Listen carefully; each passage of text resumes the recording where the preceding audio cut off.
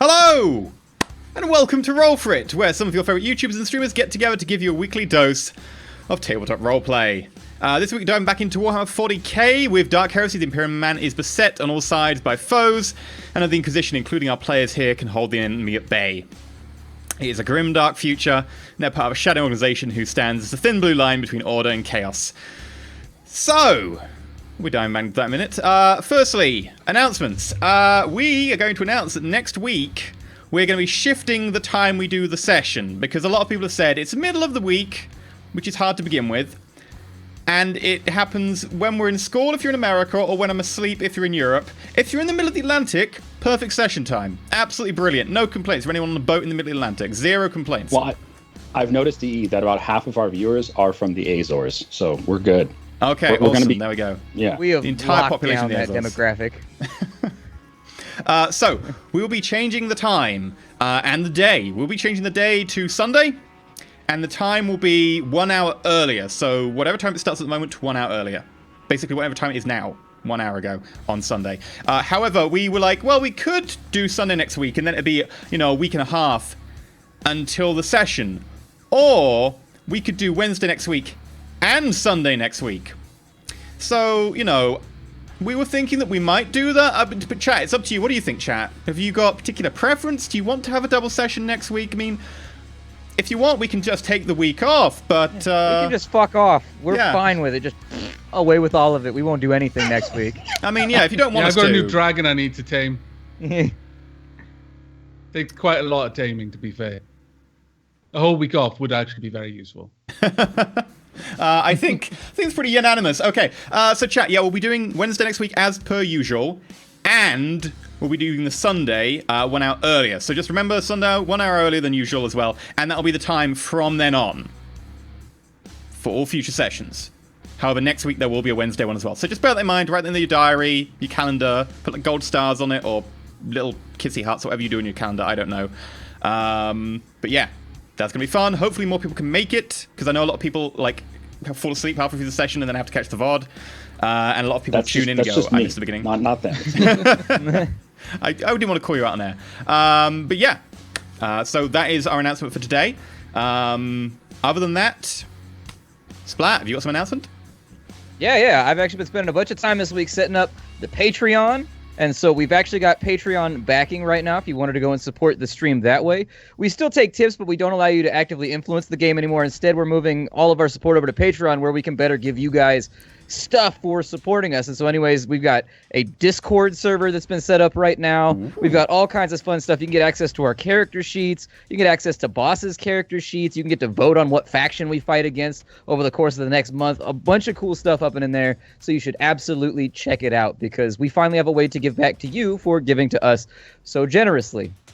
There it is, patreon.com/roll4it.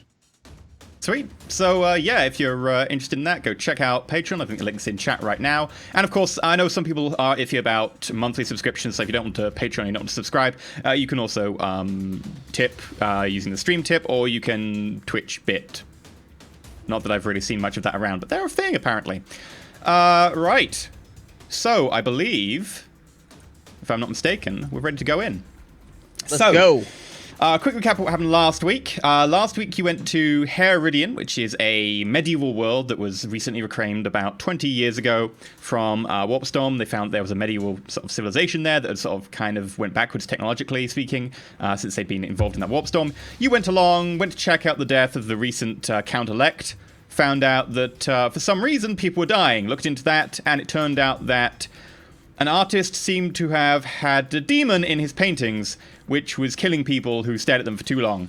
You then proceeded to knock out the artist and kill the demon, and you solved the heresy that was going on there at Heresy.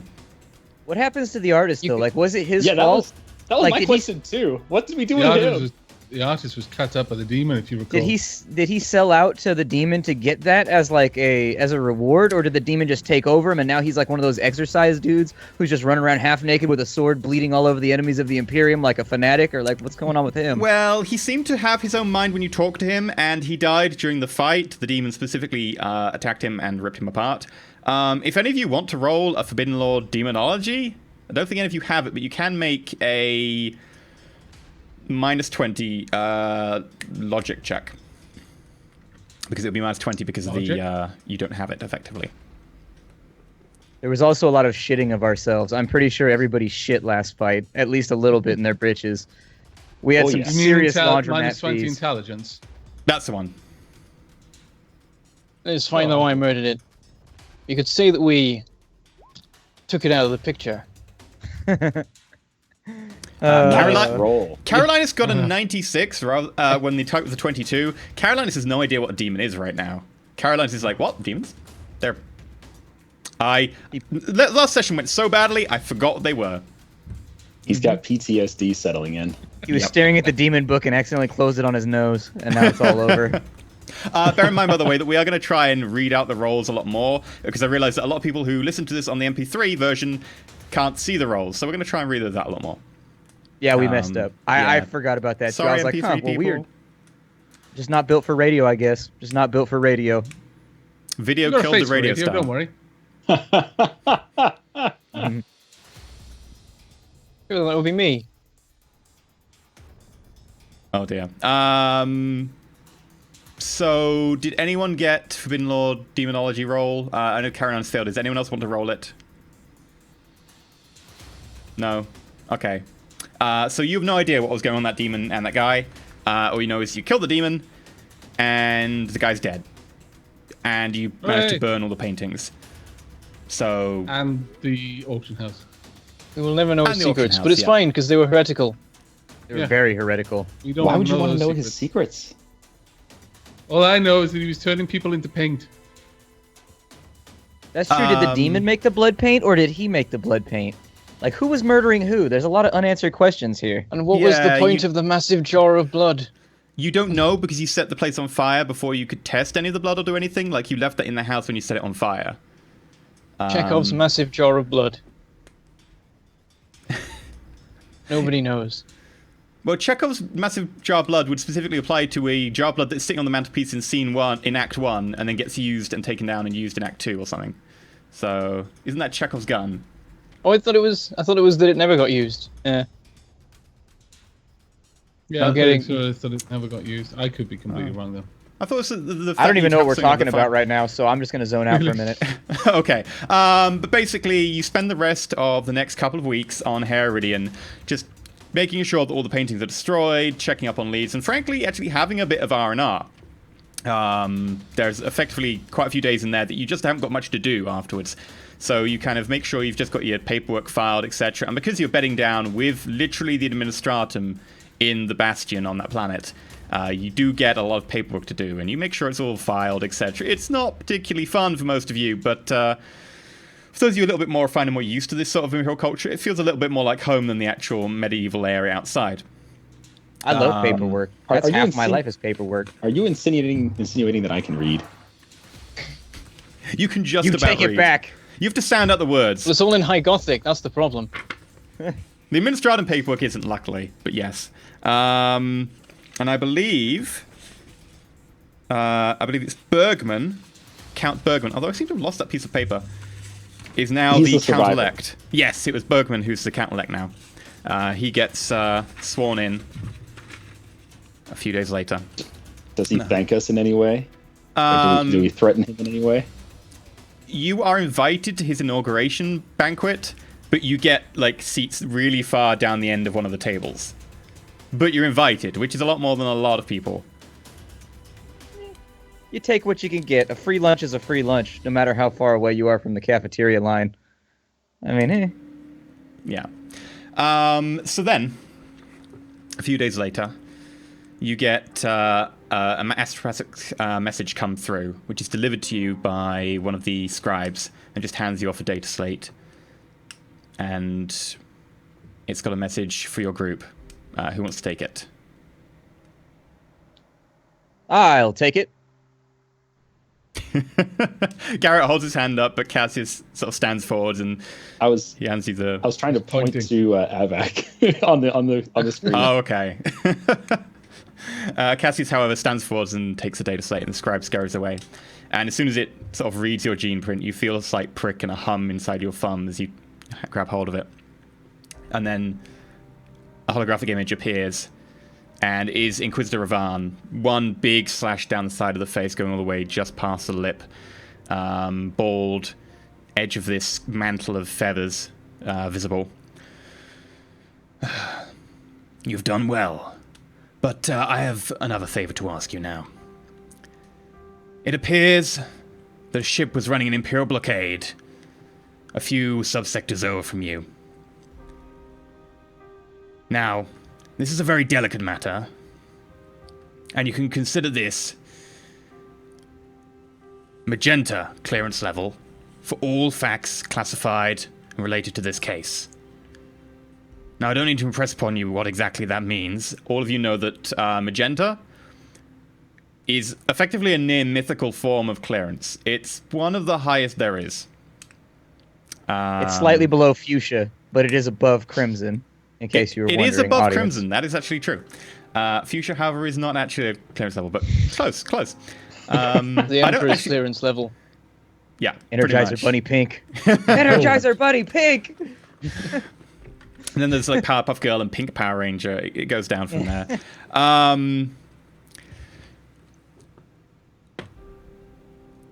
This vessel left the dead world of Ichthion, and ran the Imperial blockade there, outside of the quarantine zone at the edge of the system, met up with a rogue trader, and they promptly went to warp and left the system entirely. Now, luckily, the trader in question was ID'd as it left the system, and the trader is the Emerald Tigress, porting out of Eradus Dire, which luckily you are close to. I would need you to look into this with some caution, because the trader is actually a friend. Now, should you find there to be the taint of heresy, I expect you to do what any good, God-Emperor-fearing citizen or member of the Inquisition would do.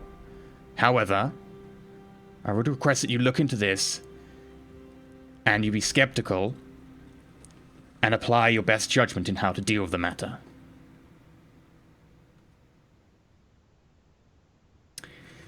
It's suspected this is possibly part of a smuggling ring, smuggling heretical or Xenos or forbidden artifacts.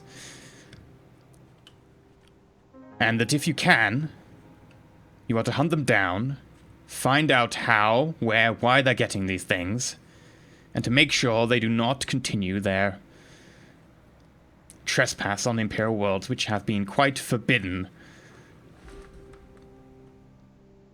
Now, there are a few caveats here. Firstly, if you can find out why or what is going on, your first port of call should be to shut down their operation. Find this ship. Take whoever is captaining this ship out of the equation.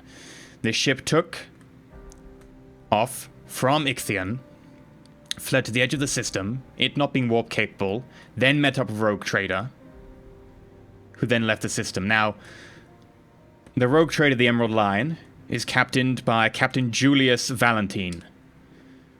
It is possible he is not implicated, and it's possible he is just a trader. He was technically outside of the quarantine zone, so that itself is not a breach of Imperial Edict. However, the ship itself, which was found taking off from Ichthion, they were definitely in breach of the zone there, and that in itself brings the summary justice of the Emperor down upon them. You are to find them, you are to elicit any information you can, why they were there, what they were smuggling, why they were on the planet, where they were going to, who their contacts are, and you're then to summarily judge them and execute them. Now, as for what they were carrying, whatever it is, I trust you again to use your best judgment. If it is possible that this stuff can be kept or used, or possibly brought to the Inquisition for study, then do so. If some or all of it cannot, take care of it how you will.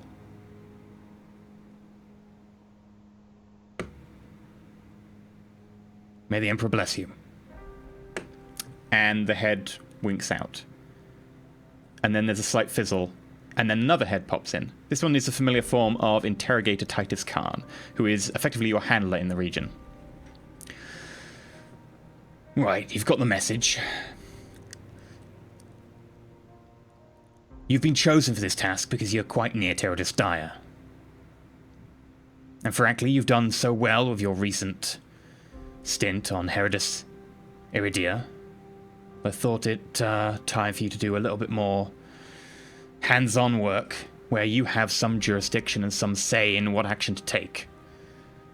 Now, I understand Inquisitor Ivan wants you to use your best judgment in when dealing with these heretical artifacts and suspected heretics. But I will remind you that you are servants of the Inquisition. If there is any chance that there is the Xenos, the heretic, or the demon involved, you are to take the Emperor's light and shine it wherever you have to, and burn whatever you have to keep the purity of the human domain intact. Should there be any hint of heresy about any of these people, friend of the Inquisitor or not, I trust you can do what will be needed. Khan out. And the data slate winks off and then just starts scrolling information in terms of background, travel plans, etc. Okay.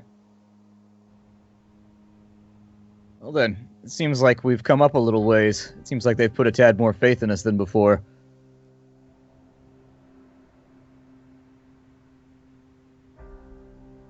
What was the name of the planet that we're going to right now? I inquire. It is Eradus Carolina. Dire. What was it? Eradus Dire. Ichthion. Eradus Dire. Oh, it's right there. Okay, we're right next door. Was Eradus Dire? Oh, that's where they went to, wasn't it? They went to Ichthion and then... That is where the Emerald Tigress ports out of. Okay. The breach of the blockade was Ichthion, which, if I just ping on the map, Ichthion is there, Eradus Dire is here. Do we have clearance to... So, taking a look at the slate, Carolinus has the slate, correct? You grabbed it. Yeah, I think you picked it up though. Yeah. Yeah. Okay. So I hand the slate off to Carolinus, and I ask if he notices anything there about whether or not we actually have the clearance to go to Ichthion, or if the blockade remains for us as well. The data slate very specifically says that without explicit permission from someone of suitable clearance level, you are not able to enter the quarantine zone around the dead planet of Ichthion. Okay. Well, I it would passed seem like... some information on. I passed that information on. Okay.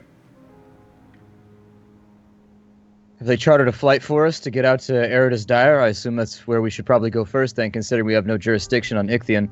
It might be possible that we can charter someone to keep watch over the planet with an Auspex down the line. Some other rogue trader just to sit around the planet and watch the comings and goings. But for now, I think our only course is to go to Eradus Dire and follow up on the Tigress. That would seem a logical course of action. We there clearly cannot go to Ichthion. Eradus Dire. Is there any information in on the data slate in the estimated time of arrival? There's no actual information there on the estimated time of arrival because, very specifically, the Emerald Tigress actually left Ichthion into the uncharted warp-wrecked area, which is why they couldn't follow. Because rogue traders have been known to run certain smaller routes through that area, provided they've got a very good navigator and they don't mind a little bit of risk. However, they're not normally used, and they're certainly not routes normally frequented by larger vessels such as naval vessels. Okay. And because of that, they can't be sure of what time they're arriving. They don't even know if they're going to stop off on a planet on the way. So the estimated date of arrival could be anywhere between a week to 2 months. There's a very large window of time where our ship might arrive at that planet. We may want to get there soon, but we may have a wait ahead of us if we do. Is there any history for that ship's ports of trade? Like, where else does it make call? So the slate itself has some information on that. You can also look up more information if you go to the port that the ship is based out of. That will have a full list of the ship's history and its log. Now, of course, the log can be tampered, etc. However, that will have the information on the ship itself and what routes it normally runs. The slate itself tells you that the ship normally runs out of Eradus Dire. It is a first-generation rogue trader, so the rogue trader has had their warrant of trade in their lifetime because it actually goes down to your descendants. However, they themselves have got issued their warrant of trade. The warrant of trade was issued 140 years ago for services to the Imperium. It doesn't go on to say exactly what.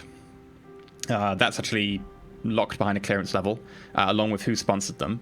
However, it does go on to say that they mostly run luxury goods, sometimes luxury services, particularly through and around the area around the Warp Storm because of the exceptional navigational skills, allowing them to cut corners, go faster, and go to some of the more recently found planets that are still somewhat hard to get to. It would seem that capturing them in space is not going to be an option. This pilot appears to have some modicum of talent. Therefore, I think the extra time spent on Eradus Dire would more than likely be useful in setting traps. You know, creating a snare for them to fall into. Assuming that there's even any guilt there, we might find that they're perfectly amicable to the situation and there might just be a miscommunication. I doubt it, but it's possible. I can't fathom how there could be miscommunication, but it's possible. Unlikely, but... Well, then I suggest we go to Eradus Dire, and in the meantime, we can also figure out, using the ledgers there, where the Tigress has been and where it's going, and perhaps there are multiple areas of investigation to follow up on. I concur. Yep. Agreed. So we find charter for Eradus Dire. Okay. The data slate actually says that if you want to go to Eradus Dire immediately, then there is an Imperial Navy patrol that actually will go around this subsector and be going to Eradus Dire in the next 3 days. And it'll be stopping off here anyway to pick up and deposit some members of the Administratum. Sounds Oh, good to we me. gotta share it with them? Yep. I know, those Yeah. smelly bookworms. Ain't nobody want to talk to them. Okay, so a few days' time pass. Imperial Navy ships turn up, you board them, and you head on your way to Eradus Dire. Anything you want to do on the way, or are you good to just head to Eradus Dire? I wanted to pay a visit to both Garrett, and I wanted to pay a visit to Carolinus during the course of the trip. Okay. I guess I'll start with Garrett. I'm probably just cleaning my guns. I love him. I absolutely am the most curious, dumb person you could ever find, and I'm fascinated by this technology. I just love touching it. I love firing it. It's fantastic. This is getting vaguely sexual. This is turning into a pug It autocannon is. situation. I It keep is. catching him trying Running his to fingers reach along out the for my barrel. megadendrites. Licking the receiver. Peter. Upon entering the room, I make myself known with a small salute, and I clear my throat. Cassius, what can I do for you? I wanted to hold counsel with you for a moment or two. Do you have time right now? Certainly. Just preparing my weapons. I produce my little packet of glow sticks, and I offer one to Garrett with an eyebrow raised. Oh, I'll take that. Okay, and so I hand it off, and then I light my own before lighting his. And then slowly, I look up and I go, well, when we were back on Heroridian, there was a discharge of warp energy when we were facing the demon, and I just wanted to see how you were doing mentally.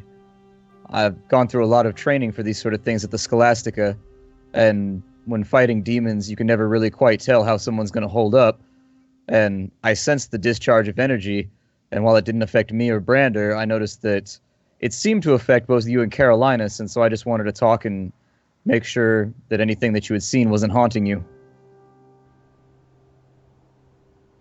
Well, I'm not sure that anything that was seen can be put to words, but it's certainly something that I remember.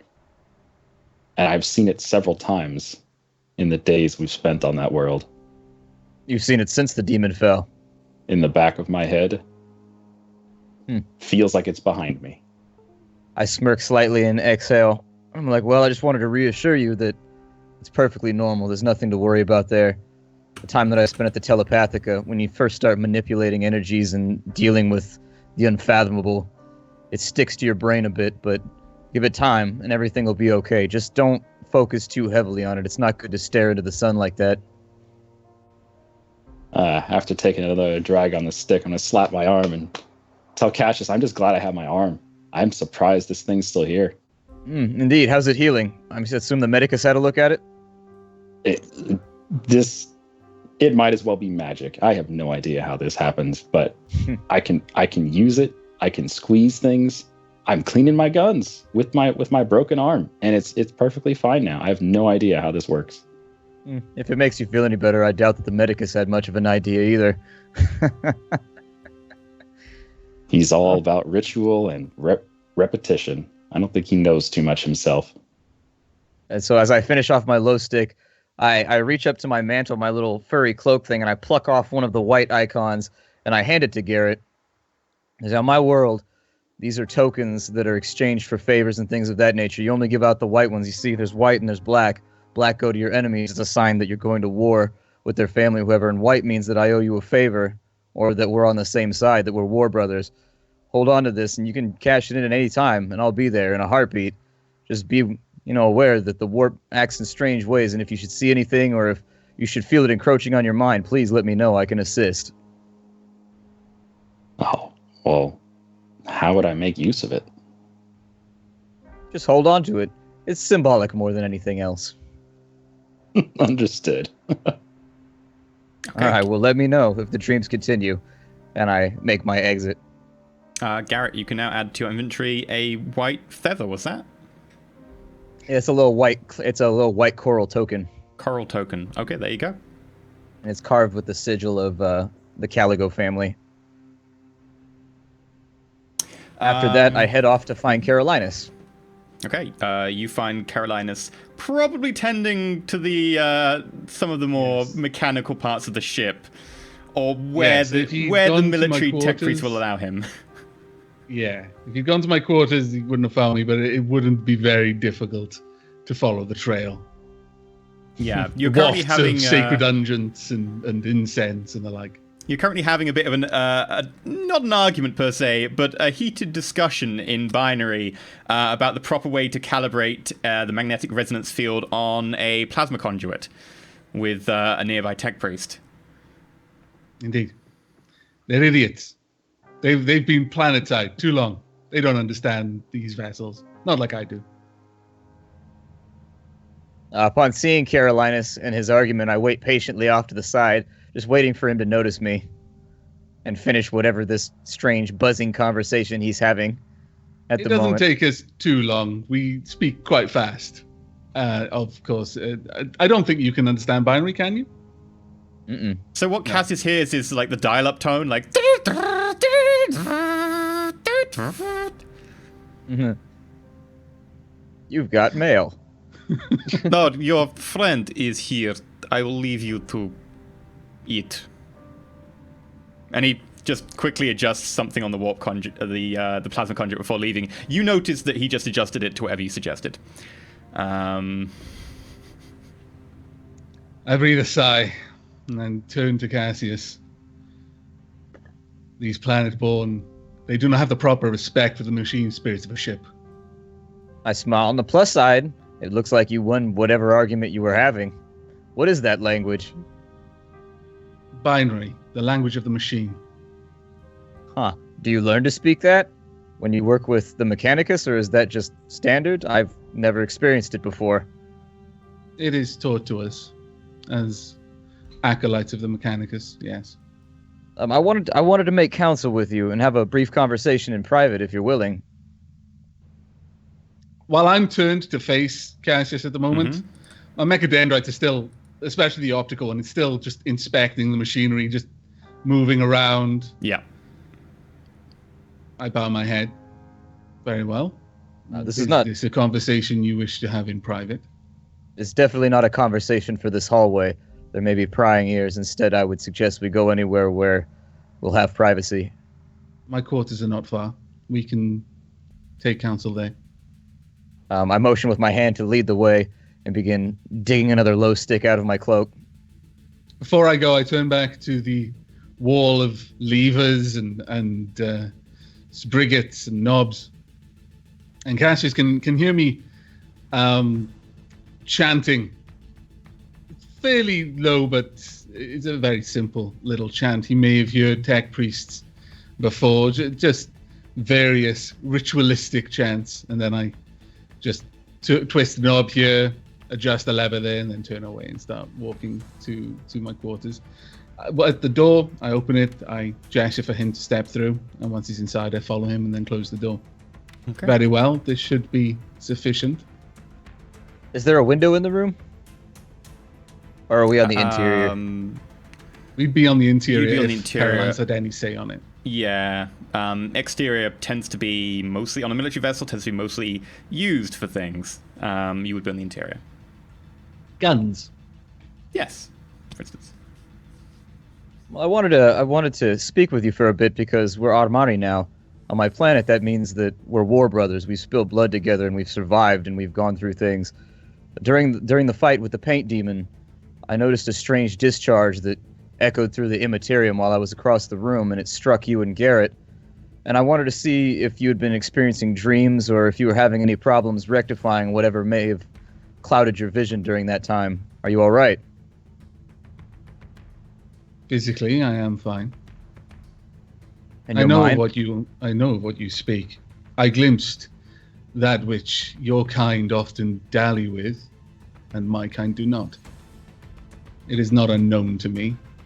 I've been around your kind for some time. Not all of them capable of controlling their powers as you are.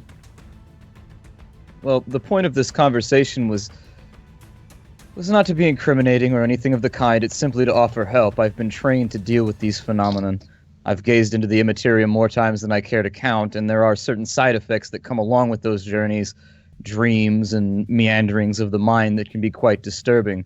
And so I've already made it clear to Garrett, but I also wanted to speak with you and let you know that I'm available to help you manage. I understand, and I appreciate it. At that point, I just peel back part of my robe and hold up a freshly replaced limb, completely metallic. It looks quite finely made. The knuckles are quite well jointed. The plating is polished. I have replaced that in me, which may have been tainted. The flesh is weak. I sort of raise an eyebrow, not in sort of like a, okay, whatever, man way, but in kind of just a inquisitive way, because I legitimately don't understand. But at the same time, I grasp the situation and I say, all right, well, very well then. I simply wish to make it known that I was available to speak with you about anything you might have witnessed and to help you work through it. Call upon me if you need to. And I pluck one of the white coral emblems from my cloak and hand it off. I say, seeing as we are war brothers now, these are customary in my people to give out to those who have shared the experience with one another. It simply means that we are bonded. And from here on out, should you have any trouble, I'll be there. A Call token on of me. camaraderie. Indeed. With the symbol of my family on it, in fact. You notice that it's got the symbol of a hound's head on it, something that looks somewhat like a mastiff. I spent some time analyzing it, holding it up to both my eyes and then to the mechadendrite specifically, and then I nod. I appreciate your offer of aid. You will be the first to know should I see anything troubling in the war. Very well. I'll leave you to your business then. Try not to let the ship explode. I flash a smile as I walk out. I will endeavor to do as you say. Try not to let anyone's heads explode. I snicker as I walk down the hallway, shaking my head. And that's it for me. Okay. Anyone else want to do anything before we get to Eradus? So what is this item that you've given us then? Essentially, it's just a token. On Versepis, every family that's of noble birth, they have their own token. You have a black version and a white version. The white version means that you are bonded with whoever you gave it to. It's a social contract, essentially, that the families have an alliance and will stand up for one another or owe favors to one another in a friendly way. Whereas if you have a black token, it means that there's a legitimate grievance between families that either needs to be dealt with, or it can be an outright declaration of a feud between families. And so essentially, it would be customary at this point for Cassius to start handing these out to the group because we've been through combat and we are now Armari, which is what they call it on his planet, which is essentially war brothers of a kind. And what does it look like? It's a little white token that's been carved very finely from coral because I come from an ocean world where there is no land. And then there's white ones and there's black ones, and they both have the emblem of a hound's head on them because, well, I'll explain that later, but it's the symbol of the family. Interesting. Your homeworld's so awesome. I didn't think of any cool stuff like this. You're in the Navy, though. They got to squelch your personality. They got to reform you, make you into good little Marine. Indeed. I just follow orders. Not for an extent. Yeah, how's Brander getting on with the other Navy folk on this boat? I'm probably not talking to them that much, but I imagine I spend a lot of my time in the hangars looking at whatever cool ships they have. Yes. Admiring them. Occasionally tutting. You recognize a few of the models. I mean, this isn't a particularly large warship. This is actually going to be a Firestorm class frigate, so the most it has is like a couple of Aquila landers. The hangar isn't like a full-on war hangar. It's more sort of they can trade stuff between ships in terms of logistics, but they don't exactly do like having a combat air patrol, etc. They don't have the ability to quickly send ships on and off in a battle procedure. But you look around, you're sort of familiar with some of the craft, you've actually flown them before. People sort of give you a bit of a berth considering they see your uniform rank, but they don't recognize you're not from this ship. A couple of them ask questions and so on in a few places, and they get told to effectively leave you alone considering your quarters have been booked with a certain clearance level, which is basically they can't find out what it is because it's been done by the Inquisition. So they go, right, yeah, not this above our pay grade, and they basically leave you alone to wander around the hangar deck. Yeah, I just sort of hang around there. Sometimes not even doing anything, just being there. Okay. A few days later, it doesn't take you long to get Eradus. The warp region around here is relatively calm considering not all that long ago in recent history it used to be a warp storm. And you managed to get to Eradus. The actual port itself is planet-side. It's Port Dire, which is actually right next to the capital city of Eradus. They've now effectively been twinned, and that was how the planet's been renamed as Eradus Dire after the capital city has been twinned with the port itself. But the port itself is still known as Port Dire, and you can embark down to the planet's surface at any time to go investigate the port or investigate around the capital city.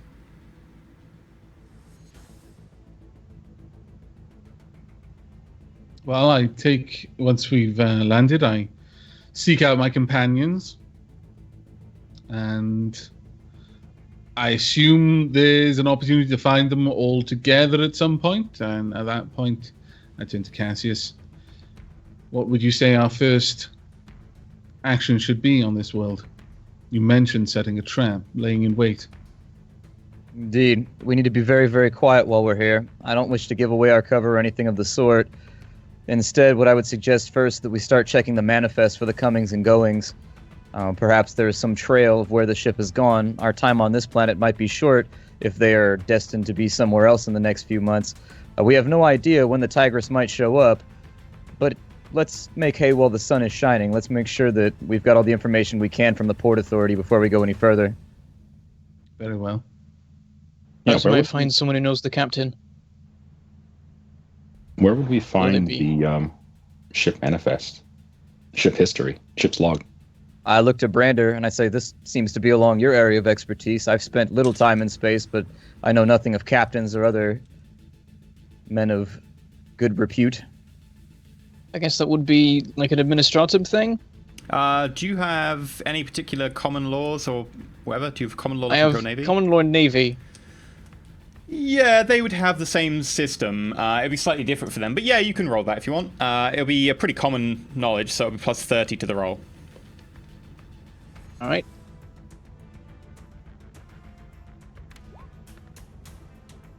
Target 61, Ooh, you rolled 61 a out of 61. 61. Wow. Wow. Yeah, okay, I that's... just remembered it. It was on the tip of my tongue for a while. You I was like, spend, oh, yeah, you that's spend it. like a good hour going, I know this. Like, you go to the mess hall, you eat food, you're like, I know what this is. And then eventually you're like, that's it. The ship's chronicle. There's a copy kept on the ship itself, which is then updated and sort of stored at the port where it hails from. Normally this is a port where it is either like laid down, the hull is constructed and it is based out of, or if it then goes on to be further away. For instance, Lunar class cruisers are mostly built on the moon in the solar system of Sol, like around Terra, but they go all around the galaxy.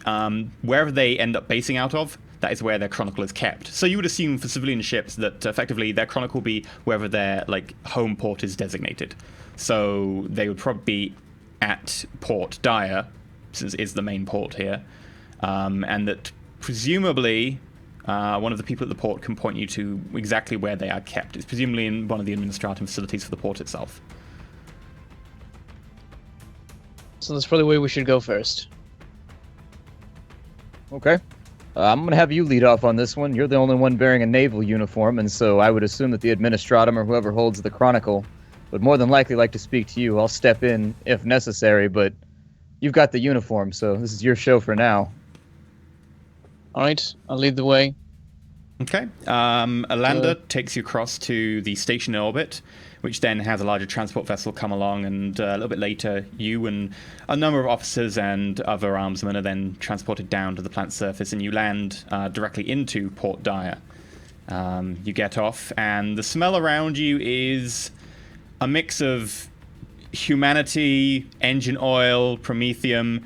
You haven't smelled a lot of this for a deal of time being on board a starship, whereas if you smell promethium, that's probably a very bad sign. And previously to that on a medieval world. And it's nice to be back in what you assume to be humanity, Eradus being a civilized world. Yeah, Garrett's still like, I've got noticeable pep in my step while I'm here. I'm back in my element. Whatever you say, Ocean World Boy. So we're in some sort of port then. Starships, landers, all arch up around you. Some of them particularly large, some of them a lot more like lander craft, and particularly the one you came in on. The facilities around you seem to sprawl on for endless miles. It turns out that Eradus Dyer is quite a big shipport, especially considering the size of the planet. I'm going to make an inquiry check just around with all the different ship's hands and maintenance workers and whatnot to see if we can figure out where the port authority is so we can get a hold of this chronicle. Sure. Would that be any pluses or minuses on that? I would say it would be a +10. It's not particularly hard to find out where an administratum building is, although it is kind of niche knowledge. Okay. So yeah, you got 48, you need a 55, so you passed. Yeah, you ask around a little bit, and then you ask around a few more, and you find someone who's effectively going through the tithes for individual ships as they land, and you talk to them like, yeah, you want to see the Chronicles? Well, you need the right clearance, but yeah, they're over there. Just ask over there for the Hangar B. It used to be a hangar, but now it's turned into a bit of a library, and still got the name stuck around with some of us. Well, thanks a lot. I appreciate your help. I mean, more formally, if you want to actually be formal about it, it's the Chroniclarium, but we all call it Hangar B. All right. Well, thanks for the info. I'll try to keep it straight. No problem. I return to the group and I say, all right, so it appears as though the paperwork or whatever information we're looking for is at Hangar B, is what it's called, the Chroniclarium. All right, let's go check it out. Okay, I pointed out to everybody so that I we can fall walk and over there. step behind the group as they walk. Okay. As you get closer, you notice that Hangar B, it has the makeshift sort of structure of a hangar, but it has been added to on the edges. Buttresses have been built up around it out of concrete, reinforced in some places with plasteel to make it more robust. The entire thing looks a bit like a bunker mated with a hangar with some Gothic architecture attached to the side. You notice that the four corners of it, giant braziers are burning and sort of smoky oil is filling the air as it flows off the top. It takes you a while to get there. You actually have to take the monorail that goes all around this place, and you get off in amongst the older area of the dockyards. This area is mostly repurposed now, having been mostly used for administratum stuff. The control tower here that oversees most of the landings for the rest of the facility.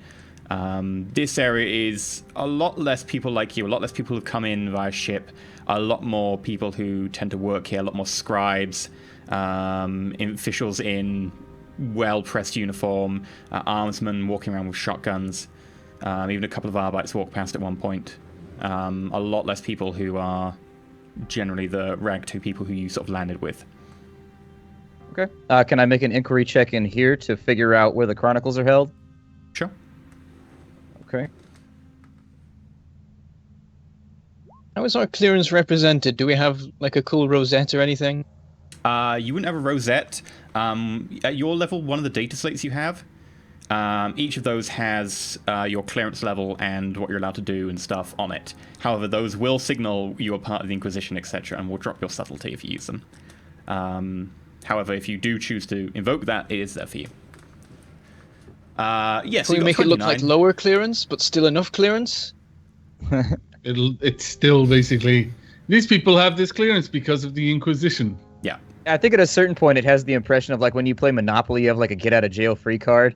Like if we produce something of that magnitude, people are just like, what the shit? I mean, like, it says like basically authorized by like, the Inquisition, etc. This level, blah blah blah blah blah. People go, okay, don't ask questions, it's Inquisition. If you wanted anything less, you would effectively have to forge it or get it requisitioned for you. It wouldn't have to be forged. Like, you could literally go up to an Imperial Guard officer and be like, give me your clearance code. They'd have to. But you'd have to requisition it effectively. Which you can do as part of game time, as part of, like, not equipment stuff, but you would have to do that. So yeah, 29, you need the 45. Yes, you talk to a couple of the people, and they point you in the direction of the Administratum facility, which is actually Hangar A, next to Hangar B, which is where you can get access to the Chroniclarium, along with a number of other things. Okay. I return to the group and addressing them as, all right, so roughest information around here is that the Chroniclarium is over there, and I point to where it's at. That should be where we'll be able to lock down the information on the Chronicles and maybe get some information on the Tigris. All right, well, I'm not sure whether it would be best for me to try and pull rank on them, and I look down at my slightly battered uniform that has definitely seen better days, or to try and talk our way through.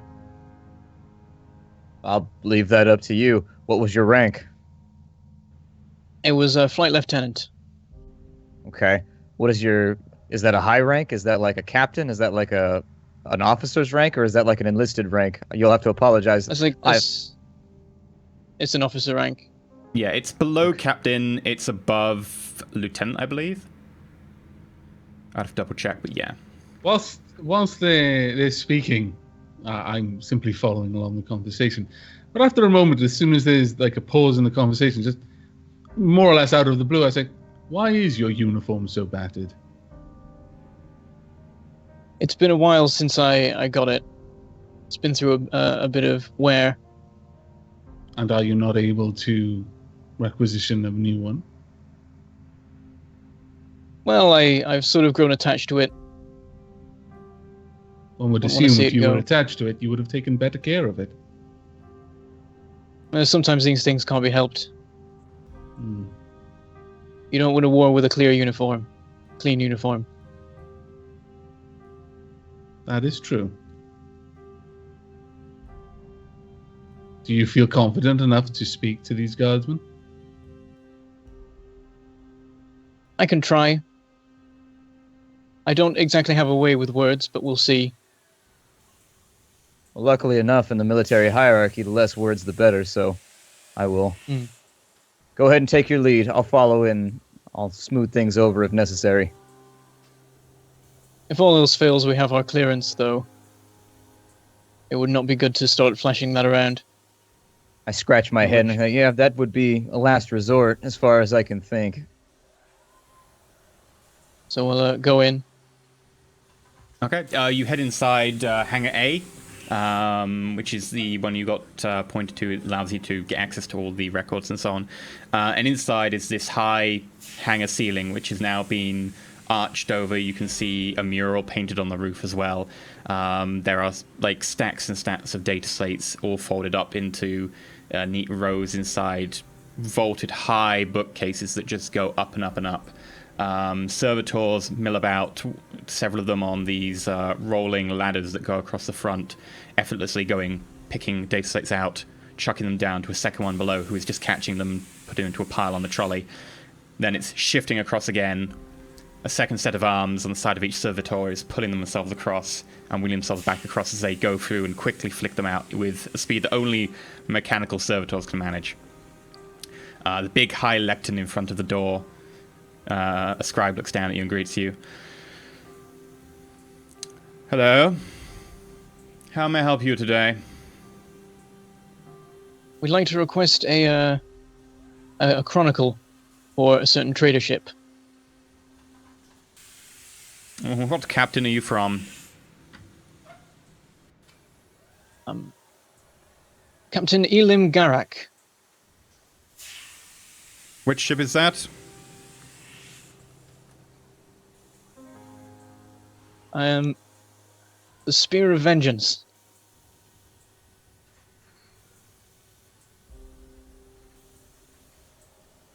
It's a new one, only just arrived. We're investigating the trader. We need to see its port records. Make a deceive. It is a matter of some urgency. Oh no, don't have deceive. Oh no! Can I cut that off right there and try and grab the guy's attention? No, he's already done his thing. Okay. It's too late. Any modifiers? Negative 50. Plus 10. He hates He's a bit you. pressed for time, and he's been here a while. Today is getting on. You've arrived. It's about 6 p.m. Plus 10, did you say? Yeah, plus 10. All right. 77, Oh, target no. of 15. Could have been worse. If you've got your identification then at hand and your insignia. I'll gesture to my rank pips or whatever you have. Say, is this not sufficient?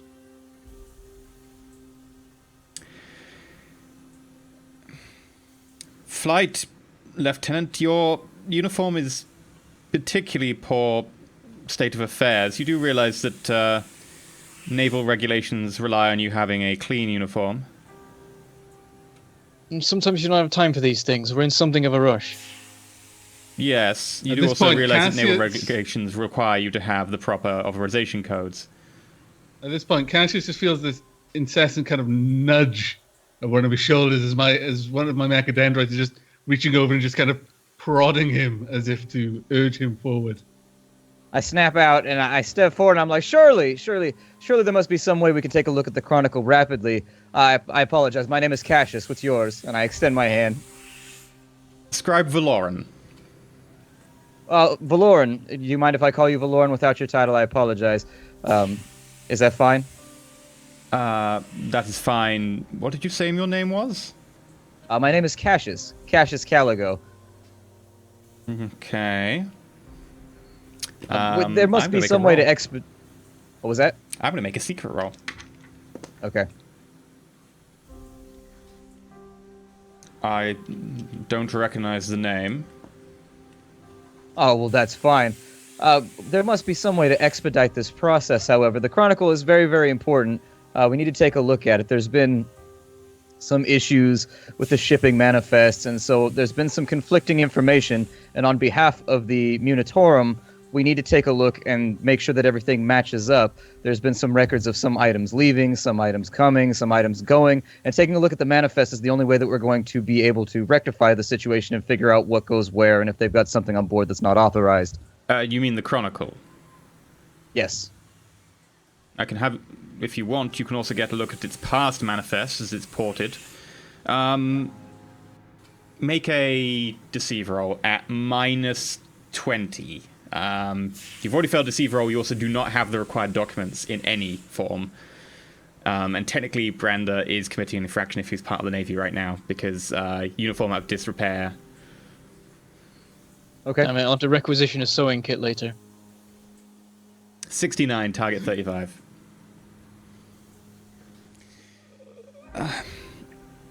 I appreciate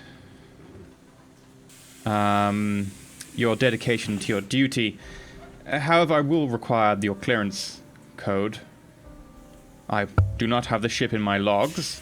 It is not in orbit, as far as I can tell. Neither is it ported here on the ground. That's unfortunate. Who should I speak with in order to receive the clearance code? Because unfortunately, I've come unequipped with such an item. I was hoping to make this happen as quickly as possible. Who's responsible for the distribution of the code? He looks to you, and then to Brander, and then to you, and then to Brander. Presumably, your captain or executive officer should be provide you with a clearance code for the requisition of information. Okay, thank you very much. I'll check back in once we've got that locked down. I apologize for wasting your time, and I motioned everyone that we should walk away. I'm already stepping backwards and turning on my heel to walk away. Okay. I'm out the door super quick. The scribe I starts leave with looking them. over his shoulder, and he begins talking to one of the servitors who scuttles off through the maze of... Do I hear what he says to the books. servitor? He actually does say it in binary. He actually has some modifications for that. Yes, you do. Make a binary plus 40 roll.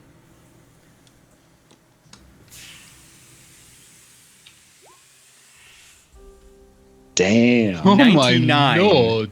99, and your target was 82. I'm going to use fate purely on principle on that one. Dude, that's My like... good lord. Your binary filter fails, and it just produces white noise from now on. Like, that's pretty bad. Just Kills imagining me. There like you go. interpreting There we it as the go. complete wrong thing.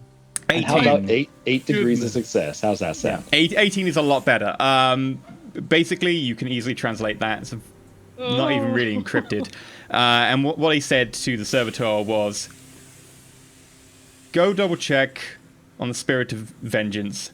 Also get some armsmen to come here and discuss with me and see if you can have them followed.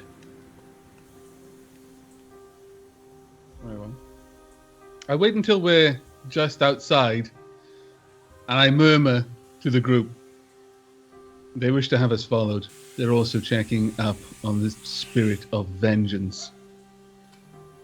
If we mean to be away from here, now is the time. My suggestion would be that we leave and we go over their heads. Brander, who would be in charge of an installation such as this? Is there an admiral, a lieutenant admiral? Who would be the one responsible for running this operation?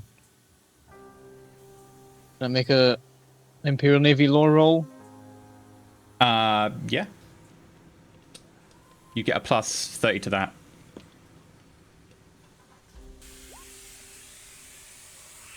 $72, Damn. target 61. So,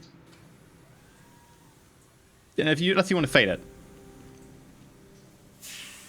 I feel like I should be wasting fate on remembering things. Yeah. So, The only reason I You're did with the binary is because My it was brain's a so foggy. 99. yeah. I was not going to let that stand. So yeah, I didn't mind you're not failing. sure who's in charge of a port like this. It could be different because it's a civilian port. In terms of when it's a military port, normally it'd be someone of a ranking position like captain or commodore, someone like that. Not normally like an admiral or someone, because normally they've got more important things to do than look after a port. However, you're not But while sure we're when it comes to standing civilian around- port. While we're standing around talking about this, I suggest that we take our leave and find a place to hold down for the time being. The moment Garrett mentions this, I nod emphatically. I'm in complete agreement. We should not linger. If for no other reason that it seems that we have no place to be. I agree. I'll walk in step while we talk. I can walk and talk and chew gum at the same time. And where are we headed? Anywhere not here. Pick a road and we'll walk down it. Perhaps you could inquire as to a tavern or public space. Sure. I make inquiries along the way as we're walking out as to where we could find lodgings or a Okay. location at which we could bed down. Sure. Who do you want to ask? I mean, it'll vary depending on who you ask. You're right next to a giant city, so... you're asking men that other look like- captains, other well-off people? Are you going to ask, like, the working people, or... I would ask the working people, the ones who look Okay. like they live there. Okay, so you ask, like, some of the scribes going past, etc., and some of the deckhands who work at the port. Some of them sort of grubby overalls covered in sort of black smudges and so on. You don't even need to really roll fellowship, they'll just tell you. What, you want someone to drink? I mean, you're looking for somewhere fancy or whatever, and he sort of looks up and down your clothes. Or, I mean, if you want somewhere fancy, there's a few places, but, I mean, I don't know, I don't go there. I mean, you want my places, or... Yeah, where would you stay at? Oh, you're slumming it, are you? Well, sure, there's a hotel not far out from the port where a lot of us deckhands, you know, if we're shifting around ports, etc., whatever, tend to be put up there for the night. It's not bad. It's the Emperor's Faith. Thank you. Will I see you there tonight? Nah, mate, I got lodgings in town. You know, I got a wife to look after. Family man. I smile and I have a couple coins that I hand off to him. Thank you for your assistance. Emperor bless you. I say the Emperor's Faith to the rest of the group. We should head there now. Lead the way. And so, using the directions he gave me, I assist the group in weaving our way through the streets to arrive at the Emperor's Faith. Okay, you get there. There seems to be a number of people already carousing in the bar downstairs. And it seems to be like a 2-star-ish, maybe a little bit like a 1.5-star-ish establishment. Yes, Garrett? You need to talk to Shen before he poops himself on excitement, my God. I don't know a Shen. I'm sorry. I only see a Garrett.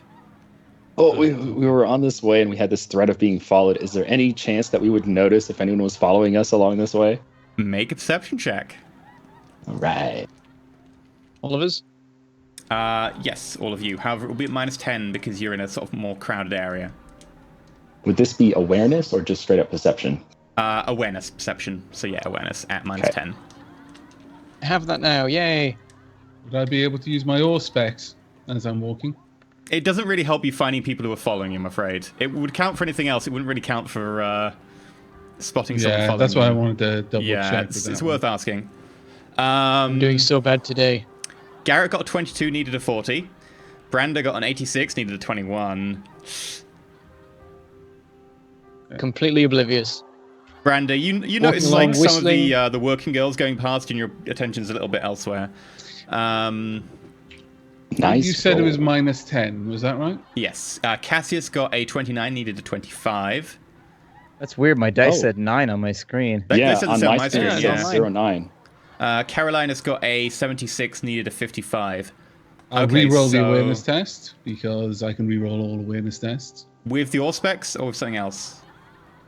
The auger array allows me to re-roll anything. It acts as a full auspex if I take a turn to try and trace like radar and stuff like that. I don't think the auger array would really help you finding someone following you, though. The auger array just says +30 on awareness test but then once per round it's a free action. I can use a tech use to try and spot things unseen. That's actually like pulling up Yeah. the tricorder. Boop, boop, boop, boop, boop. The problem is it doesn't really help you target people. Actually, yeah, you can re-roll. Yeah, actually, it would allow you to do that because of something.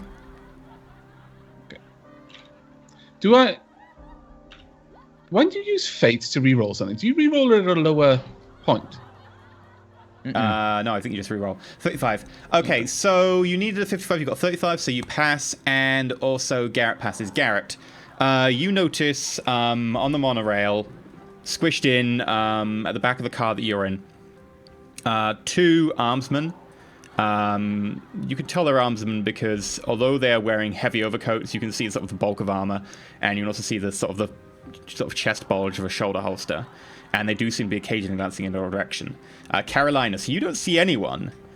And you, just to double check, you start doing a passive scan for radio signatures coming from the immediate surround. And you notice that in the back of the car, there are in fact 2 Imperial low-band receivers, the normal type that are in a microbead. Okay. Gonna murmur to Carolinus, 2 chumps at the back on the monorail. We need to ditch these guys. I was on noted. I think I can handle that. By all means. I get up and I approach them.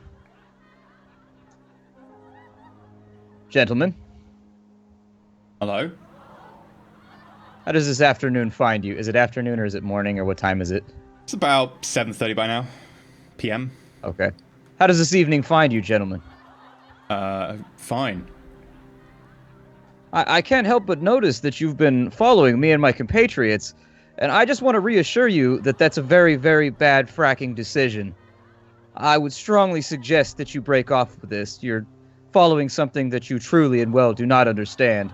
So please, You away notice with one of you. them is like sort of half reaching for an auto pistol that you can see just sort of flapping under their greatcoat. They're kind of not sure what's going on. They're not really intended to be approached by the person that they were following. And the other one's like, well, I have reason to believe that you were trying to get access to classified records where you don't have permission. No, it's a simple paperwork misunderstanding, and in fact, we're on our way to find our lodgings right now, and we're going to get the proper paperwork and come back tomorrow, and that you have my word. Okay, you led with intimidation, so let's make it an intimidation roll. Okay, I gotta fate that, so I auto-pass.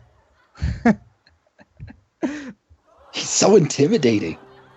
There's these kind of heavily set, like, guys in these big greatcoats with obvious, like, large grade auto pistols wedged into the chest holster. Look down at you, because they're a little bit taller, with big combat boots. You can see sort of the leg plating of their arm as well, just a little bit showing beneath the folds of their coat. And yet, the veracity and tenacity of your words, they kind of take a half step back. Okay. Where are you staying? We're staying at the Emperor's Faith.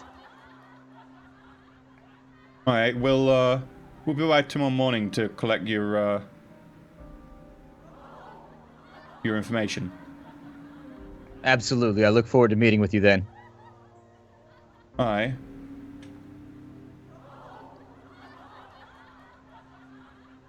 Have a good one. Have a nice evening. I flash a smile. Okay. A deliciously threatening smile. At the glint of your teeth and your smile, they kind of recoil a little bit more. They can't take another step back. The train's rather packed. It'd be the end of a working shift. However, you do notice that they sort of do seem to be a little bit caught off guard to the point that if circumstances were different, they might actually fall backwards if someone was kneeling down behind them tying their shoelaces, for instance. However, as it is, you have made 2 fully grown, quite muscly men recoil in horror into what appears to be a group of malnourished serfs. Goddamn right they should. I'm a member of the Gentle. That's it. They should walk away, plebs.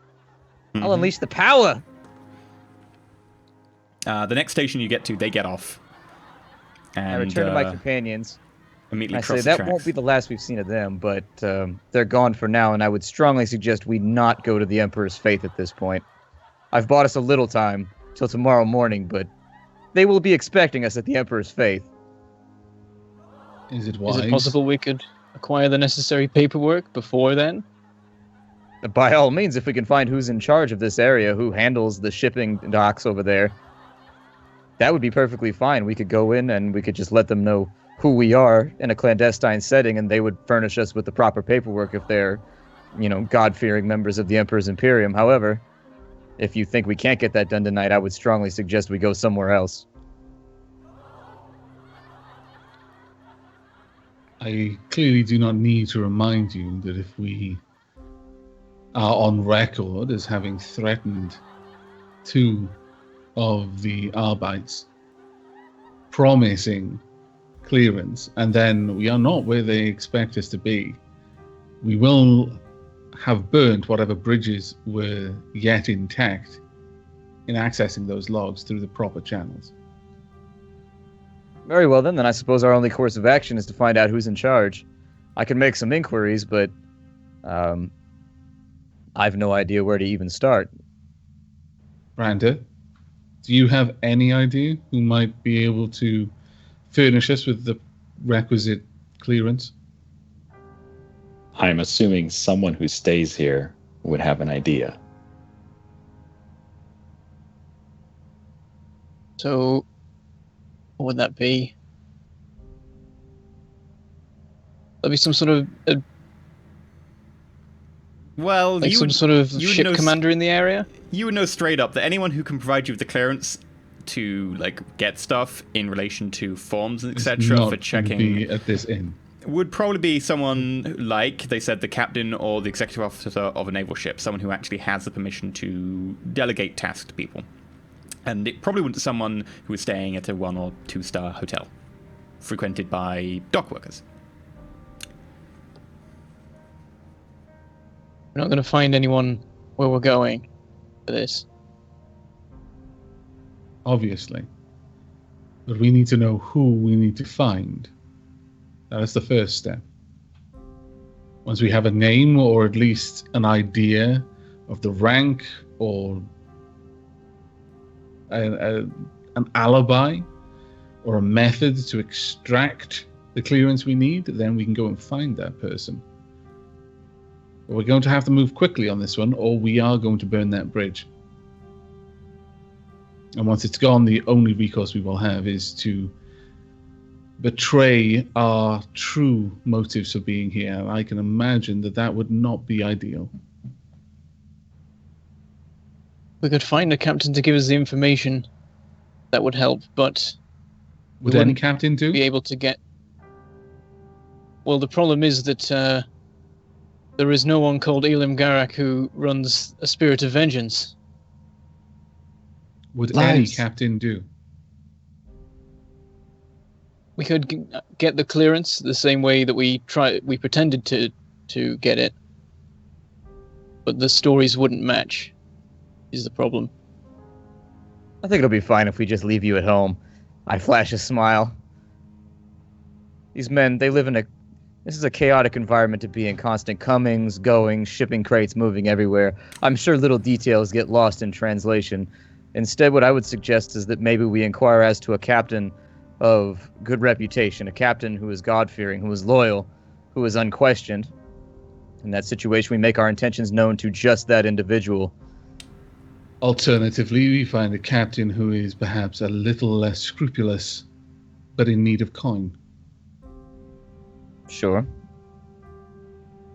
Although, are we ready to dirty our hands on behalf of someone like that? Because my guess is that they will more than likely have some sort of blood to be spilled or otherwise task to be taken that we might not be okay with.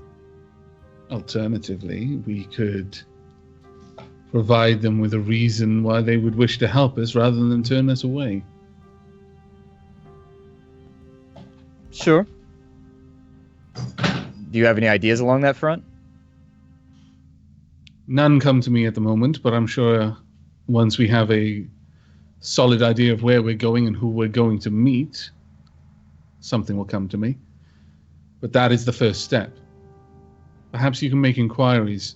There must be some captains of less prodigious wealth who might be staying in areas like this. Perhaps some local brothels.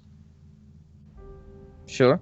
As the tram arrives, I make inquiries as to both a captain of good reputation, and I make inquiries about any captains who might be down on their luck and about to lose their warrant of trade or anything along those lines. Okay, are you looking specifically for naval captains, or are you looking for just general captains?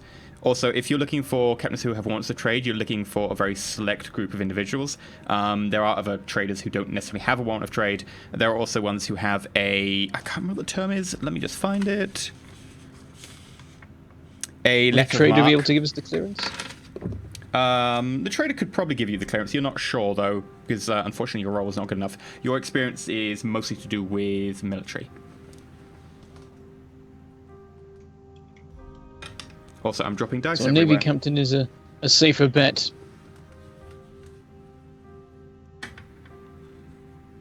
considering the captain we're chasing is dealing in things less than legal, I wouldn't be surprised if he had some competition in his business, and we might be able to find someone else harboring here. Another captain who's more than interested in assisting us in finding information about this. Yes, indeed. Sure, I'll refine that. So I'm going to make inquiries as to rivalries between captains with bad blood in between each other. Okay. We'll make port on Eradus Dire. Sure. Make an inquiry roll. 58, 45. Unfortunately, you have a hard time really getting into the group around here. You're not really into a lot of the naval lingo, or you don't particularly mesh well with the deckhands, more common people. Your airs and graces are more refined to the upper society.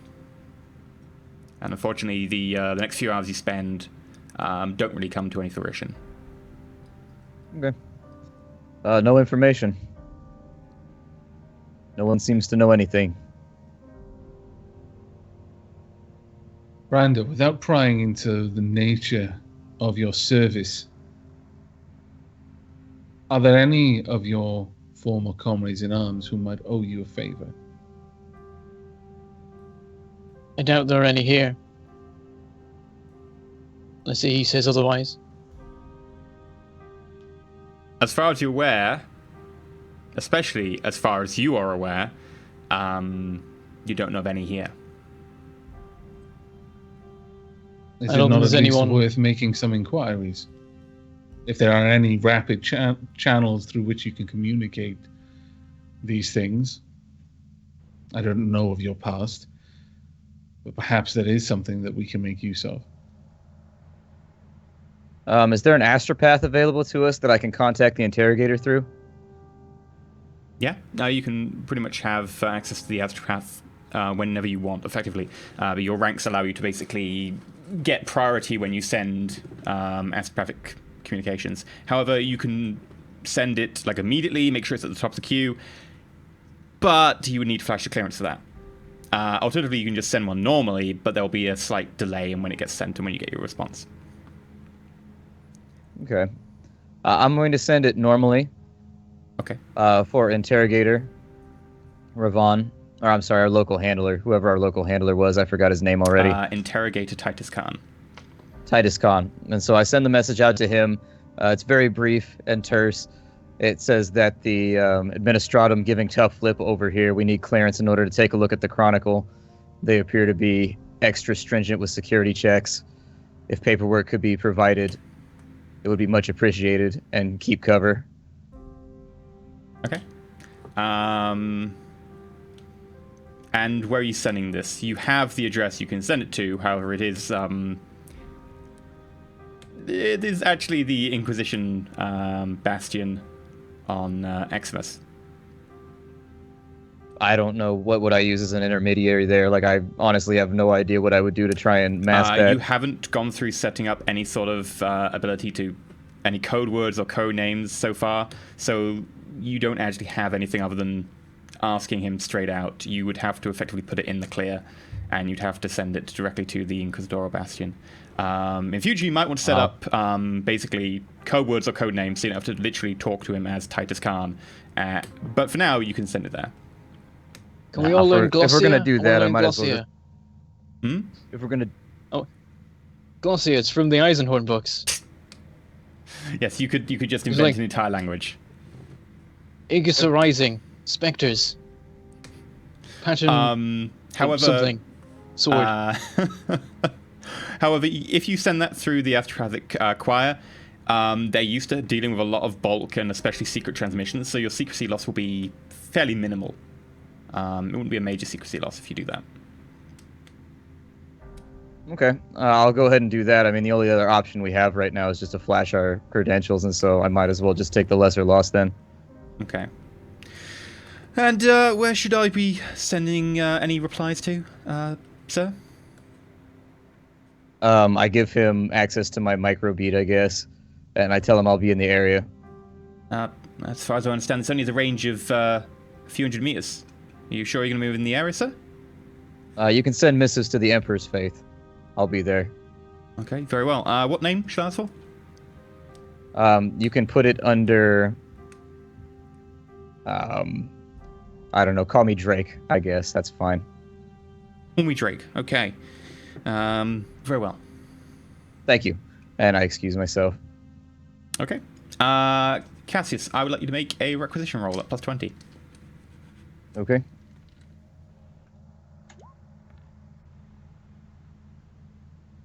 Uh, 58, target 48. Okay. So do you all head to the Emperor's Faith? Yep.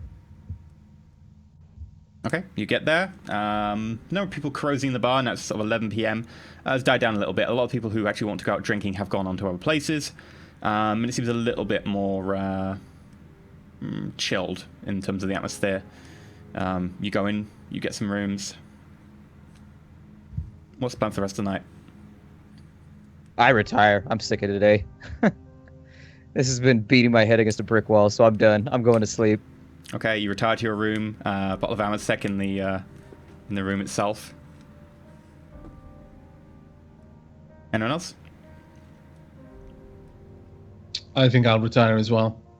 Again, this night has gone quite poorly, and it seems that we're simply waiting on a response at the moment. Okay. Yeah. You sleep. Next day rolls around. Cassius, there is a message waiting for you. Okay. It literally says 2 days. Information you require will be left for you. Khan. All right. I find my group members one by one, and I appraise them of the situation so that they know we've got 48 hours until our actual official papers are going to come through. But otherwise, I let them know I'll talk to the guards when they come through. Okay. As you head back to your room after knocking onto the other people's doors and making sure they're apprised of the situation, you notice standing outside your room are two very familiar figures. They are the armsmen from yesterday. Gentlemen. Mr. Calgo. It's good to see you again. I assume you're here for the paperwork. Yes, sir. Yeah, unfortunately, there's been some level of miscommunication at the Administratum, and I loathe to do this, but it'll be 48 hours, unfortunately, before they can furnish the proper paperwork. It's just a wait. Apparently, they're blocked up or backed up or something along those lines with official paperwork. So, I do my best to look as sad as possible and as apologetic as possible about the situation. Okay, make a deceive roll. I will make an opposed scrutiny roll. Oh, 2 opposed scrutiny rolls. I'm gonna fade it. Jesus Christ, you might not dice. need to yet. Just bear in mind, there's only 2 degrees of failure. The dice Guys have are been miserable particularly- today. Yeah. They're just garbage today. Oh, wow, It's yeah. all over again. You 2 degrees of failure for you. I got 3 degrees of success with a 0.8. Do you want to fade it? No, I'm not gonna beat that anyways. Okay. Now, if you don't mind me saying, Mr. Calgo, you gave your name as Mr. Calgo to Scribe Valoran. You gave your name here as a Mr. Drake. I've reason to believe that, unfortunately, you might not be telling the truth, and you may be trying to get access to information without the proper clearance levels. I stare him dead in his eye and I say, I can virtually assure you my clearance level is not to be contested. If you would like me to display this clearance level for me? No? Very well. Take him in, Gerard. You're making a mistake. And the other You're guy making a steps very, forwards, very fracking large mistake. whips out a pair of handcuffs. I'll have your heads for this. I hope you know. You'll both be dead. Make an intimidation roll. I fade it. Maybe we'll do it with the handcuffs. You want to come with us? No. Just to be clear, where is everyone else? You're all in your Well, this is rooms, going as to- far as I'm aware, having been apprised of the situation, and you can hear Yeah, it going on individually. outside. The walls aren't particularly thin. This is a cheap establishment. Okay. We can hear it through the Yeah. wall. Okay. You don't have like a mechadendrite sticking around the corner. Can you give me an idea of what the layout of this part is? There like a corridor, and there's just these straight four rooms, corridor. or are there many rooms? One stairway at the end. Other end is a stairway and a lift. There are 12 rooms on each side. You have 4, 2 facing each other. And Cassius is basically in the middle of this 4 right now, having a discussion with the 2 armsmen. Okay. I'll be ready at my door to potentially burst out. Okay. I actually full on step out. I open my door, I step out, and I'm assuming that I know where other people's doors are. And where am I in relation to Cassius? You're and right. the You've got the guards? one next to Cassius, so as you step out, you are literally about 2 foot from him. Okay. Well, then I'll step out, and Cassius will know that we'll see, because like I've got my robe parted, my arms are visible, and in my bionic arm, I'm just kind of rolling that white token around in between my fingers as I move to stand Clack, clack, clack. beside him, Clack, clack, facing clack. the Clack, clack, clack. Clack, clack, clack. and I move to stand beside him, clearly standing with him and facing Okay. down the Arbites. Would you be the tech priest who was seen yesterday at Hangar A in Port Dyer, sir? I was there, yes. Would you like to come with us, sir? On what grounds? You and your friend here were trying to get hold of official administratum in clearance levels without the proper encryption. If you wouldn't mind. I look to Cassius. I raise an eyebrow, looking back. As it happens, I would.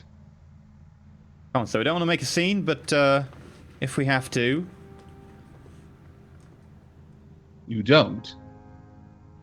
But we do. You can walk away from this at this point. My Caroline's friend roll has told you how long it will be. Roll intimidation. Okay. Any modifiers? Just straight up intimidation? Straight up intimidation. 88. These Target rolls are 35. so bad. He looks at you.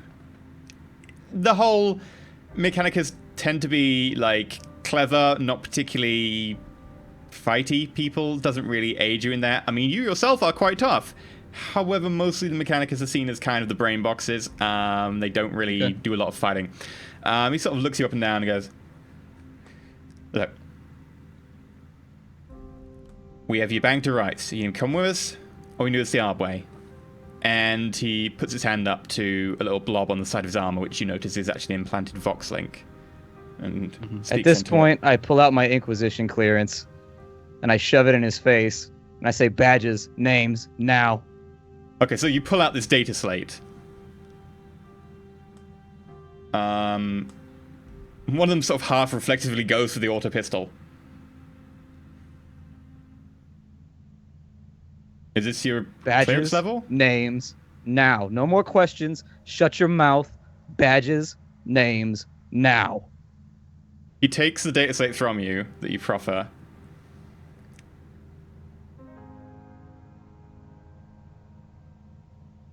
And his face just goes white. He hands it unspeakingly to his compatriot, who looks at it and goes,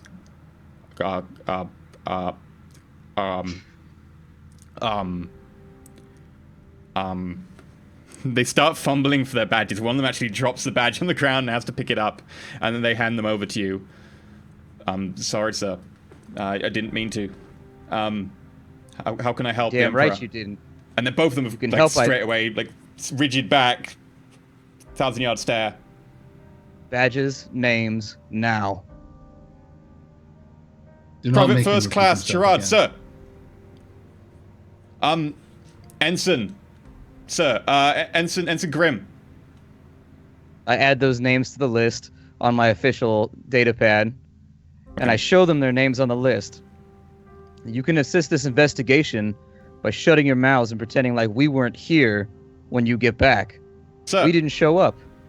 We'll be back sir. with the clearance in a few days. Yes, I sir. doubt we need it at this point. But you know how I said it was your ass? If I hear anything about you telling anyone about this information, I've got your names and we will find you. You never here, sir. You have families? Because we can find them too. Both of them sort of like lock eyes, side eye each other and go, sir. Ah, you do have families. Good. Then think about your decisions from here on in when somebody says they need 48 hours to get the paperwork together. Get out of my sight. Very well, sir. And they sort of bow backwards down the corridor. Pricks. And I walk back to my room, clearly fed up with the situation. As Cassius goes to walk back, I reach out to just put a hand on his shoulder to pause him for a moment. There's no reason for us to be here anymore. Suppose so. Let's excuse ourselves. I'll find the others. And with that, I go and... They're probably already coming out the doors at this point. They've heard what happened. I'm looking very sorry for myself. You just hear laughter. I mean, I guess the door opens at some point. You just hear laughter. This is just too hilarious. Okay. The door sort of squeaks open, and sort of bent doubled over against the wall is Garrett, trying to stifle laughing too loudly. It's pleasant to see that one of us finds humor in this. But I suspect that having to flash those particular credentials will come back to us in time. Yeah, well, unfortunately, it didn't look like there was much of an opportunity. It was either there or in the dungeon for us, so what's done is done. I'm in agreement. I would suggest we go get the records that we need now. I mean, only those two know, as long as they don't say anything to anybody. I mean... There's no reason for us to push this any further than it already is.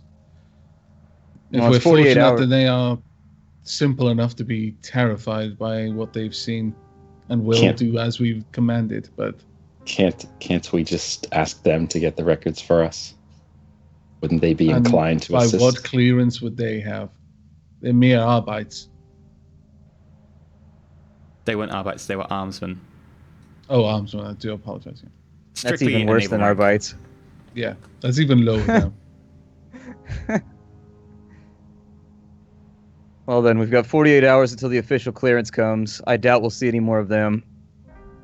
We can wait. Unfortunately, someone does need to wait here, or we need to make arrangements that any missives for Cassius here be redirected. I volunteer. I can stay here. I gave my name and I'll be fine. Are you certain of this, Cassius? Mm-hmm. I've no fear of this place. In the meantime, I suggest Brander schmooze and try to find some information on some of the local captains, if possible. Anything that we can use against this Captain Julius Valentine. There should be people who know him. We have the time now to find them. Okay. Brando, if you want to make an inquiry roll then. All right. Fellowship. Any modifiers? Plus 10. You know generally stuff about naval shipping, etc. 59, you need a 15. So that's a little bit of a fail. Can I clues from the crowd set? You can indeed. Allows you to reroll with minus 10. Oh. For what it's worth. Oh, gee, this... Forget it. I'm not... No, come on. Imagine it comes up with 5 or less. I've made 1% shots before in XCOM. It can happen. You got to believe in the dream. Right. Believe. Nope. 29, you need a 5. Sir. Well, you improved, but... however, no, you don't really manage to find information. You just ask around. No one seems to really know the person you're asking for. Next day, you can ask again. You've got effectively 2 days to kill, so that's the first day gone. If you want to ask again, second day. Come on, Brander. Would I be Yep. able to go back to the dock? I imagine there would be tech priests and, in fact, servitors. You can go around back it, to the dock if you want. Yes. which I could, or around the dock, the sort of people who service the dock, and ask if anyone happens to have serviced such a vassal. Make an inquiry roll.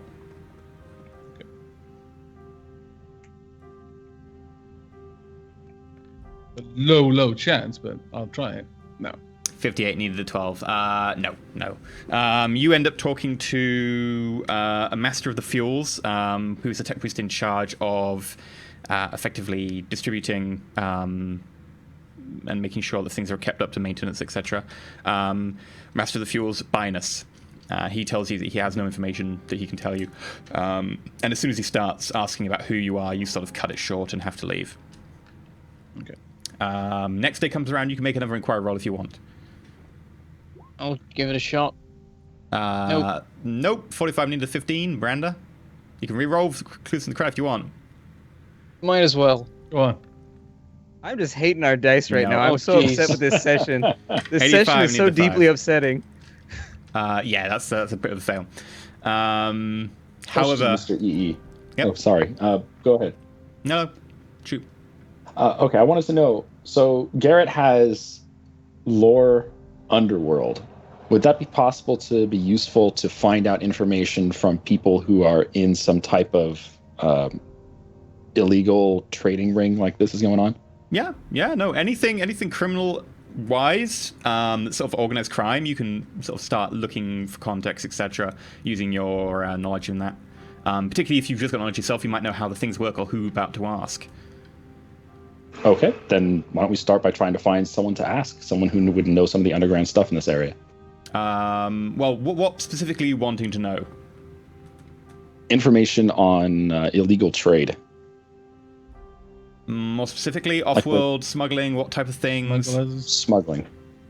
Okay, off-world smuggling. Who to ask about off-world Yes. smuggling? Sure. Roll your knowledge. Let's see if you know anyone who operates off this planet. Any mods? This isn't particularly near your home, so no modifier. 76 needed a 30. No. We tried. Afraid you don't know anyone off the top of your head who operates around here. However, end of the 40 hours, and eventually an astropathic data slate turns up, which has the required clearance level on it. It proclaims you to be Captain and Master of the Spirit of Vengeance. Your name is Elim Garrick. Your first mate is a Branda Thrail, formerly of the Imperial Navy, and now, currently of the Imperial Navy. However, he is on leave due to being reprimanded for poor attention to detail on his uniform. It's too accurate. The truth is too harsh. Let us use this information quickly. Like this clearance is oddly specific, but it checks out. I guess we'll go there then. Hangar B. In the meantime, I've tried to clean up my uniform a bit and make it look slightly You hit it with slightly some not battered. Okay. Just go mug someone who has a nice uniform. You don't really have any relatable skills or trades or anything related to that, so you do a little bit of work to it. You can't really do much more. It's pretty gigantic damaged. tears or anything. I could maybe flesh staple them. There are some more definite damaged areas to it. Let's put it that way. However, you go back to Hangar A, and with just your luck, it's exactly the same scribe on today. Oh, it's you. Armsman to Hangar A. Armsman Hangar A. Hangar B. Hangar B is the one next door. It's got all the records in it. Hangar A is the one you have to go through for access. Oh. I sigh and I really say, hope it's save the your same two breath. armsmen. And they walk in and they're like, nope. They haven't walked in yet. Yeah, exactly. I tell him to save his breath, and I produce the papers.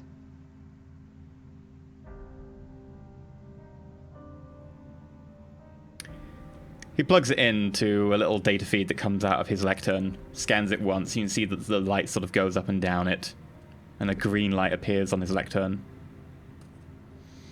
Look at there, it cleared. He I point takes at it out. Isn't that weird?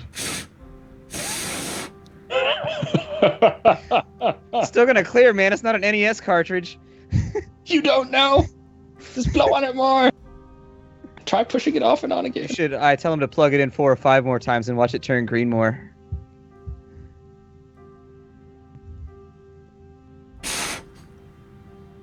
Sure, blow it on again. That's fine. Keep plugging it in. Yep. Apparently green 1's not good enough. If you're concerned about the fidelity of your systems, then perhaps I could speak with the machine spirit. No, it's quite okay. We have our own tech priest. And at this point, 2 armsmen walk in behind you. Along with what you can see outside is another 6 armsmen standing at the ready. The 2 armsmen behind you who walk in, you do recognize one of them. And instantly he walks in and goes, "Sheet white. I've never seen these people before." I slowly pull my data slate out and look at it, then look at him, then look at it, then look at him. I just want to make him shit himself while he's at attention. That's all that I really want. Is there any way I can help, sir? Scribe, sir?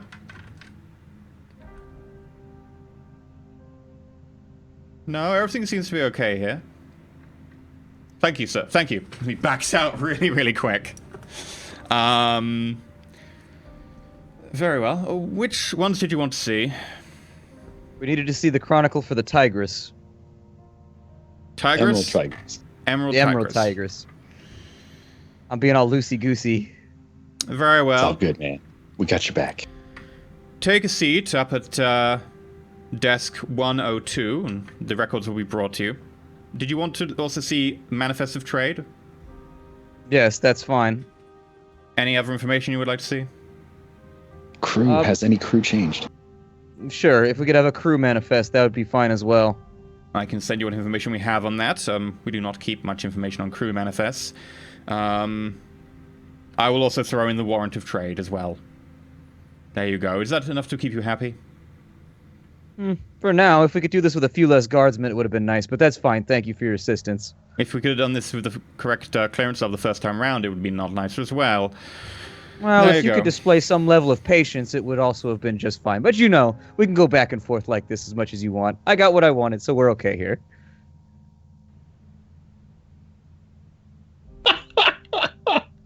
I've locked eyes with him, and I'm not looking away. 13B. And one of the servitors on like a pair of like tracks comes over to you very, very slowly. One of the tracks seems to be hitching slightly, and ever so slightly turns to the side occasionally as to sort of correct its angle. Show them to desk 102. Yes. I can't help but laugh a lot again. It turns around on the sorry. spot and then starts going forwards. The right track hitches again, and it has to recorrect itself, and it starts showing you to desk 102. Is it making squeaky noises? It does it's squeak. It does squeak a fair amount. More like the metal on sort of like a chalkboard kind of sound as it goes across the marble floor. I look and at it catches. Carolinus with my hands like this, and I point at its track. And yet he complained of Branda's uniform. Such hypocrisy. As you go through, you notice that 102 seems to be one of the further desks away from you. And your servitor is particularly slow. And as you look around, you notice all the other servitors seem to be in a fairly decent nick. Varying states, but fairly decent nick. You get the feeling that maybe you've been loaded with the worst servitor on one of the further away desks. Nah. Are there any armsmen in this room? Not that you can see. No. After a good 10 minutes, the servitor finally shows you to a desk. Take a seat. Your documents will be with you shortly. And it spins around the slot and goes away again. Squeak, squeak. Squeak it, squeak it, squeak it, squeak it.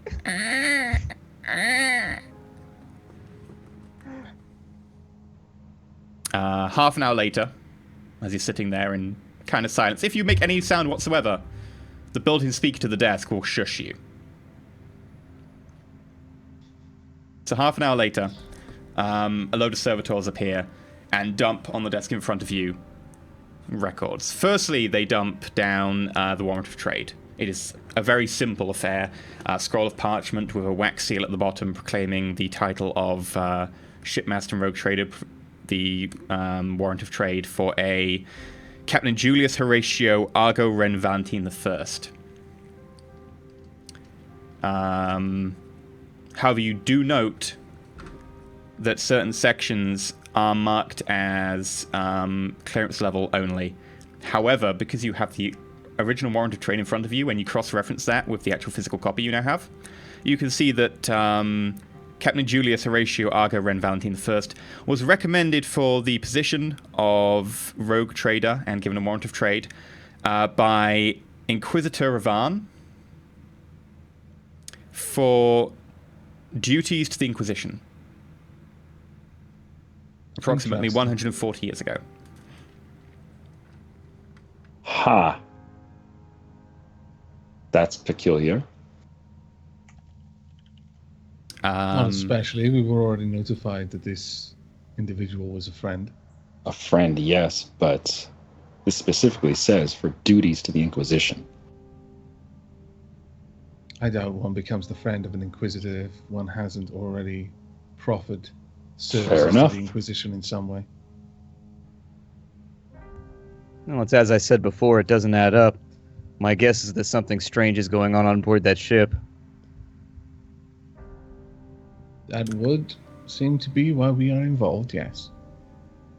Along with that, you get the ship's chronicle, which details a number of places that the ship has visited, although the discrepancies in time suggest that it's only kept up to date whenever the ship really wants to port here, and even then there might be some things missing. Along with a manifest, which mostly seems fairly innocuous, mostly luxury goods, certain types of spice, certain exotic beasts that are completely legal. The occasional arms ferrying to some of the planets on the northern eastern section of the sector. You get a lot of data dumped in front of you, and you are very thankful that this rogue trader has only been operating for about 140 years, because if it had been operating any longer, you'd have had a lot more data in front of you. Feel free to start making scrutiny checks if you want to go through all this data, but it will take you several days. Can we take the paperwork back to wherever we're staying first? No. Is it a data slate? There are data slates combined with physical parchment. Most of it is data slate. Some of the more important documents are physical parchment. Where are we supposed to use the bathroom in here if we're here for like several days? You have to go like all the way out to the front again, and then outside, and then there are like a section of porta potties basically. Can I just piss on the scribe's floor? I'm like, pretty can I sure just pick a corner like a dog? Like one of the servitors would have like an inbuilt flamethrower of that kind of thing, just in case. All right. I'm just saying, I'm trying to get the last word in here, and you're not letting it happen.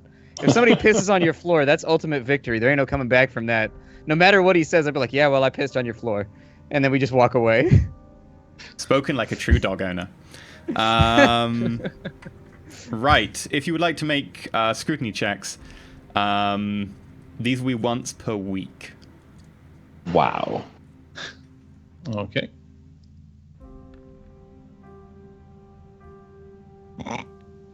Caroline's got an 88, needed 32. Cassius got a 35, needed 25. Branda got a 35, needed a 25. These dice are busted.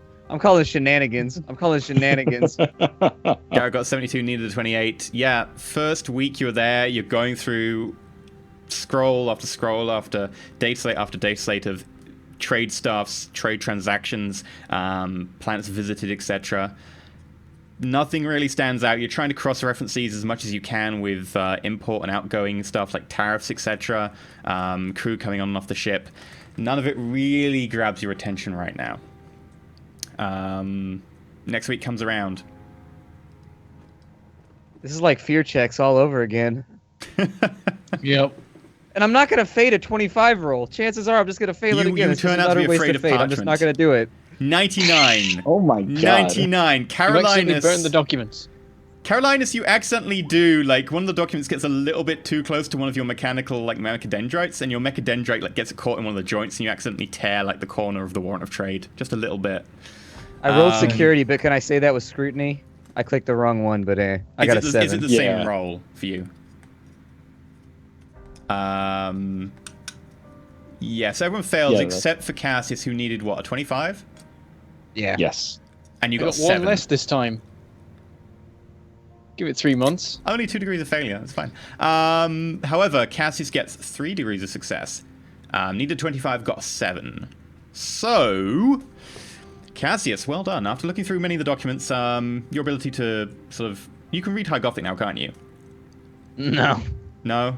Okay. Nope. Some of the documents still kind of go a little bit beyond you, and you have to get one of the servitors to translate who can actually read High Gothic. I can translate High Gothic. Oh, you get Carolinus to read them out to you on occasion.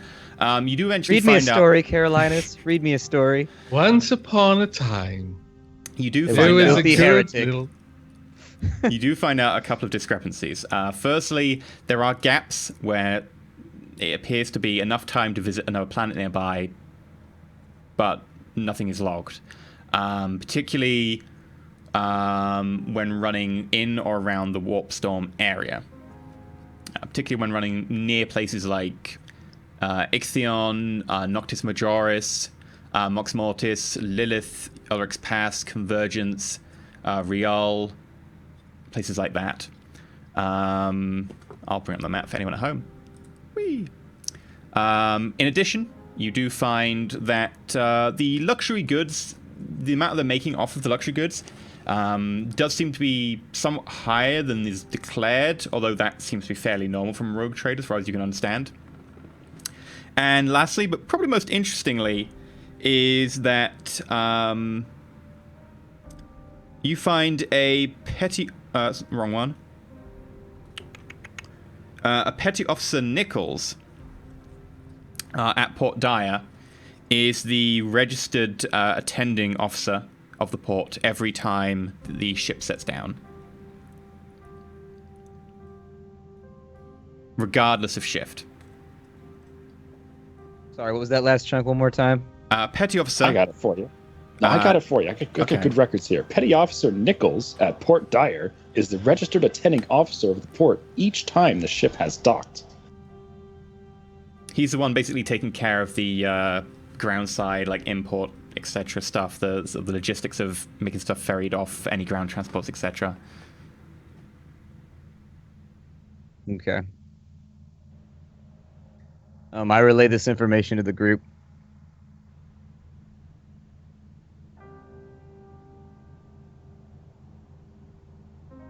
Well, it sounds like Someone else Nichols speak is to our man.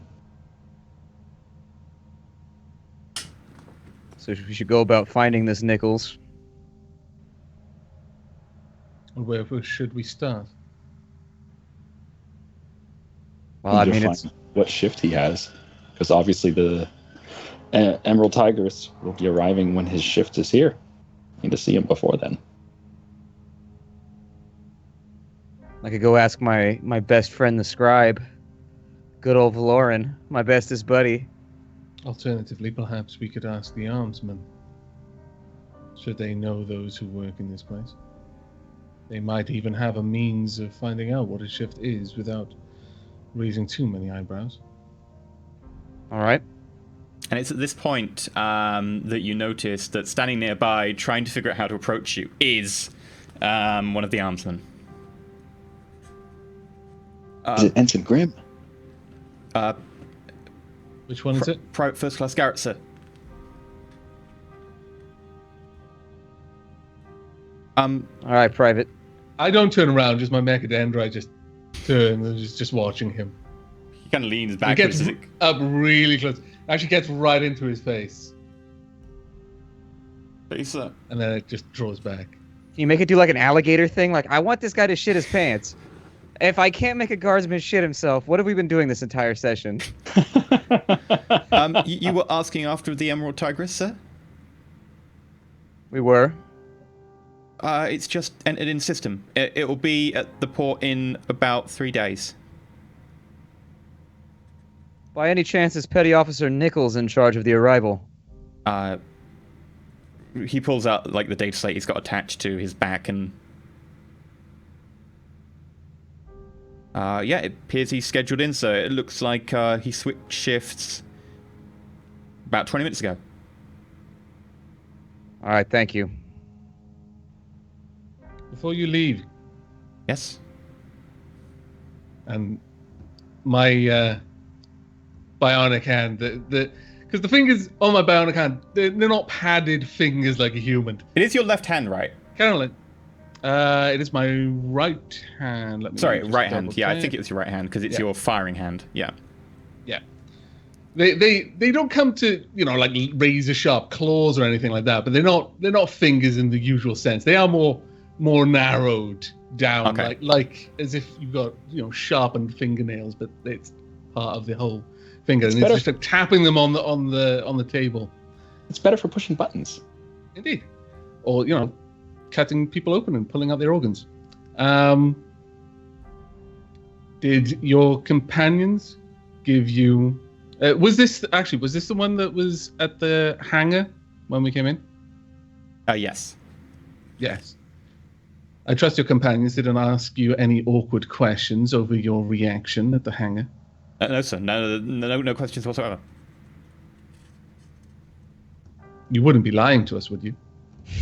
No, I could deal with all the questions, sir. I told them I hadn't seen you. I So never there saw were you. questions. So-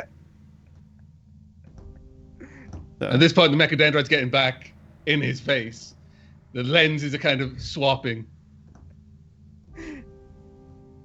Sir?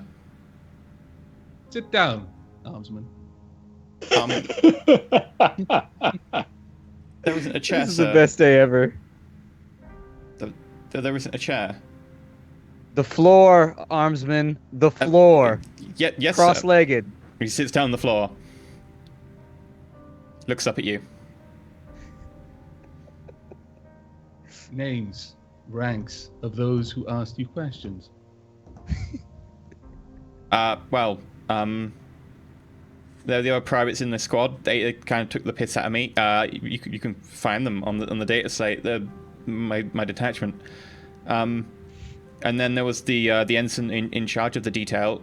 He wanted to know what was going on, and I said I hadn't seen you, and I was asked to follow you at some stage, and I was told that you'd have the information in time, and you did. So everything was fine. So you told them you'd never seen us, and yet we told you that we'd have the information in time.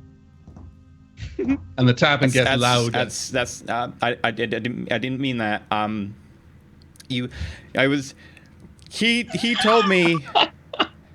He told me to say that I didn't see you at the hotel that I don't know about, and that you got the information in time. And that was it. That's what I said. That the tapping stops. Very well. Why are you still here? I thought you might like to know. You've told us what we wanted to know. Why are you still here? Oh, okay. Well, I was just gonna say that Nichols has been asking. Okay. He gets up. Hold And- up. Wait, what about Nichols? Well, there's been talk of you stuck in here with, like, looking through all the records and so on. It's, been a little while. He sort of gestures around to the open trays of preheated food, etc. that you've got. So basically, like, boxes of Chinese. Well, and Ensign Nichols was wondering what was going on. I anyone said said I didn't see anything? anything. I didn't see anything. But, Did some of anyone the, else say anything? Not that I know of, but, I wasn't asking. Good. Asking questions gets people killed. You don't want to die, do you? I remember that Armsman, what specifically was Nichols asking? He was wondering why you were here, what you were looking for, what records you were looking up, apparently. Does he know you were looking up records on the Emerald Tigress? That makes sense. Someone was saying something about a tiger.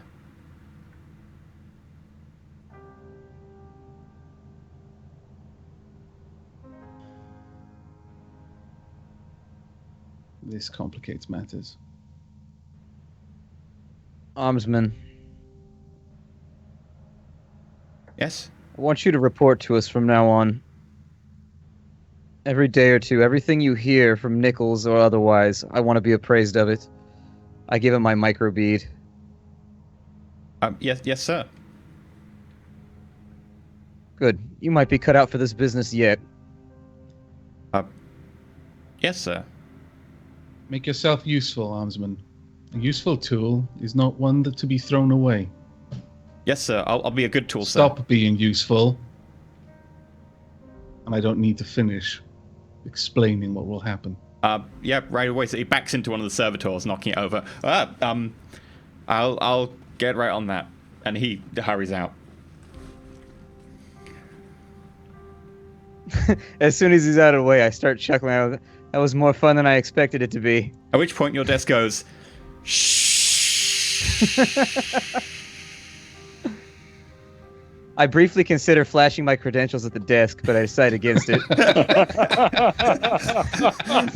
think that might be the quote of the session. The 2 weeks you've had enough.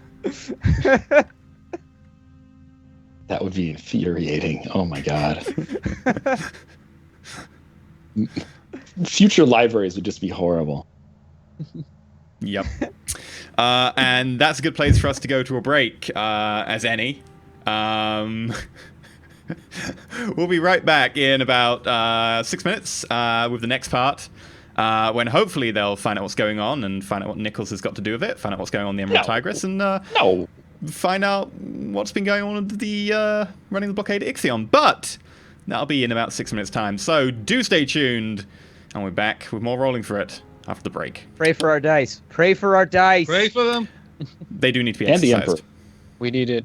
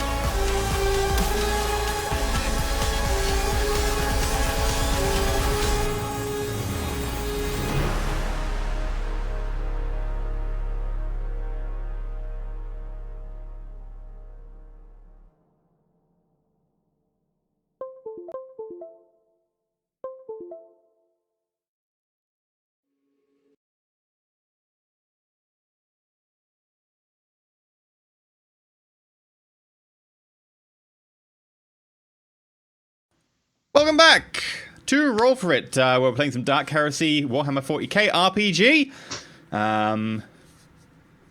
Our acolytes have managed to find out that something dodgy is going on with smuggling or trading or whatever, going to Eradus Dire. They've managed to find out that a certain Petty Officer Nichols is possibly involved, and that he's been asking around after them. Before we get going, though, let's talk about Patreon again, because why not? Splat. So Patreon is a thing. I spent a bunch of time making it pretty and making it all awesome. And we've got a bunch of rewards that you guys can get for the various tiers, everything from $1 on up. You get access to Discord servers. You get to vote on like who we fight against with factions and stuff during the gameplay. You get to do all kinds of cool things. It's pretty fab-tabulous, and you should check it out at patreon.com/roll4it. Unless you're a filthy heretic. Yeah, in which case you should filthy anyway, heretic. actually.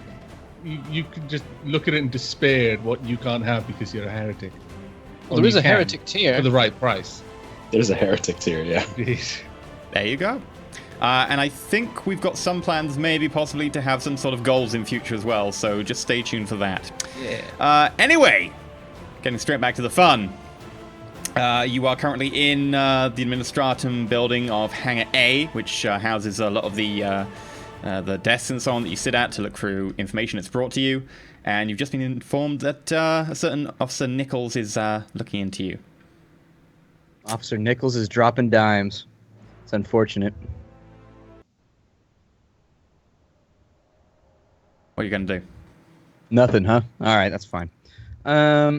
Well, it would seem to me that if Nichols is asking questions, our best course of action would be either to have Garrett sneak on board the ship after hours and see what he can find there and what he can observe. Because if Nichols is working in collaboration with whatever's going on the ship, there is the possibility that they'll be waiting for us there. Maybe there was a mutiny of some kind. Has anybody actually seen the captain anytime soon? Either way, I would also suggest that maybe we find wherever the ship goes next habitually from the Chronicle. Most ships follow some kind of tide or some kind of pattern. If they're going someplace next, we could charter a flight to that place on board, but if Nichols is already asking about us, that might be a futile attempt. You do know that from looking at the Chronicle quite a lot, it tends to fluctuate where it goes, mainly because trading luxury goods depends on really where needs them at the time, the highs and lows of particular areas.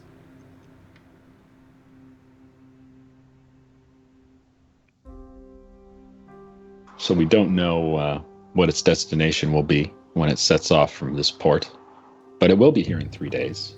In the meantime, why don't we look up information on Nichols? See if we can find out if he has any other history of shady dealings. That seems a reasonable conclusion to come to, and a course of action. Sure. I can make inquiries as to who dislikes Nichols. You can get no better information from someone than someone's enemy. So, Indeed. I'm going to make inquiries as to people who dislike Nichols.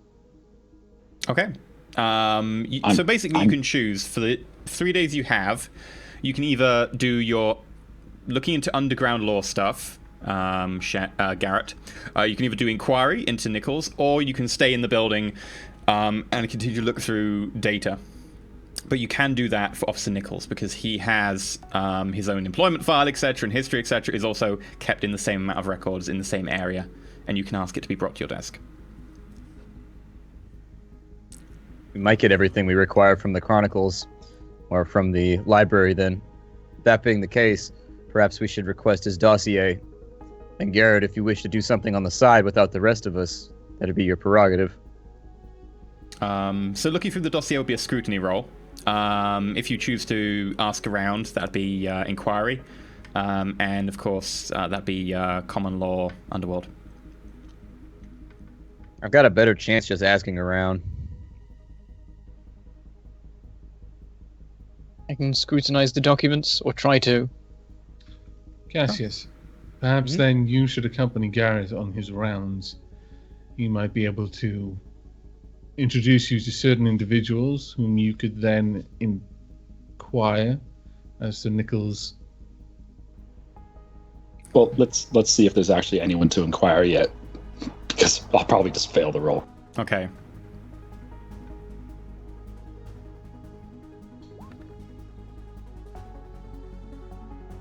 Ooh, we made a roll. Garrett we made rolls a Your 16. Target Your 30. prayers were answered. Yeah, that's 3 degrees of success. So Garrett, you know that the best people you want to talk to be able to get past particular restrictions and so on is generally officers of a lower or middling rank, lower rank preferably, who are in need of coin because they're lower ranked. You can get some of the older ones in the lower rank, which means they've got signs stagnated at that rank, which means they have not been going anywhere for a long time. They've probably got bored. They're probably stuck in a role. They've probably been relegated there. Those are the people you want to pick on. Nichols does fit that as his dossier comes through. He is 50. He is still petty officer and hasn't really moved on. Alternatively, you can pick on unenlisted, which petty officer technically is, ranks because they have enough pull. Similarly, that all fits the bill quite nicely. In addition, you do actually know someone on this planet who may be of help. You've only heard the name, but you do know the name Daiquiri. Like the drink. Yes. Native to your planet. Of course, Avac. All right, I'm just going to relay that information to Cassius. I think this is going to be our guy. We need to find Zachary and see if we can't squeeze some information out of him. You feel like hitting up a bar if we can find this man? I raise an eyebrow and I say, I'm not so sure about trusting my fate to someone named Daiquiri. But I suppose if it's the only lead we've got, let's go for it. Sounds like he enjoys a drink. How do we go about finding this person? Branta and I could stay here and continue looking through the records. Seems that I'm going to be needed since I'm like the only person here who can read High Gothic. Yeah, so if you and Branda wants to make scrutiny rolls, and Cassius, if you want to make inquiry, you can do it with a plus 20 because you've got Garrett with you, and Garrett knows some of the things that you need to inquire about. Yay. I am a tool. Yes! The rolls are with us! The prayers were answered for the Emperor! I did it too. What the hell? Wow, okay. So Carolinus got a 03, needed a 32. Branda got a 07, needed a 25. Carolinus and Branda, you have this kind of montage moment as you go through all the books, correlating information and comparing it, and you both sort of look across the desk at each other and you start swapping data back and forth and circling things. I'm imagining that there's like a cork board with like string And photos. yeah, it's all over the place. And yeah, It's a montage. you find that there are payments going from a petty officer Daiquiri, who is not based out of Port Dyer. You do actually see that name is a name on the crew log for the Emerald Tigress. These payments go to petty officer Gerard Nichols. And petty officer Nichols is always on duty at a certain time. These payments always come in exactly 2 days afterwards. The payments do vary, and it seems to be like a percentage or a cut from what you can gather.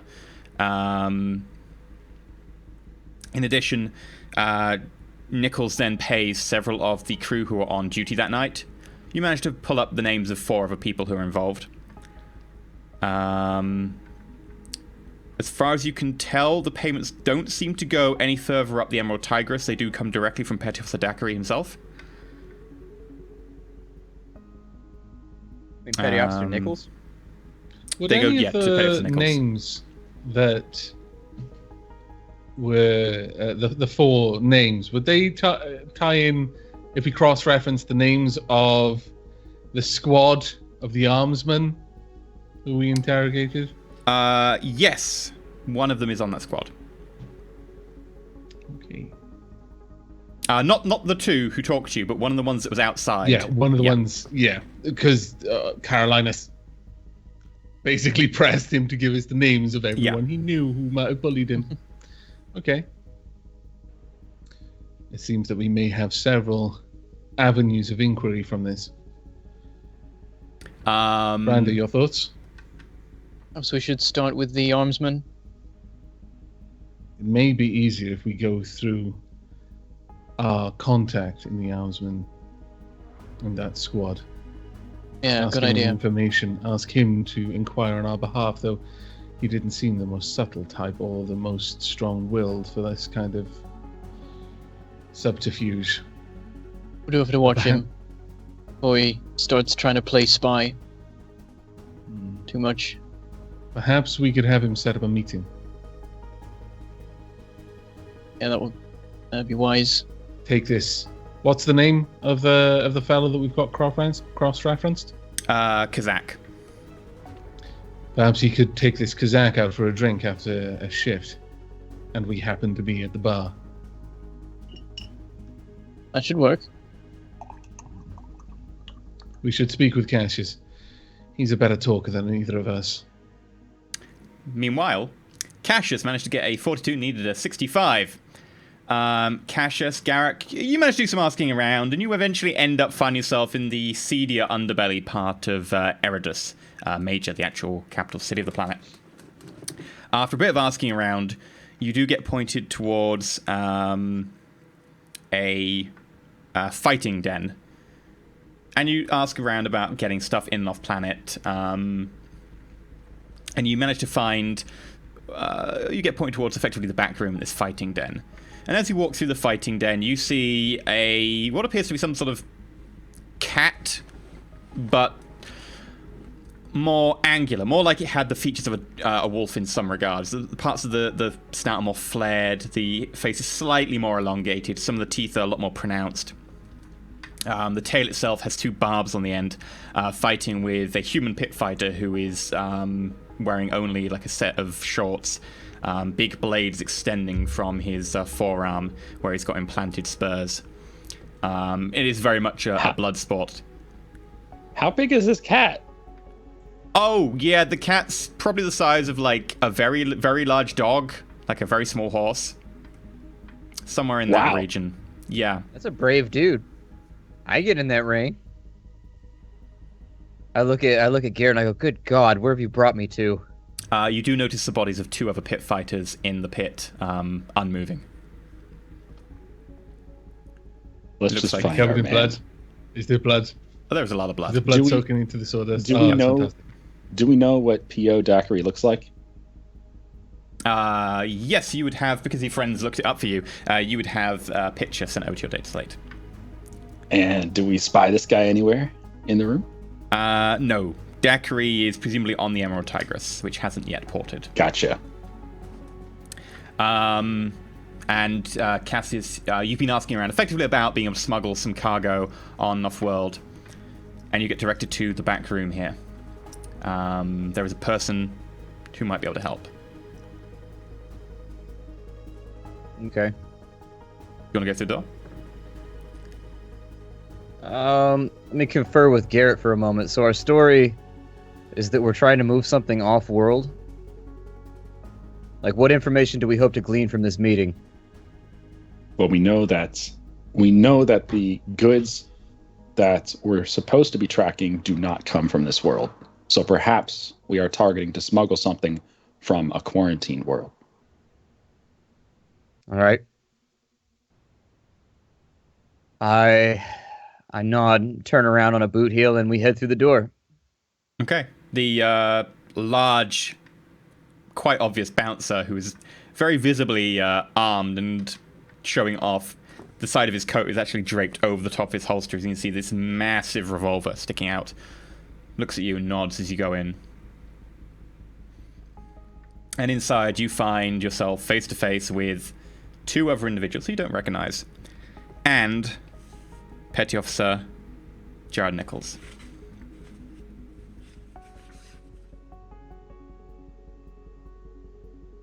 Hi, can I help you? Yeah, actually, I'd be interested in speaking with you. I heard you were the man around here when it comes to things coming and going. I might be. Depends what you're thinking of coming or going.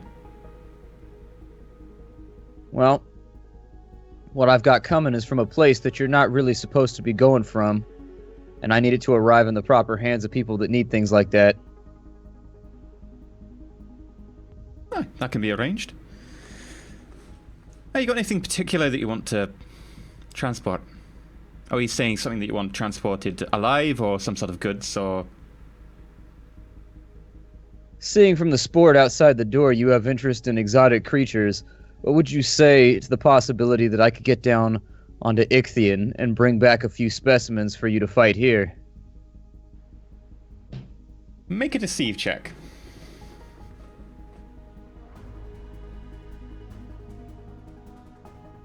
It always feels so quiet when these checks come up. Like, it always feels hella dead inside the channel. Everyone's watching. They want to see. Because everybody's, like, holding their breath. Suspense. Bated breath. Look at that! Natural 100! I fade it. Okay, you automatically pass with degree of success equal to your fellowship bonus. I rolled a 70, which is terrible. So you fate. Oh, no, I got to re-roll. Oh, you got a re-roll, okay. Yeah, I've got to re-roll. Okay, well, I've failed with 4 degrees of failure. So... I can't believe you rolled 100. I can't either. Was that our first one? 009. That's a little better. That's 6 degrees of success. It's a bit different. So there's a difference there of 10 degrees. He smiles, sensing that this is going to be a valuable trade, and leans forward and goes, "Hey, do you like the one out there? I got that recently." Yeah, it looked like a real tough critter. Looks like it's got some fight in it. Aye, that it does. It comes from a planet called Tanth, not far from here. Not really meant to export them. Taking things off Death Worlds tends to be a little bit forbidden. Now, if you're actually asking to go down to Ichthian, I'm a bit surprised you know about that planet. The Imperium is it listed as a dead world? Well, the Imperium has all kinds of things listed as unavailable or otherwise not for consumption. I like to be a little bit more free about my lines of thought. I like how you think. Actually, I should be importing something from Ichthian in a couple of days. Something... well, something for a bit more of a rarefied fighting type than this one. And something that pays a little bit better as well. Now, I assume you know what goes on in Ichthian, right? No, I've just got an entrepreneurial spirit and the will to make a way for myself in this world. Well, just make sure you bring enough shock prods and some well-reinforced cages. But I can do business with you. You'll need a lot of money getting onto Ichthian isn't particularly easy these days. Yeah, I've heard they've got all kinds of monitoring and other things going on around the planet. But I think we can make it happen. Yeah, for the right price. Sure. Just a gesture of goodwill. I normally charge these sort of upfront meetings. Have you got any sort of monetary recompense for my time right now? Do I?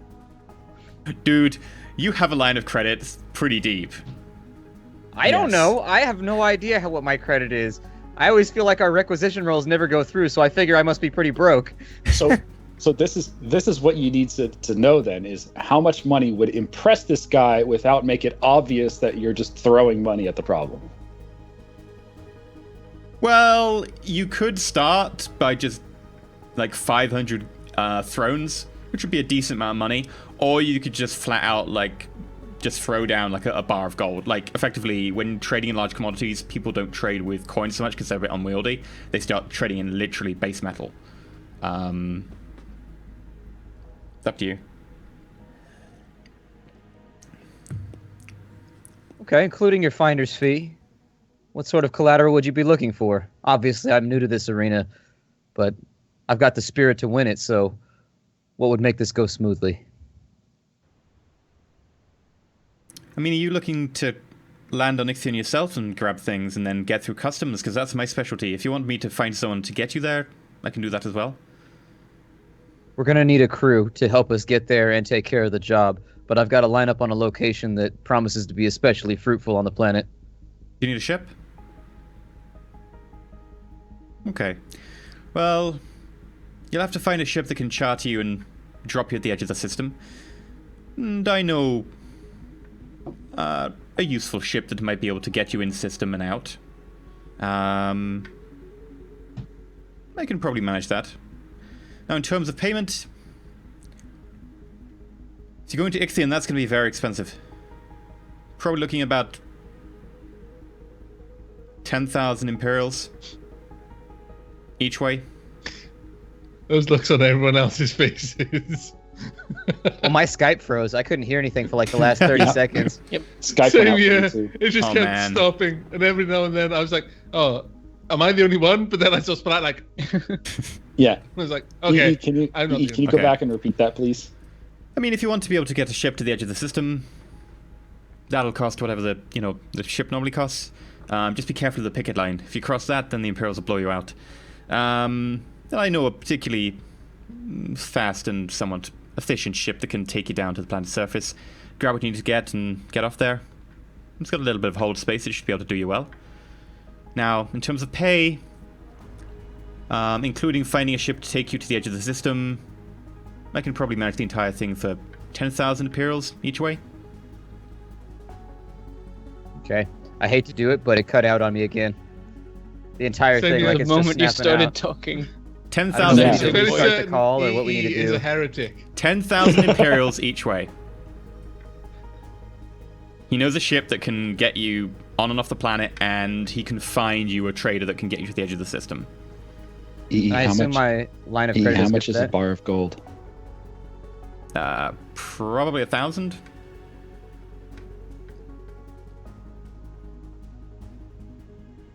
Could you wiggle it down to 7,500? You see, I'd like to, but Ixion is a particularly out-of-the-way place, and let's just say that the penalty for even knowing about the fact that Ixion is more than just a dead world would be worth more than they hide. Fair enough.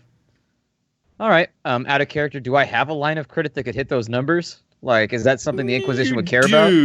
The Inquisitor would probably want to know exactly why you're using that much credit. You could certainly get enough credit for down payment without too much hassle. Like, if you just drop like 500 here or there, you're going to be fine. If you drop 10,000, you'll be asked questions, but you could maybe manage it. See, my problem is that I have no reference for the currency. Like, am I dropping like millions of dollars like in real world money right now? You're dropping like maybe 50 grand. Maybe a bit more than that. But we're talking about, we're protecting a quarantine world here. Surely the Inquisitor will understand. You don't want things Don't on the worry, planet we're- getting off. What's 50 We're paying grand? a heretic. We'll kill him later and get it back. Exactly. That's the spirit. I extend my hand across the table and I say, well, it sounds like the deal is amicable. If you're willing, I'm willing. And Very before anything else, I'm interested in what this other fighting arena you have. Sounds fun. He looks you up and down. Garrett, you look a bit more like hide muscle in this situation. Cassius, you look about the right clientele. Well, you see, certain more refined tastes on this planet, sometimes they go for certain rarer breeds and predators who can, actually match the metal of some of the more augmented pit fighters. Particularly the best of the best pit fighters. You see, when the nobles here have their fighting pits, they don't really want just, another human versus another human or another human versus a bobcat. They kind of want to be able to see some of the more vicious predators in the entire Imperium going up against one of their best fighters. Damn, what would a beast like that run? Probably about 10,000 thrones each way.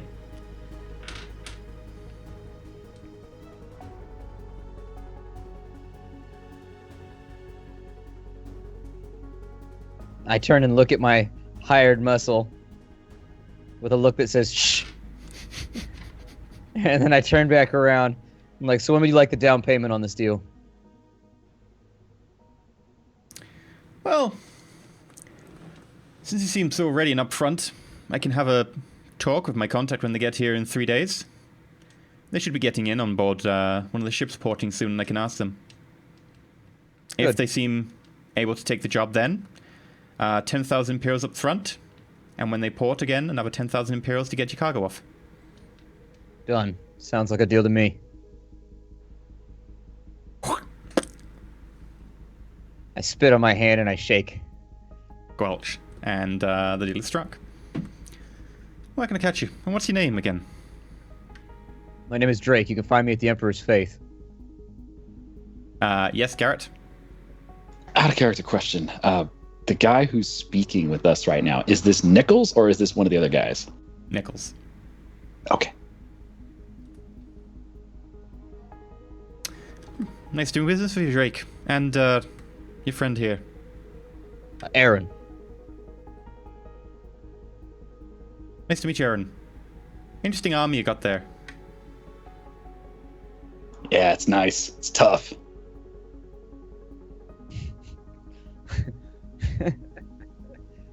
Well, if you don't mind, I've got a few bit more clients to see, so I'll be catching up with you soon at the Emperor's Faith. Sure. I'll leave you to it. I look forward to hearing from you in a few days. I'll catch you then. And I stand up and excuse myself. Okay. I'm gonna catch a few more glimpses of the cat fight on the way out. The last pit fighter has lost most of his left arm, but has managed to win.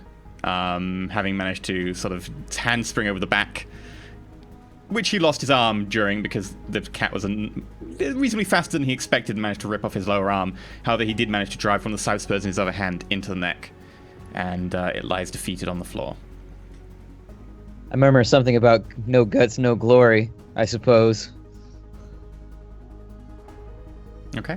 This is what happened when men do not have a real war on their hands. Anything for money, I suppose. Nothing surprises me. I mean, look what we're doing. And so I guess we head back to the Chroniclarium. Okay. Arium. You get there and you see Carolinus and Branda like quickly cross-referencing things. It's like bits of string between different bits of parchment and data slates all sort of stapled up together next to each other. Caffeine-induced sort of fever in their eyes. Empty cups of like recaf in front of them. You guys have been busy.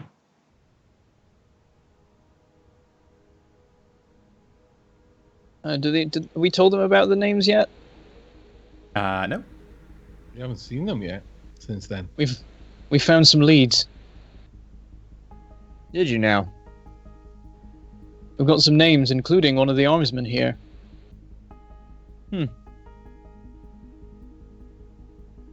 So what seems to be pertinent? We're setting up a meeting. At least that's the plan between our armsman friend and him. See if we can get some information out. What's the name of the contact? I don't remember. What is it? Kizak. Kazak. Okay, and what information are we wanting to glean from Kazak? He's is he? Well, his role was he on the ship at some point, or He's was it he's did one of the dealings with people- Nickel? He's one of the people that Nichols pays off. Branda seems to on the be ship. That's it. floundering a little bit. I Too turn much about. recaf. I haven't slept in 3 days. Kazak is one of 4 who seem to operate paid for by Nichols. Is it Nichols or Nichols? Sorry, I've been having trouble Nichols. hearing. Nichols. Nichols pays these 4 presumably to look the other way. One of them is a guardsman. I have no idea who the others are, but this trail of money leads back to the ship.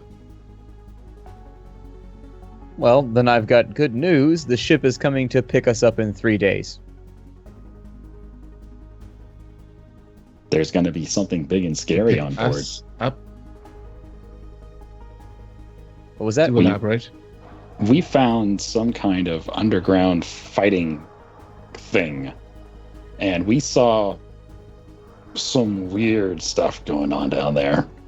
And this ship has been used to ferry in creatures from these quarantine worlds, these dead worlds, to fight against people, augmented people. And people were paying From to Ixion? watch this. Yeah, from Ixion. But it's a dead world. There shouldn't be anything alive down there to fight with. Apparently Apparently only there the is. meanest stuff survived. our dear friend Nichols was there, and I've personally crossed off a deal where he thinks we're going to charter the Tigris to go to Ichthian and pick up some of these rarer wares. I've already contracted the down payment and we've made the agreement. Now we just need to decide on what we want to do. Cassius, Garrett, Carolinus, please make fellowship scrutiny checks. Fellowship scrutiny. Let's see.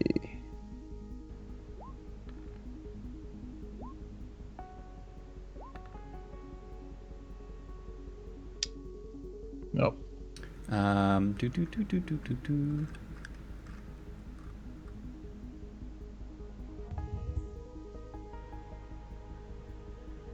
Okay.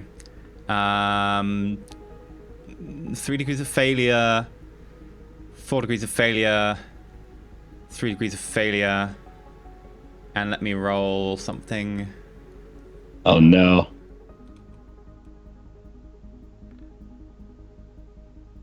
What? Yeah. I rolled a 0-1. Yeah. You good? Carry on. Something tells me we've been bugged, but our characters don't know. Whatever's on that ship could be extremely dangerous. It's If true. possible, we shouldn't allow them to deliver it. As you say, you have to be a strong creature to survive on the dead world.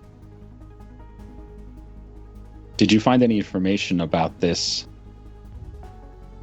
About Captain Julius Valentine? Is he involved in any way? We have no specific documents here for him. So who on the Emerald Tiger have you found information for? I forget how to pronounce the name. Daiquiri. Daiquiri, thank you.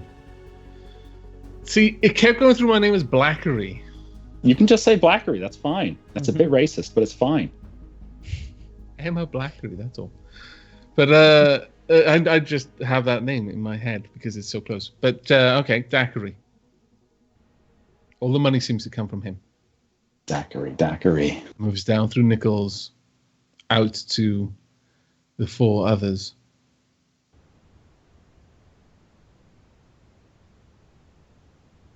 So we have an idea of how the money flows. How do you plan, or how do you think we can intercept Daiquiri before they set off on another flight, another mission of theirs?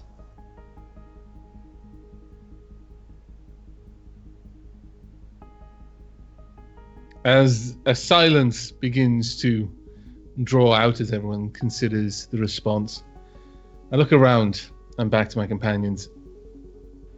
While we think on that, is this really the place to have this conversation? Certainly not. Are you done with this information here? Have you gleaned all that there is to glean? No. I think so. Well, as he says no, I There say is always I more think so, and then look at information. him like, oh, okay. Stupid high gothic. There is always more information. But we can move. We should. Being here any longer will raise more suspicions that it already has. Very well. Let's retire. Okay. What is your plan now?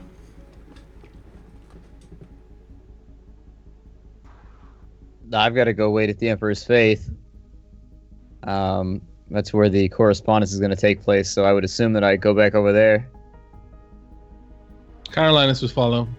I'll Okay. impress upon the group that I do not feel that it is in any of our best interests to be separated. It Okay. seems that Cassius now has dealings with someone who commands some moderate amount of power. Very well. You head back to the Emperor's Faith. You said you'd receive word after the Emerald Tigris docks. So a few days go by. Finally, the Emerald Tigris presumably is in orbit. and a little later in the day, you receive a message addressed to Drake. The message simply says, turns out things are a little bit more complicated than I planned. I'll try and find you alternate means, but it might take a while.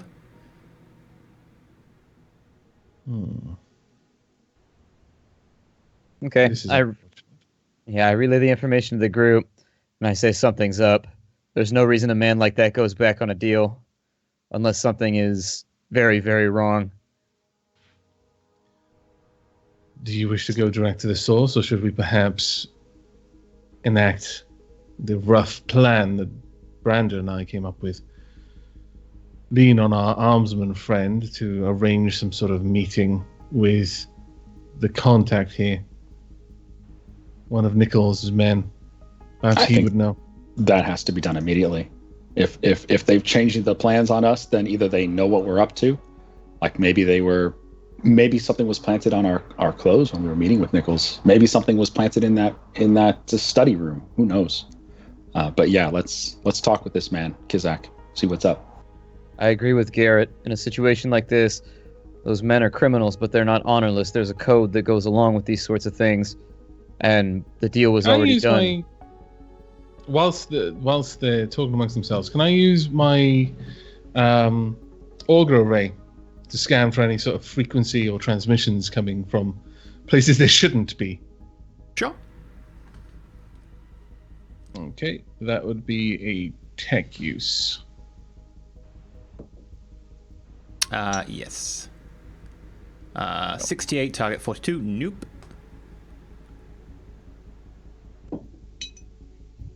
Yeah, you don't really detect anything. There was a lot of chitter chatter going along with a lot of radio transmissions on. It's very hard to detect anything. You can't really pick anything up. Okay. You do, however, get another message an hour later. I've talked with my contact aboard one of the ships that docked today. It appears that there have been unforeseen complications. If you want to meet up to discuss possible alternatives, we can always do that, although bear in mind it will take a little while longer to actually find another suitable vessel. However, if you would like to meet up today, I can meet you up at the same place we met before. I'll make sure that one of my contacts is there so that we can be able to go over business plans in detail. I look towards the rest of the group, and I say, and this is how it goes down. I would virtually assure you there's a trap there of some kind. First the plan changes, and now he wants to meet on his turf. I don't trust it. So we've got two options. We can either walk into the trap, knowing it's a trap, heavier armed and ready to go, and just assuming that something's going to go wrong here, or we can ignore it entirely and run down another line of inquiry. But I'll remind you that Kazakh does work for Nichols, so in any case, he's more than likely already been appraised. If we try to make a meeting with him now, his boss has already met with me, therefore... I do not wish to meet with him. The plan, if I might interject, is to have his comrade draw him out. Some ruse, go for a drink, whatever. We're there waiting when he arrives. His comrade leaves. Sounds like a plan to me. He won't be going back to Nichols. Or at least... I think we need to give Nichols some type of information. Tell him that we'll meet him in 2 days' time to discuss future plan. There's no rush since we can't get the ship today. Well, it leaves soon, doesn't it? What is it? Like a week or something? The ship's only just docked. You don't know how long it's planned to stay yet. Okay. So we Brandon, potentially have perhaps you time. could ask around. The crew Indeed. will be taking some leave. It might be an opportunity for you to make connections. Yeah, I'll look into Indeed. that. I think the immediate concern is to get our armsman friend to talk with Kizak as soon as possible. Agreed. In the meantime, I draft a letter that's going to go back to Nichols.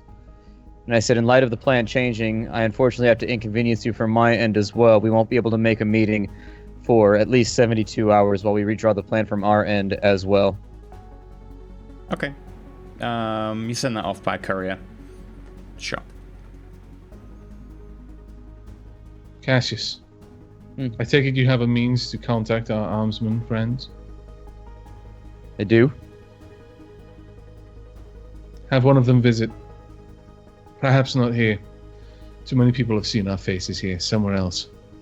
Sure. No doubt he will know of a bar or somewhere that he should be able to get this fellow, if he is amicable, to go with him. Promise of free booze. Some debt owed. Whatever it takes. Find out where it is. The rest of us will meet you there. And then we wait. All right. I relay that message to the armsmen that we're in need of. You buzz his comm. There is no response.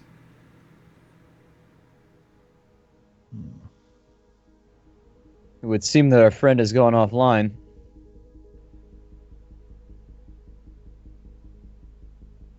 Doesn't bode well. Doesn't bode well at all.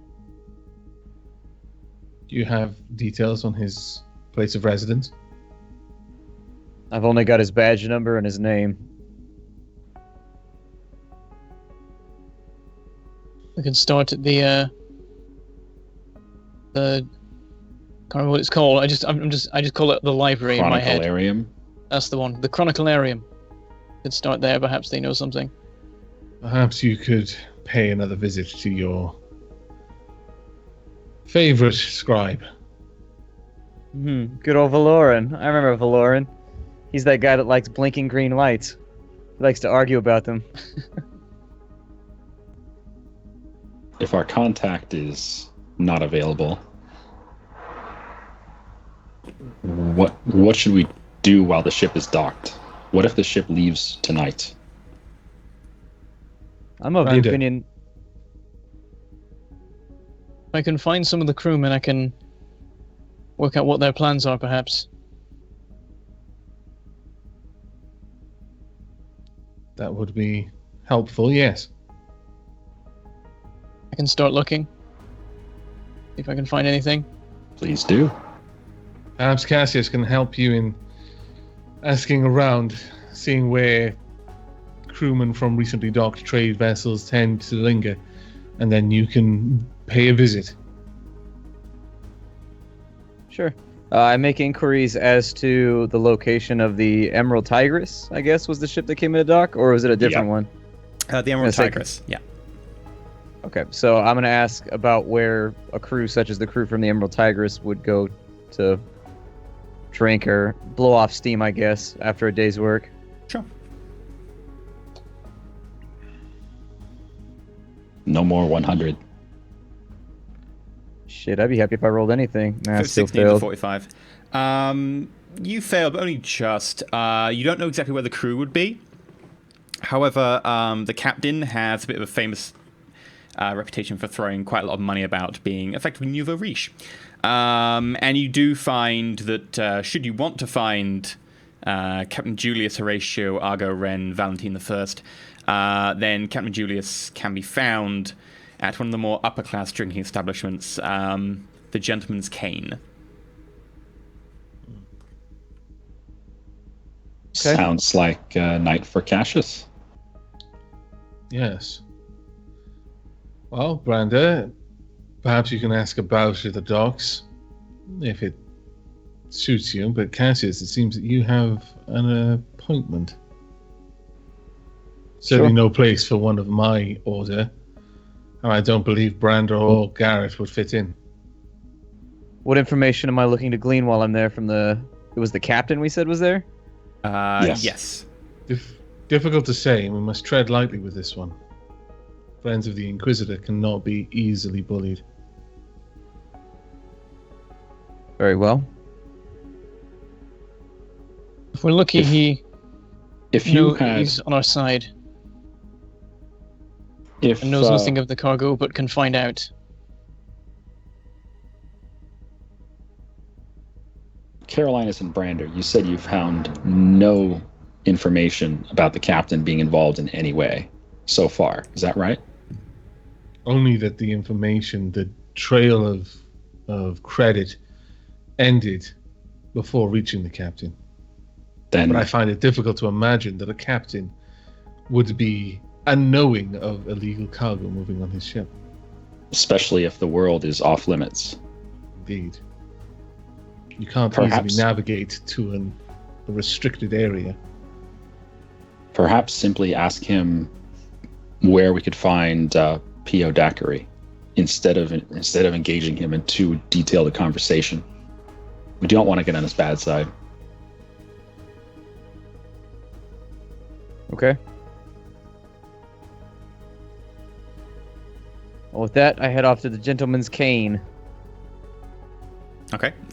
You get there, and out front is a very nice part of town. This place, there's not really any signs of rust. I mean, the traffic lights all work. There are overhead cables that haven't been ripped and taken down for their wire. This part of town is quite nice. The people definitely a different class here, with clothing actually well fitted and tailored, certain shine to many of them. A lot of them have portable sort of hollow projectors. Some of them even have null fields, so you can't really see or hear into any of the bubbles that are going on. Many of them have servants walking around with umbrellas to them as this sort of rain pours down. And you get to the front of the Gentleman's Cane, and out front is a well-dressed sort of butler, effectively. Can I help you, sir? Yes, I'm looking for a gentleman named Julius. I meant to talk with him here today, and also maybe order a few drinks. Do you have prearranged business with him, sir? Unfortunately, no. This will be unannounced due to circumstance. Very well. Entry will be charged to a cred chit. Sure, I hand it over. Good. You did the correct thing and not asking how much it was. And he hands it back. Very well. If you would like to go inside, I'll inquire as to whether he's free or not. Thank you, sir. I notice And he then I walk pulls up a little globe, and it flies off indoors. I figure I'm on company credit. There's no point asking. I'm on somebody else's dime right now. Let's go Yep. first class all the way. I'm wondering, does this place give out canes to people who don't have one already? Yeah, It because I'm is called the caneless. Gentleman's Cane. I'm caneless. Sadly not. As you go in through the Aw. doors, however, you do feel the slight intake of air from a nozzle being directed at you, and you would be used to this going through ports and so on. It is a gene sniffer, so effectively what happens is as you're going in, it will take a gene print from you so it can compare it. And that's probably what the doorman used to go find Captain Valentine, which is why he sent up that globe to go find him indoors. You go inside, and inside is a selection of many different wealthy people, nobles, captains, different guardsmen, imperial walks of life, all of them high-ranking, powerful people, men and women, along with a variety of different bartenders and entertainers of different repute, male and female. You wander around, get yourself a drink. Yeah, I am going to get a drink, and I'm going to take up a seat at the bar. Okay. A few minutes later, the little orb flies over to you, goes, and then starts reeling a message, and it comes in full audio, beamed directly Yay. to you. So you hear this. It's kind of inside your skull. Bit of a weird sensation, but you can sort of relate. It sort of feels a bit like telepathy. Instead of inside your mind, it's resonating in your skull itself. You can almost feel your skull slightly vibrating. And let me see if I can get this right. Why, yes, my ship is totally available. If you would wish to purchase some of my duty, if you need chartering taking you anywhere, I'm sure I can abide. Feel free to meet me over at Booth B. Okay? I head over to Booth B. Okay, you head over to Booth B, and you see there is a man there, elegantly twirled moustache, little goatee, hair braided back along both sides into an elegant bun at the back.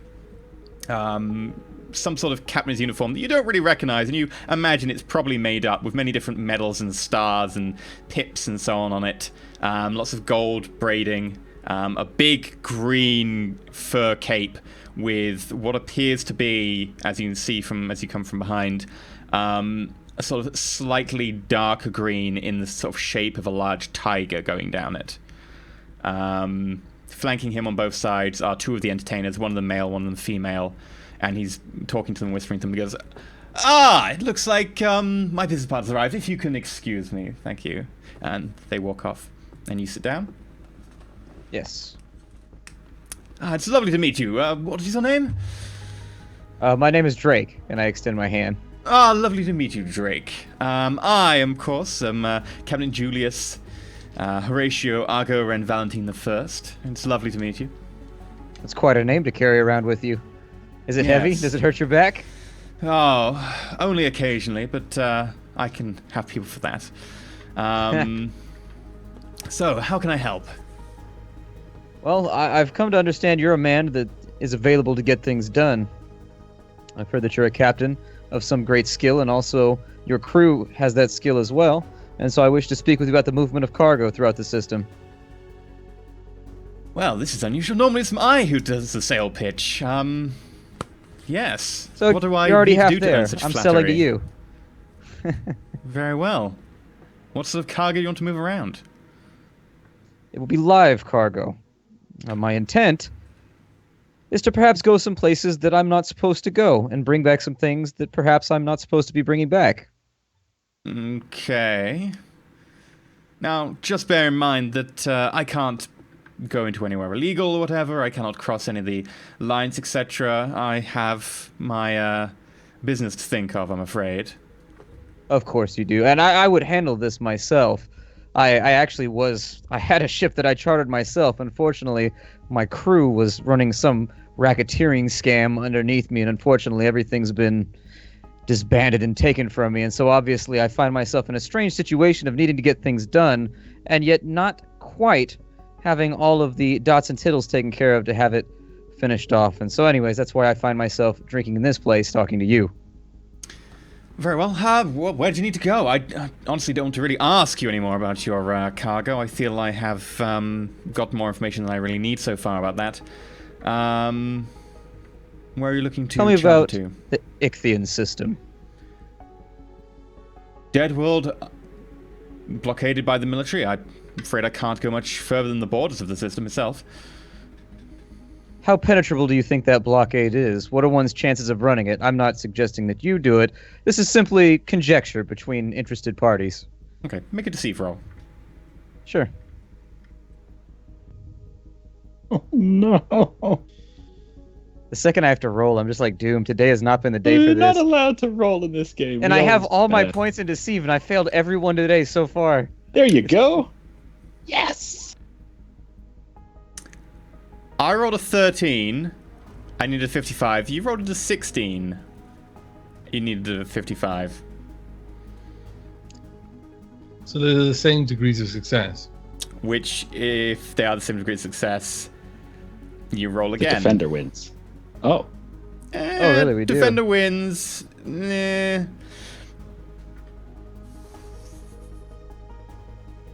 Yes, it's sort of the status quo remains, so he remains guarded. However, that is not something I would particularly know about. I do not tend to run Imperial blockades. Should you wish to enter the Ichthian system, most I could do would be sit at the edge of the solar system and not do any more much, I'm afraid. Should you leave past the blockade, I don't see any reason why I shouldn't then take you on passage somewhere else, but as for landing on the system yourself, that is something a little bit beyond my pale. Sure. Do you know anyone that takes that kind of work? Or anyone that would be interested in such a dangerous mission? Obviously, I have the coin to make it happen. It's just a matter of finding the right willing spirits. Well, I did recently, which is interesting now you ask, have a a crew in a ship who wanted to get in and out the Ixian system. The Midnight Runner. Okay. Small craft. No more than a cutter, really. Went into the Ixian system, came out the Ixian system, flew them over to Roch. They went down. Presumably never came back up. We waited around past the deadline and no sign of them. We got on our way. All right, then. Well, I'm already here. Shall we drink? That sounds like an excellent idea. Janine, yes. Another 2 of what my friend's having. And another one for me, thank you. Yes. So, who exactly are you? How do you mean? We've already made our acquaintance. I keep a smile on my face when I ask. Well, what do you do? Why do you want to go to somewhere like Ixian? I'll put it like this, because it is a legitimate question. Quite frankly, I'm bored. My entire life has been spent servants, money, lavish meals, and that sort of thing. I'm a duelist second to none, trained by some of the best masters there are. However, I need adventure in my life. I need to get out there and do something. I feel as though I've been riding on the coattails of my father and his ancestors for too long. I just want to experience the universe, and I want it to be powerful, and I want it to be exhilarating. None of this humdrum warp travel and that sort of thing. I want to do something on the fringe. Make a charm test with a +10. Sure. I'm actually going to fate that to auto pass it. Okay. Sure, you automatically pass with 4 degrees success? Yes. Right. You have to announce that ahead of rolling. I failed my roll, so yeah, you automatically succeed with 4 degrees success. Effectively, the night devolves into a few drinks. He basically says that he very much agrees with you. He does, however, pull you up on the being a duelist second to none. He actually shows you his power saber that he's got. Checked in at the front desk and shows you its fine embroidery and engravings on the hilt. Shows you sort of the very fine artistry. Do you show him yours? Sure. He does mention that he knows the blades from your planet, and he thinks very highly of them, etc. Although, while he recognizes a good craftsmanship in your blade, it is unfortunately not a particular power weapon. It's not even mono. No, it's mono. It is mono. I requisitioned it after the first, after the Forge World. Oh yeah, I forgot that you did that. They made it mono and they inscribed Anna Maria on the side of it. In which case, he would compliment that. That is very fine work. And you get talking, etc. Basically, you become acquaintances, let's say. He certainly appreciates your tastes and your sense of a sort of a bohemian lifestyle. Space bohemian lifestyle. We boho it up. That's how we do. Oh, yeah. Us and our fur coats. I assume you have quite a few drinks because he is trying to have both of you have effectively a drinking contest going on. Oh, yeah, we're having a night of it. Okay.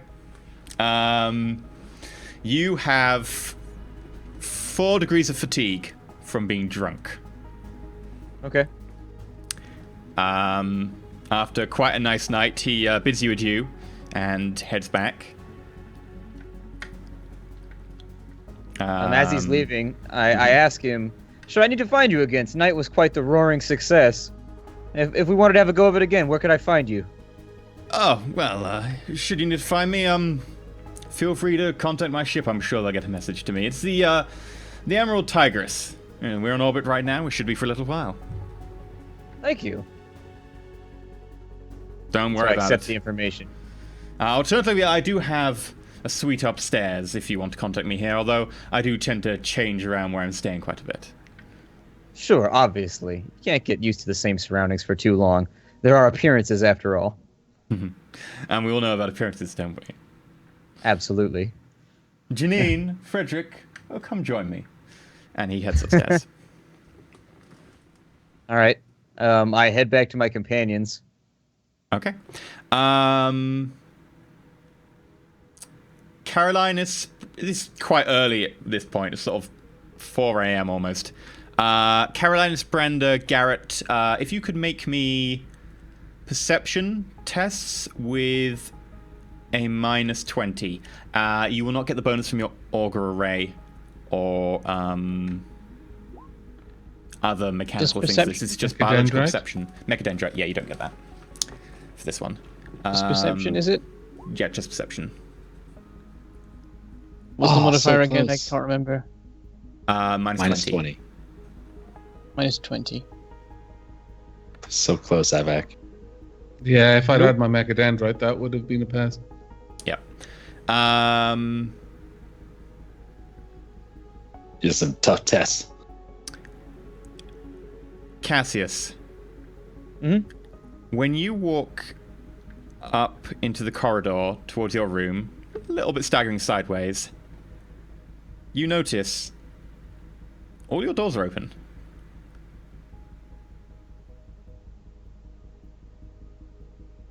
Like all the doors to our rooms are open?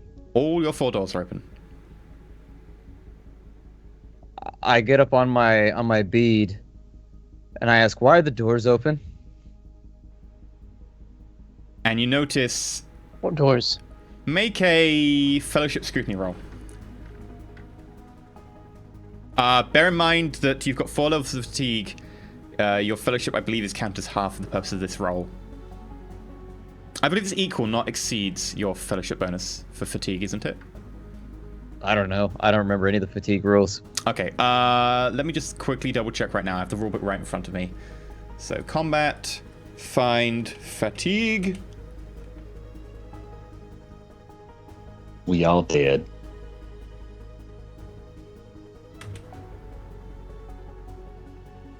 Really hoping I'm not in that room.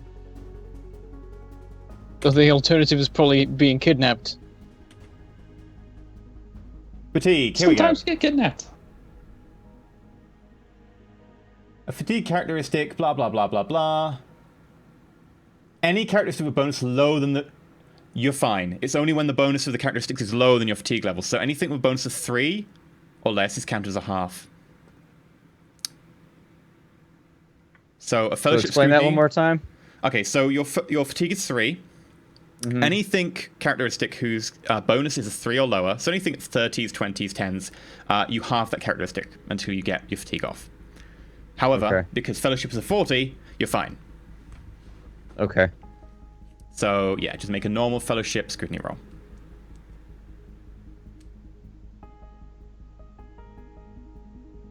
Come on, you can do it.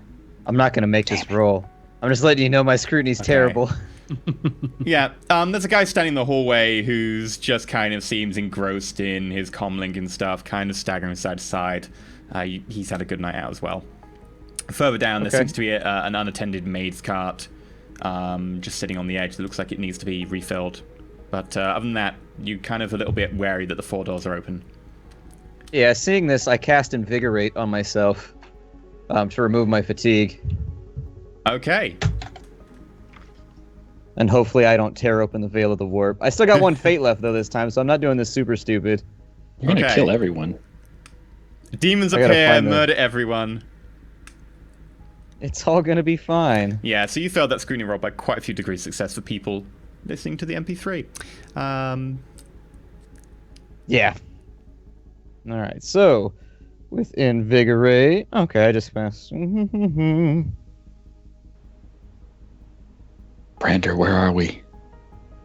Don't know. You're dreaming. Okay, so I'm going to try and cast dear. Invigorate at Psi rating 2. Okay. That gives me... How is the Veil here? Normal. Normal, okay. There's a I chance. guess he didn't get a response when he micro-beaded. Yeah, did anybody else hear my broadcast?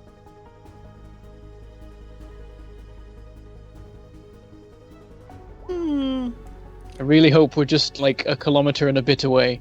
There it is. Nice! You did a thing! Yeah, demons. Branda, Carolinus, Garrett, you don't have your microbeads on because you're asleep, do you? Or do you wear them when you're on? I guess you would. I'd wear mine while asleep. That actually fits your backstory. Yeah, okay, so Branda, you can make a perception, an awareness roll. Just straight awareness. I lose Right. 2 fatigue. I did Okay. it. Right. Oh, about 31. At this point, Branda, you wake up. You kind of heard something in your ear, and then you open your eyes and you feel suddenly very awake, because walking into your room, brandishing a sidearm, is some guy you've never seen, looks somewhat bulky, wearing vague armsman uniform. Yeah, it's time to roll initiative. I will need to roll a new map for this, though, because I hadn't planned on this one. So let me just create a new map really quickly. Dear God, where do I keep all the maps for these things? Dear God. Dear The good thing God. is my like Branda keeps all his weapons like as close to his bed as he can without like rolling over onto them in his sleep. Yeah, your chainsaw's kind of propped by the bed, your pistol's under the pillow. I'm just glad my fatigue's gone. That's all I care about. I'm actually effective now. I've even got the revolver on the bedside cabinet. Or the revolver, the flintlock. Drinking as a psyker is the best. You get to like come down whenever you want. You're just like, invigorate. I'm good. Unless you tear open the universe and kill everybody over a Yeah, hangover. that sucks. That part really does suck. That would suck to blow up a planet because you didn't want a hangover. You're like, well, it was an indiscretion. Planets have burned for less. Exactly.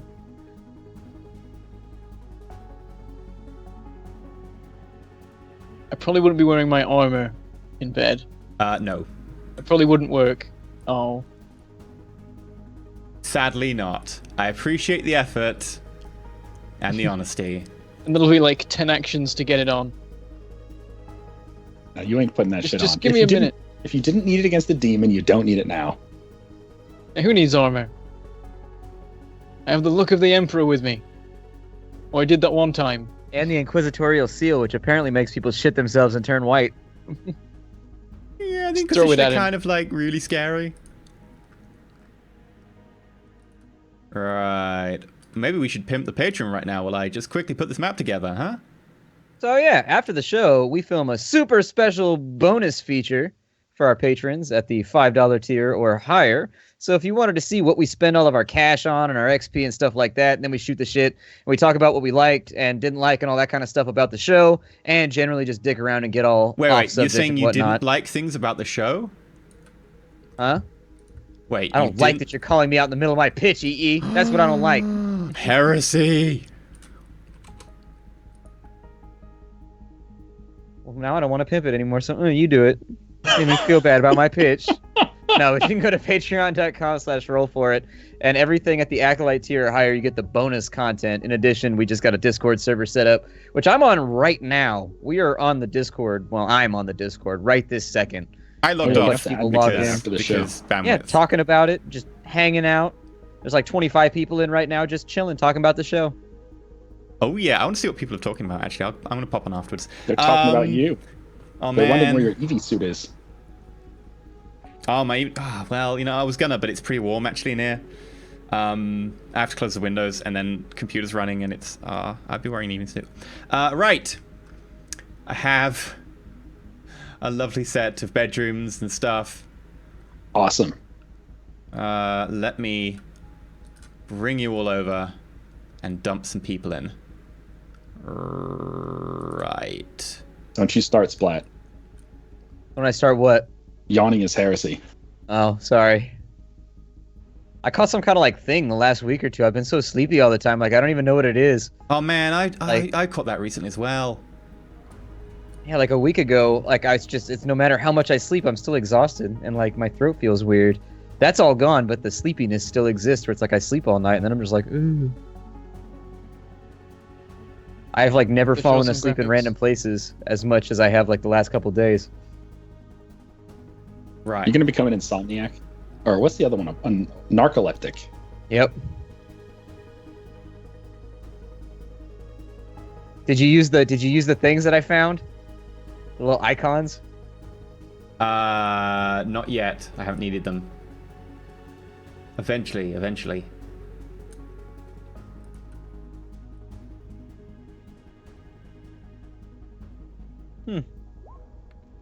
Well then. I have the initiative. We can use it.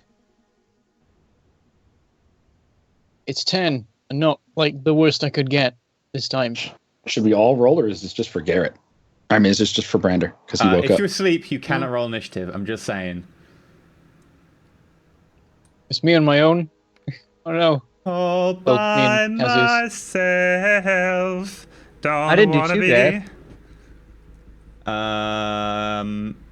Right.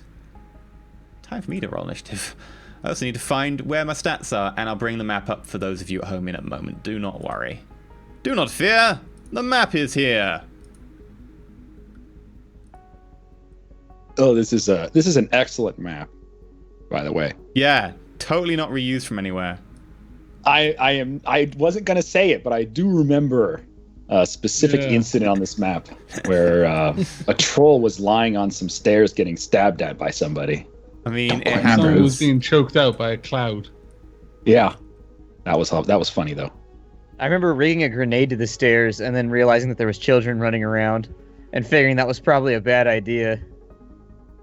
And paying small children to put themselves in the line of harm so that we would know if the enemy had pulled up outside. We had little kid snitches. Oh, wait, that should be initiative.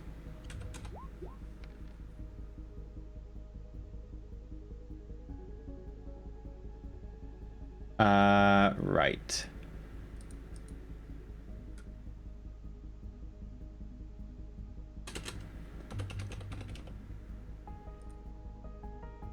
Because we're in quite a busy area, so the chainsaw is going to make so much noise, but then they have guns, so maybe it doesn't matter. I hope they're not like brutal ass bolt guns or anything. Can a normal man carry a bolt gun? They have If normal it's meant, human Things are sized insane. bolters. yeah, if it's meant for a normal human.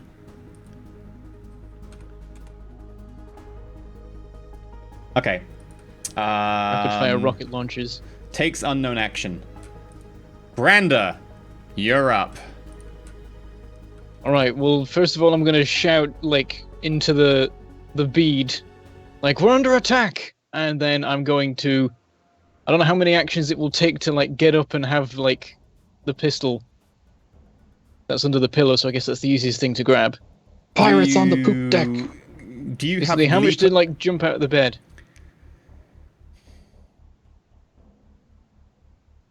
What's the prone rule? Like, how long does it take you to get up from prone? It takes That's your what I would half use. action, and it also takes your full action to get a non-readied weapon. Would it be half because I've got quick draw? It is half because you've got quick draw. So half action, you draw the pistol out really quick from under the pillow. Half action, you leap up. You're now You standing on can't top of your shoot bed. from prone? Come on. I guess I could shoot from the bed. Does that That's work? true. Yeah, You you can can lay shoot from back prone. and you can shoot him like a lazy boy. Just Yeah, alright. okay. So, like, what the... Yeah, look at you that. can Okay, at point this blank. is- Plus, if you're laying down, he gets minuses because you're prone. So what weapon is this you're firing? Actually. This is the stub automatic. Okay, are you firing that single or semi-auto? Oh, unload on this guy. Yeah, let's try semi-auto. What is that? For Roll. every 2 degrees success Five. over the first, you get an additional hit. So you don't get the plus 10 because that's only for singles, so it's just a plus 0. You get a plus 30 for point blank, however. And this guy Oh. is surprised by how quickly you acted. So I'm going to give you another plus 10. Okay. Till it goes like click, this. Brander. Till it goes click. Oh. Okay, so you I got was a tempted to fake that, 60 but it is a success still, so... You got a 63 I and mean- an 86, which is 3 degrees success. You hit him once. You hit him twice. You hit him in, I believe that is the body followed by the arm. I think I'll have to double check those, but it doesn't really matter. You hit him in the body and then the arm. How do you Roll quantify damage the twice? second hit? Yes, you rolled damage twice. 9 and 9. 9 and 9. Wow, okay. Let me look at my character sheet. He is currently not wearing his armsman armor. Lazy so armsman. He's wearing How much ammo does that use? You fire... What does it say in the semi-auto brackets? 3, I guess. He uses 3 bullets. That's what it is. Right. Expensive. And hit him with 2, I can't complain. Yeah, you True. hit him in the torso. It penetrates through the thin flak jacket he's wearing, knocks him back. You hit him in the arm, and this one tears most of the arm off as the bullet rips through the shoulder joint. He wheels backwards and just collapses behind the bed. Damn! You wasted his ass. Does How loud was still that alive? weapon? Yeah, how loud was that? Did anyone wake up? Carolinus, Garrett, make perception rolls. Again, with no bonuses for augury, etc. But this time, you know, plus 10.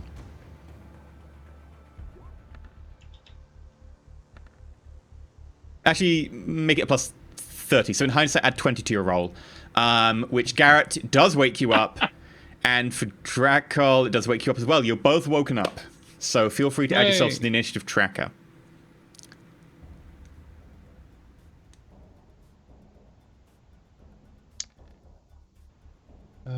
We add our agility modifier to this, that? Agility Is that bonus, right? yes.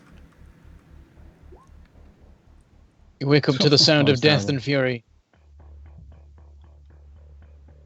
It's actually kind of fitting that we roll so poorly, Yep. considering we woke up so, like, Okay, Cassius, you hear gunshots from one of your friends' rooms. Okay, looking down the hallway right there, is that guy facing me or facing the other direction? He's just noticed you, and now that you're suddenly not fatigued anymore, you notice that he's reaching for something in a holster. Okay, so I draw my sword and I 2-step around the corner over to here. Okay.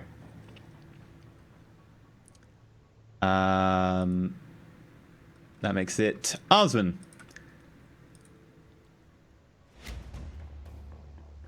Damn.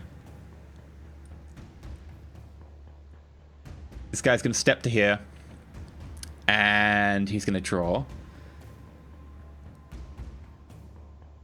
1, 2, 3, 4, 5, 6, 7, 8, 9, 10. That's not armsman. That's Nichols. Oh, he hasn't gone yet. Whoops. I forgot it's on a different initiative. Okay, Garrett, you see the armsman next to you cleave down with an axe on you. Ah! Right, I need select you. Characteristic is 30. Modifiers, you are prone in combat. Plus 30, I believe. Plus a single attack, plus 10. 88, needed a 70. He does, however, miss as you bleary-eyed sort of wake up and go, what was that? Toosh, straight behind you into the pillow. It would be feathers, but this is a low-class establishment. Bits of recycled sawdust poof, into the air behind you. Against It's an Carolinus, IKEA however. massacre. The guy versus Carolinus. That So what do I Ingvar see when dresser I will never open be my the eyes? same again. what is it that I see when I open my eyes, E? It is someone in ragtag, sort of boiler uniform kind of thing. Is he armed and bearing down on me? He is armed with a knife, Then and my he goes reaction to stab is you. to attack him with my Medicaid Mechadendrite. You can only do that when it's not him attacking. You have to do that between someone's turn. Unless it's a reaction that allows you to dodge an attack. But yeah, you can do Can that. I use my reaction? Not during Isn't that his what a turn. reaction term is? No, reactions Oh, right. take place outside of your turn, but you can't say, someone's else attacking me, I'm going to stop by attacking them first. You have to take a dodge or a parry. You can attack at some other point. He let stabs me you in know the torso. What my character could see when he woke up then. Yeah. So he leans over you and it stabs you in the torso with a knife. This knife does relatively well, actually. Enough degree of success that he can basically pick the damage. Okay. He is going to pick it to not be a 1, which he rolled. So it is 8 with a penetration of 2 to your torso. Does that do no damage? What did he roll? 8 damage, penetration 2. No, but what was his attack roll? 24? 24. So that meant he hit my... Oh, did he call a shot or something? 42, inverted body. Oh, 42. Yeah. I'm not wearing my armor, which is Good point, yeah. +4. So I need to take 4 off that. He does... he ignores How much your damage, sorry? 8 pen 2, so he does 4 damage to you. Because he ignores your subdermal armor, because that's 2 armor. Yeah. So you take 4 damage in terms of wounds. Okay. As the knife sticks into your chest a little bit, and he yanks it back out, blood streaming from the knife. Squirt, squirt, squirt, squirt, squirt. We need some like red confetti for this. Indeed. But then I gotta clean up red confetti after every single session. You have a dog. I'm just going to say that's probably actually incorrect. You should just take 2 wounds. Because I'm not sure how the rules say it. If you get enough degrees of success, you can instead replace the roll with the number of degrees of success. Or you can replace the number rolled. Because a d5 is technically half the number rolled. Right. So I'm going to say that it is half the number rolled. So a 6 halved. Because it's a d10 half for d5. So that should be a 3. Right. So that'd be 2 less damage to you. Okay. Just a point of... Can I make the bookkeeping. reaction attack now? Yes, you can now make your reaction attack. Can you do that when prone? Yeah. You just suffer Yeah. a negative to hit. What's the modifier? But the it's minus negative? 20. Sorry, what was that? Minus 20. Nice 20. You got this. Oh, I most certainly do not. Do you want to wait until you stand up? Okay. Yeah. It was close. 83 needed a 7. No, the Mechadendrite actually spears through the lampshade nearby and starts waving that around. He partied too hard. He's got a lampshade on his head. Yeah. He's a party dendrite. The Michelangelo of dendrites.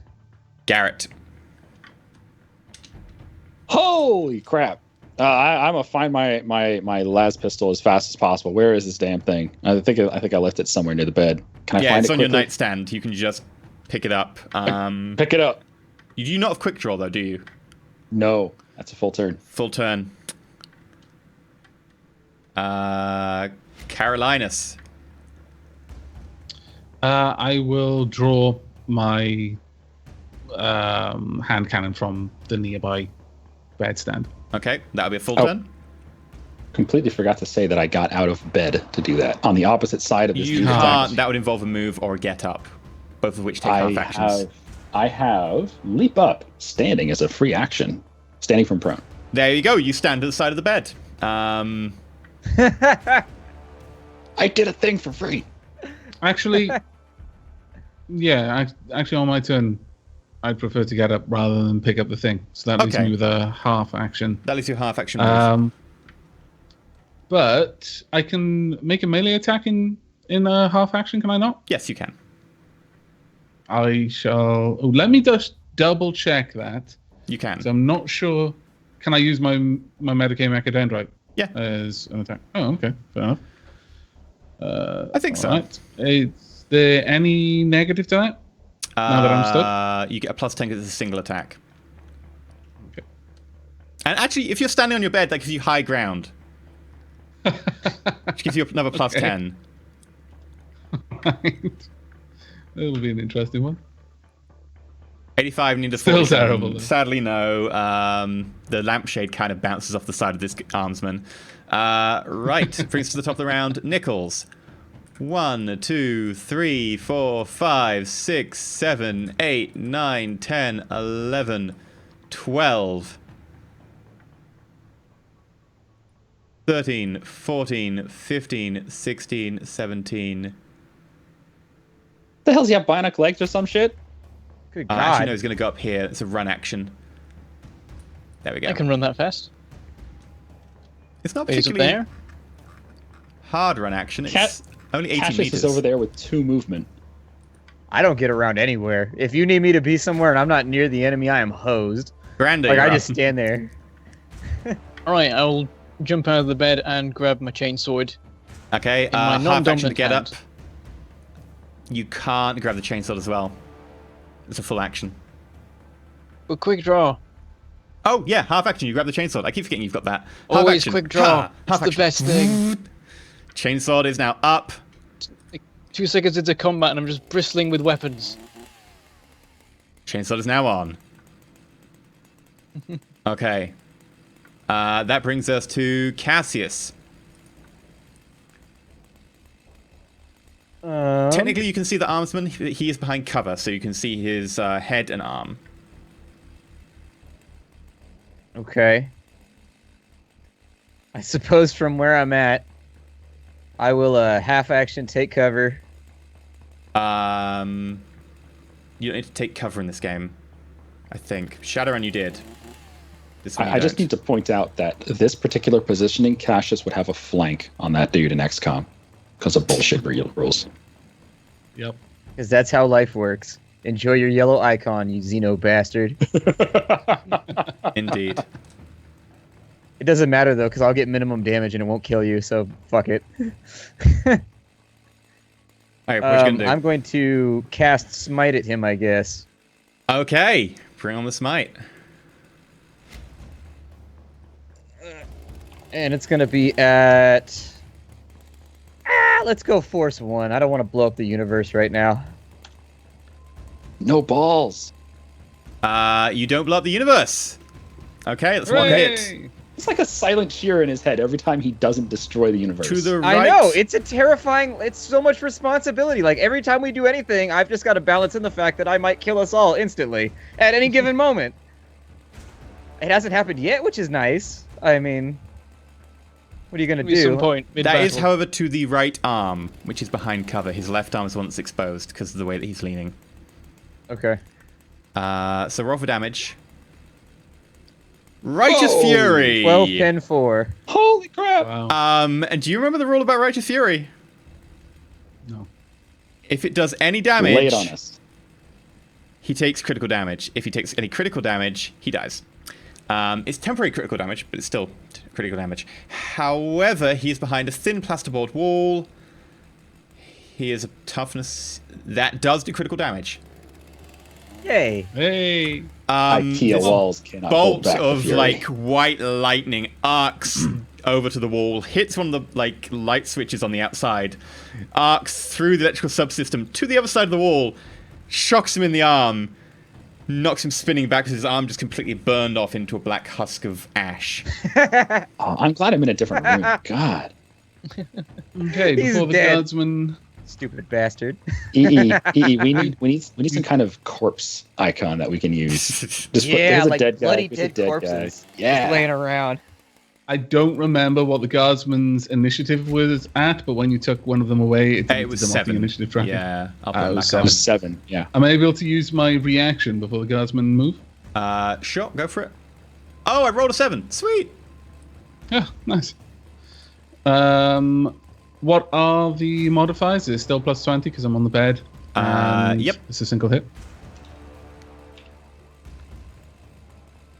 Oh, I just get these horrible rolls. In fact, at I'm this gonna point, fake that you one. like managed. I'm gonna fate it. Okay. rolls are so okay. bad today. I'm gonna fate it. I know On the rolls have been just garbage all day. But on the plus side, they've been so shit that we haven't burned fate on them because we know it's going to fail anyway. 95 re-rolled Still to an terrible. 87. You needed a 47. Still terrible. At this point, you actually spear like the book of the Emperor that's actually presented in all of the rooms, like the Gideon's Bible, and you spear that onto the end of the chain blade on your medical metagendite, and you've now got these 2 things hanging off of it. Throw it at I'm the gonna guy. beat him to death with the Book of the Emperor for being such a heretic. Are there Gideon Bibles in England? You guys have those too? Oh yeah. They get handed out everywhere. You got Books of Mormon now too at all the hotels. I've seen them at hotels all over the world, man. They're everywhere. Wow. Right, Nichols moves up to there. Brander, that door is actually open. You can just about see Nichols leaning around. Brander, you're up. I'll aim and fire at him Okay. with the stub-automatic. Are you doing a semi-auto burst? I don't get like close range this time, do I, or anything? You get short range, you don't get point blank. Okay. So you get a plus 10. And you get a plus 10 for aiming, so you get plus 20. I'll do the semi-auto. Okay, so you get plus 20. What's that? Is that overall? Do the thing. Yes. Alright. Ooh. 63, needed a 66. You hit with one bullet, the other two going stray. Sure, that turns out to be a 36, which is torso, which is behind cover. Roll damage. Damage. I'd be going automatic all the time 10. if I had automatic weapons. Okay, the bullet manages to go through the plasterboard of the wall, impacts into him. Ugh. But it seems like it was stopped by his sheer physical toughness or armor. Cassius. Okay, what is it that a run action does? Is it times 3 or times 4? Times 6. Oh, it's times 6. I can actually get around. Okay. A little bit. I'm just gonna do so I can move to.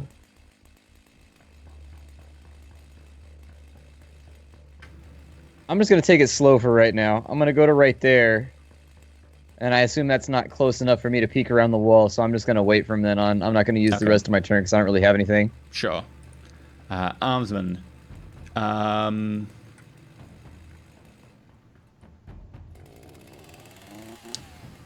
He moves forwards to close with Garrett and swings with his axe. Garrett, no! No! Right, now he's on the bed. He gets a plus 10. He has single attack, plus 10. Let's roll for this. Roll for it. Roll for it. Ugh. Can we get the fly dancers from Living Color to do that? Just say that line, roll for it, and then dance. Boogie. We should totally do that. 58, needed 50. He swings with the axe, and as you bend down to pick up the las pistol, into the headboard above you, rips it out. Versus Carolinus. Takes a half action to move onto the bed, so that you no longer have that advantage. Pillow fight on the bed. Yep, that's how it works. Actually, screw it, he's not. Half action, pulls out the last pistol in his pocket, auto pistol in his pocket as he drops the knife, and then shoots. Going to use full auto. He is in combat, not point blank. Is full auto a half action? Yes. Okay. I think But you gotta get. any of those. You can just decide what mode it is for just a regular attack. You gotta get dual wielding, and then you gotta go full auto with both of them, or semi-auto with both of them. True story, man. It'd be so raw. Modifier Like you land minus- 27 hits. Yeah, but then you're gonna be like Bentham, and he's gonna have 2 bullets. It's like, Carolinus, bullets stitch around you as he goes up the headboard, up the wall, like part of the plaster shatters and falls to the ground. However, he tried to draw and fire without really taking much stock for the recoil, and the bullets mostly sort of head off into the ceiling rather than hitting you. Thank goodness. You do notice that one of them impacts into the Emperor's word that you've got stapled to the end of your medical when you let go. Heresy! Garrett, you you're up. stabbed it first. All right, I'm ahead. I'm ahead to the corner and get away from this axe wielding maniac. If you do that, he'll get a chance to attack you. What, are we in melee range? I thought Yep. it was like 2 tiles away. No, All he's in all melee range. I thought All right, he I'm was just gonna- hitting you. I'm just gonna. Well, okay, fine. I'm just gonna aim for head, and call shot head. And you said there was like a power shot you could do with a las gun. Yeah, so free action, you can switch it to full setting or like half setting. If you go full setting, you'll get +2 damage, +2 penetration, and your las pistol gains the unreliable and loses reliable. And the difference between reliable and unreliable? Reliable only jams on a natural 100. Unreliable will jam on a 91 plus. All right. Yeah. Hell, let's do it. Let's go for whatever Okay, the this will massive damage use one is. 4 shots of ammo though. And Okay. it looks like Skype may have crashed. Nope, Skype's good. Uh-oh. It's good for me. Skype's fine. Let me just check. Is it this? Can you Yeah. hear us? Yeah, no, Skype was fine. It just forced me out of the call screen. Because Skype is... How bizarre. Anyway, yes. So yeah, you thumb it onto that. It'll take 4 shots each time you fire it now. Oh, fantastic. All right. Ba-da-dow. Called shot head. Come on, let's do it. Okay. Plus 10 because it's a single shot. That's it. Plus 10 aim. for close range, right? No, not in combat. You don't get any bonuses for close range. Okay. Did you aim it? Yes, aim and then shoot. Okay, so that's plus 20 in total. 10 for aim, 10 for single shot. It does, however, instead... No, I have to do this. I have to fade it. It was a You gotta fade it. 95, so I'm glad you've gone for the fate there, otherwise that would be a jam. Wow. These rolls tonight, it's just no. With 57, target There we go. 80, that is a success. I need you to melt a hole in a guy's face where it just hits him right there, and then there's a hole, and they just fall that over. might happen. Let's find out. Righteous Fury. Now for the Righteous damage Fury. button, do I just type in +2? no. Well, when you roll damage, just add 2 to whatever it rolls. So just hit roll damage, and then just add 2 to it. So that's 13 Okay, in total, 13. with pen 2. He's not wearing head armor, so the pen 2 doesn't really matter. And also, that is enough damage that there's a loud... You haven't fired this last pistol on maximal setting before. It goes... And there's quite a bright flash. And there's just a small circular hole in which you can see brown, burnt flesh in an exact cylindrical line through to the end of his skull, and a little bit of daylight out the back as he collapses to the ground. Does the vault just carry on going through like all the rooms? It does go up into the ceiling and then is lost as it goes out the ceiling and into someone else's You floor. hear in the distance, David! Here's some fine china crashing to the floor. Damn it. Carolina's, you're up. Okay, all right, for my turn, I am going to reach and ready the hand cannon. Okay, It's going to take a full action to do. you've got the hand cannon. And then before Nichols acts, I'm going to use my... Oh, actually, no. Who's the head of the round? Nichols is the head of the round, so I'll do it Yeah. after Nichols. Okay. So Brander being nicely stood there, Nichols is going to take aim. In fact, 1, 2, 3, yes, within range. Nichols walks in, pulls up a shotgun. Oh, dear. Point blank range. It's the first death. It's the first death. Oh, No, if the demon couldn't take out Brander, then this punk can't do it. The demon didn't have a boomstick. He had voodoo magic. Point Different. blank is plus 30. Single shot plus 10. Dodge! Dodge! Shotgun plus 10 as well. that's the plan. Oh, dear God. I'm just gonna. 26, I need an lot of 85. Oh, my lord. This is the point where I dodge. This is the point where you dodge. Okay, what's All the the fate. modifier?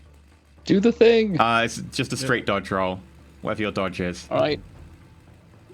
Don't die. No. 72, Fate, 74, fate, needed the fate, 48. fate. It just would reduce his degree of success. It wouldn't actually really help. I think you're going to have to weather this one. Right. I'm fating this. It wouldn't... okay. 0-5. Yeah. See? There you are. It won't help. 5. Okay. That is 5 That degrees went well. success. Well done. He still hits you. However, for only 1, 2, 3, 4, 5, 6, 7, 2 degrees success. Which is a lot better than 7. Right, so the damage on a shotgun well, is D10 plus 4, but you get plus 3 at close range. Wow. 10. What did he roll? 3. He can't increase that anymore because his degree of success were only 2 after your dodge. Otherwise, he could have increased that to 7, so it would have been 14 damage. 10 damage minus your toughness and any armor. You're not wearing any armor. Where did it hit? All right, my toughness is 4, so it's wait, what was it? 10 torso, I believe. Is it 10 minus toughness? Yeah. Yeah, 52 Right, is I body. take 6. I'm on 5 wounds. Dear God, you're a tank. Okay, the shotgun goes off and hits you like full in the torso, mostly over one pec and shoulder, but you probably take the brunt of it. And you're knocked against the plaster wall, still holding your weapons. Blood starts trickling down your torso from all this shot that's impacted into you, bleeding, cut open flesh. And you just grit your This is teeth. my first damage, I think. You can take it. This is in the Emperor's It's just a name. moment of... You shot me! Yep. And Made me you hit bleed me! my blood. Now, Nobody makes hits bleed me. my own blood. Caroline, you said you want to take a go. Yeah, I'll have my Medicaid Mechadendrite make an attack of opportunity against this guy. Oops, I constantly type that in wrong.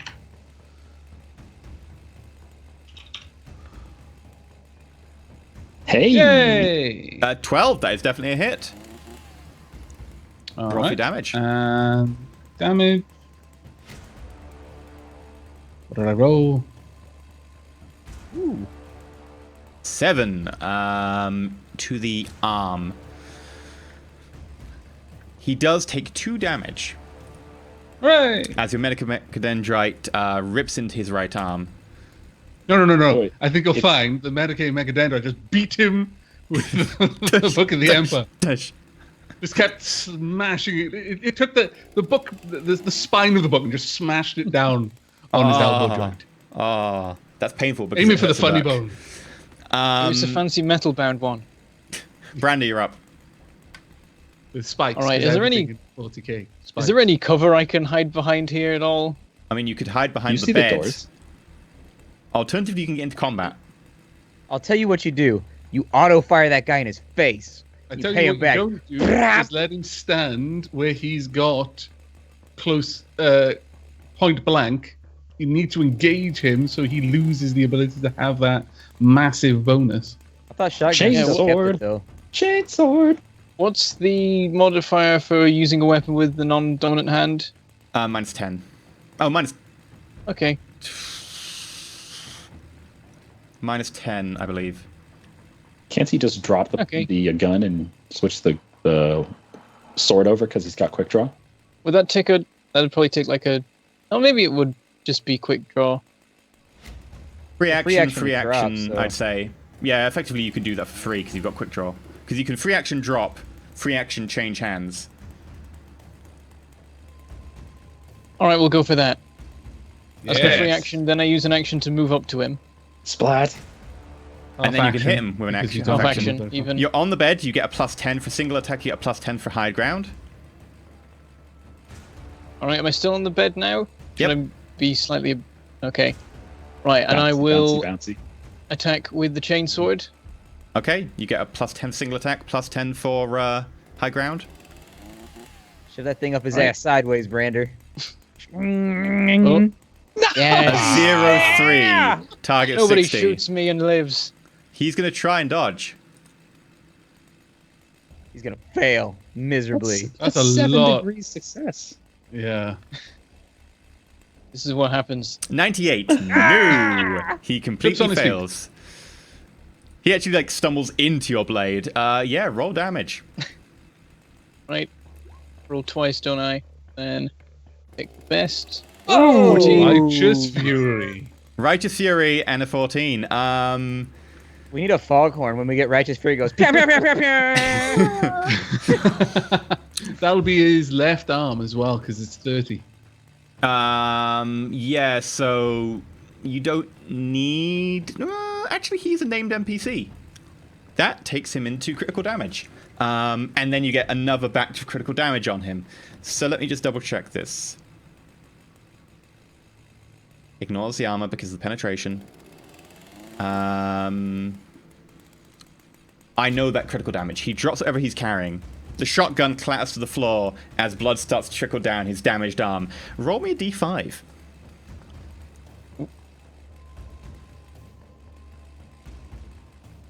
Second. Oop. Did I do it? There it is. 2. 2. So he counts as also having, because of the way Righteous Fury works, taken a temporary critical damage. He doesn't take any wounds from it, but he suffers effects of a 2 on the critical damage table. If I can find it. Energy, no. Explosive, no. Impact, no. Impact, no. Rending. Arm, 2. Was it tearing? He suffers a level of fatigue and releases anything he was holding. Okay, he suffers a level of fatigue. As the chain tears into his arm, exposing flesh. Cassius. I'm gonna make a run action, I guess, to try and go help Carolinus. I was gonna go help Brander, but I think he's fine. So, How would you know? How do you know? I wouldn't know. I don't even know he's been shot right now. So, You hear the sound of like shotgun going off, and you hear some screaming in the room. You don't even know anything going on in Carolinus' room. And then someone like, so 12 gets me he's to good. there. Bear in mind, you run don't know action. anything about what's going on in Carolinus' room. yeah. Yeah, well, Carolinus I mean, doesn't even have a micro bead. He can't tell you anything. You can't hear anything really from in there particularly well. So I guess I sit in the hallway because I have no Well, idea you what's going on. Well, you According know a to guy ran in everybody. front of you and Machine directly gun went into Brander's room, and then you heard fire from in there and screaming. Yeah, so of course Cassius goes to his room and has a nap. Yeah. So has anybody shot at Carolinus? I thought Carolinus got Yeah. shot at. You don't Yeah, know wouldn't I anything hear about that what's going too? on. Well, you hear gunshots and stuff. No one's actually shot Carolinus, though, I don't think. Yeah. Oh, no, yeah, Yeah, he the pulled out his auto pistol pistol. and shot everywhere. Make a perception check. Hear what sounds like a book hitting someone. Thump. Thump. Power of the Emperor compels you. You don't know where those gunshots came from.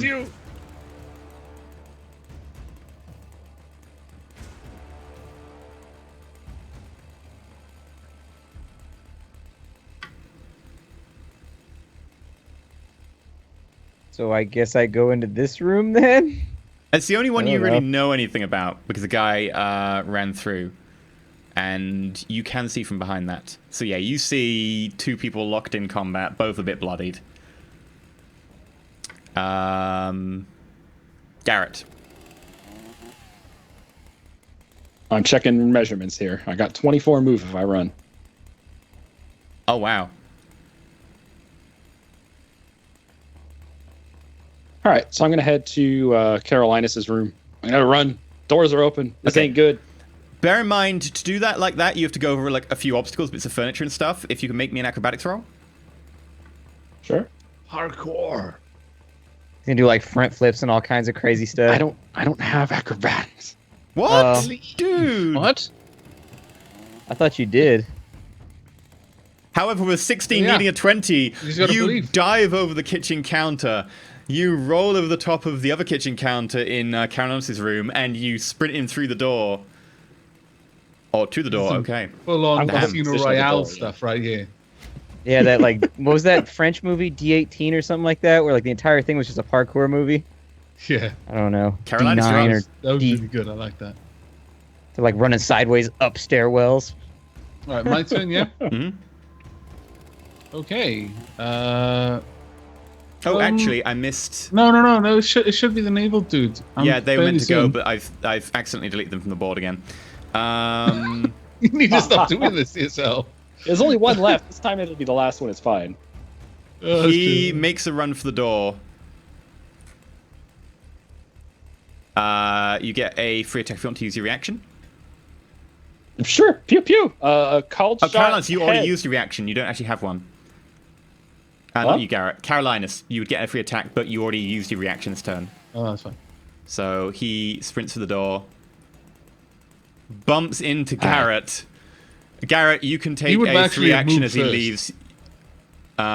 Yeah, but because I screwed up, it doesn't matter. Garrett, you can take a free attack as he leaves you. Okay, called shot head. Pew pew pew pew. I do Okay, can I do another one of the really heavy shots? Sure. You don't get the bonus for point blank because he's technically in combat when this happens. But you get a +10 for single shot. And then do I get aim for this or no? No, it's a reaction.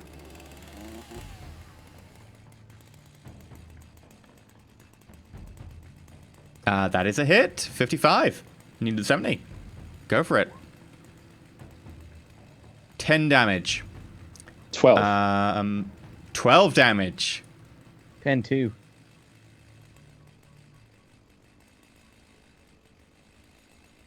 The perfectly aimed shot goes straight in between his shoulder blades, severing the spine, popping out the sternum in a flash of vaporized tissue and meat, and he collapses to the ground. Meat.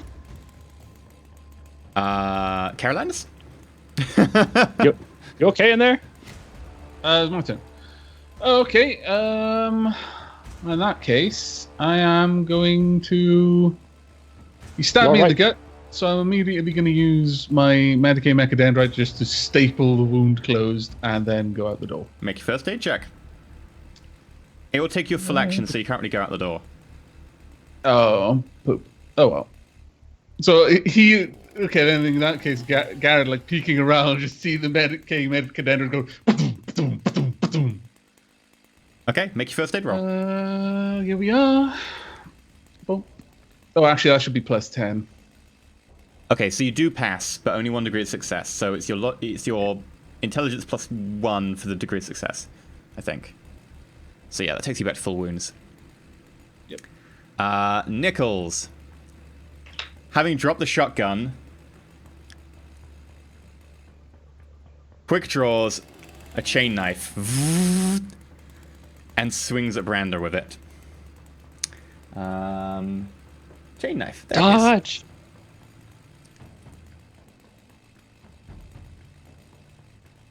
Modifier, single attack. 35, need a 45. That is a hit. Would you like to dodge? Yep. Okay. Would you Does like anybody to ever say no? dodge? Would you like to live? No, I'll take it. I don't Some feel like modifiers. dodging. No! No modifiers, isn't it? Clicking buttons no is modifiers. hard. Yep. 3 degrees of success. I got 2 degrees. You completely negate it as you take a quick step back as the knife flies in front of you, tearing open one of the buttons on your shirt. However, missing you You completely. definitely need to requisition a new uniform to I just sewed that back on, damn it. Brander, you're up. How battered is he at the moment? Is he like on his last legs? He's pretty badly hurt. Yeah, critical wounds. means If I almost dead. can, it would be good to try and get him alive. I don't know, like, would I stun or knock down? You need special What's traits the to really rule? do that. Like, I was gonna Oh. say You Shadow can Bunny do like could just, unarmed roll- stuff to like grapple and try and keep him down, but that's kind of tough for you because you're not a super strengthy character. I mean, I'd like him alive if possible, but I don't know if there's an option. I'll shout, like, while I'm doing whatever I'm doing, if it doesn't kill him, I'll shout to Cassius, can you knock him out or something? Use your magic stuff. And then I aim and technical swing term. with the chainsword. Okay. If bear in mind, a number of the damage Psycho options Braino. result in him unconscious and not dead, so there are things that can happen. Sure. +10, +10, +10, single, aimed, bed. So He ain't gonna 30? survive this. I very much doubt You're it. gonna saw his head off like a chunk of meat. He's going to try and That dodge. worked. I have a feeling that this dodge might not work. 82 is right leg. He rolls a natural 100. He completely He dies face anyway. plant. Roll damage. Goodbye, leg. Bear in mind you have 6 degrees of success, so you automatically get a minimum of 6. 12.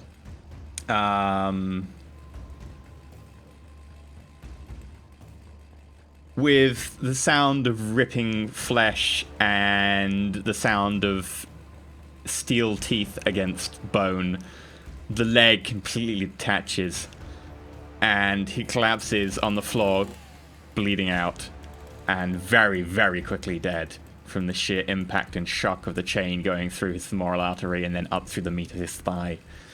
I say to Brander, you know, when you tell me to knock him out, and then you saw his leg off, it sends a bit of a mixed message. He had a knife, and he shot me. Look, he shot me. Fair enough. I All right, kick well, the corpse. I'm going to run over where I still hear commotion.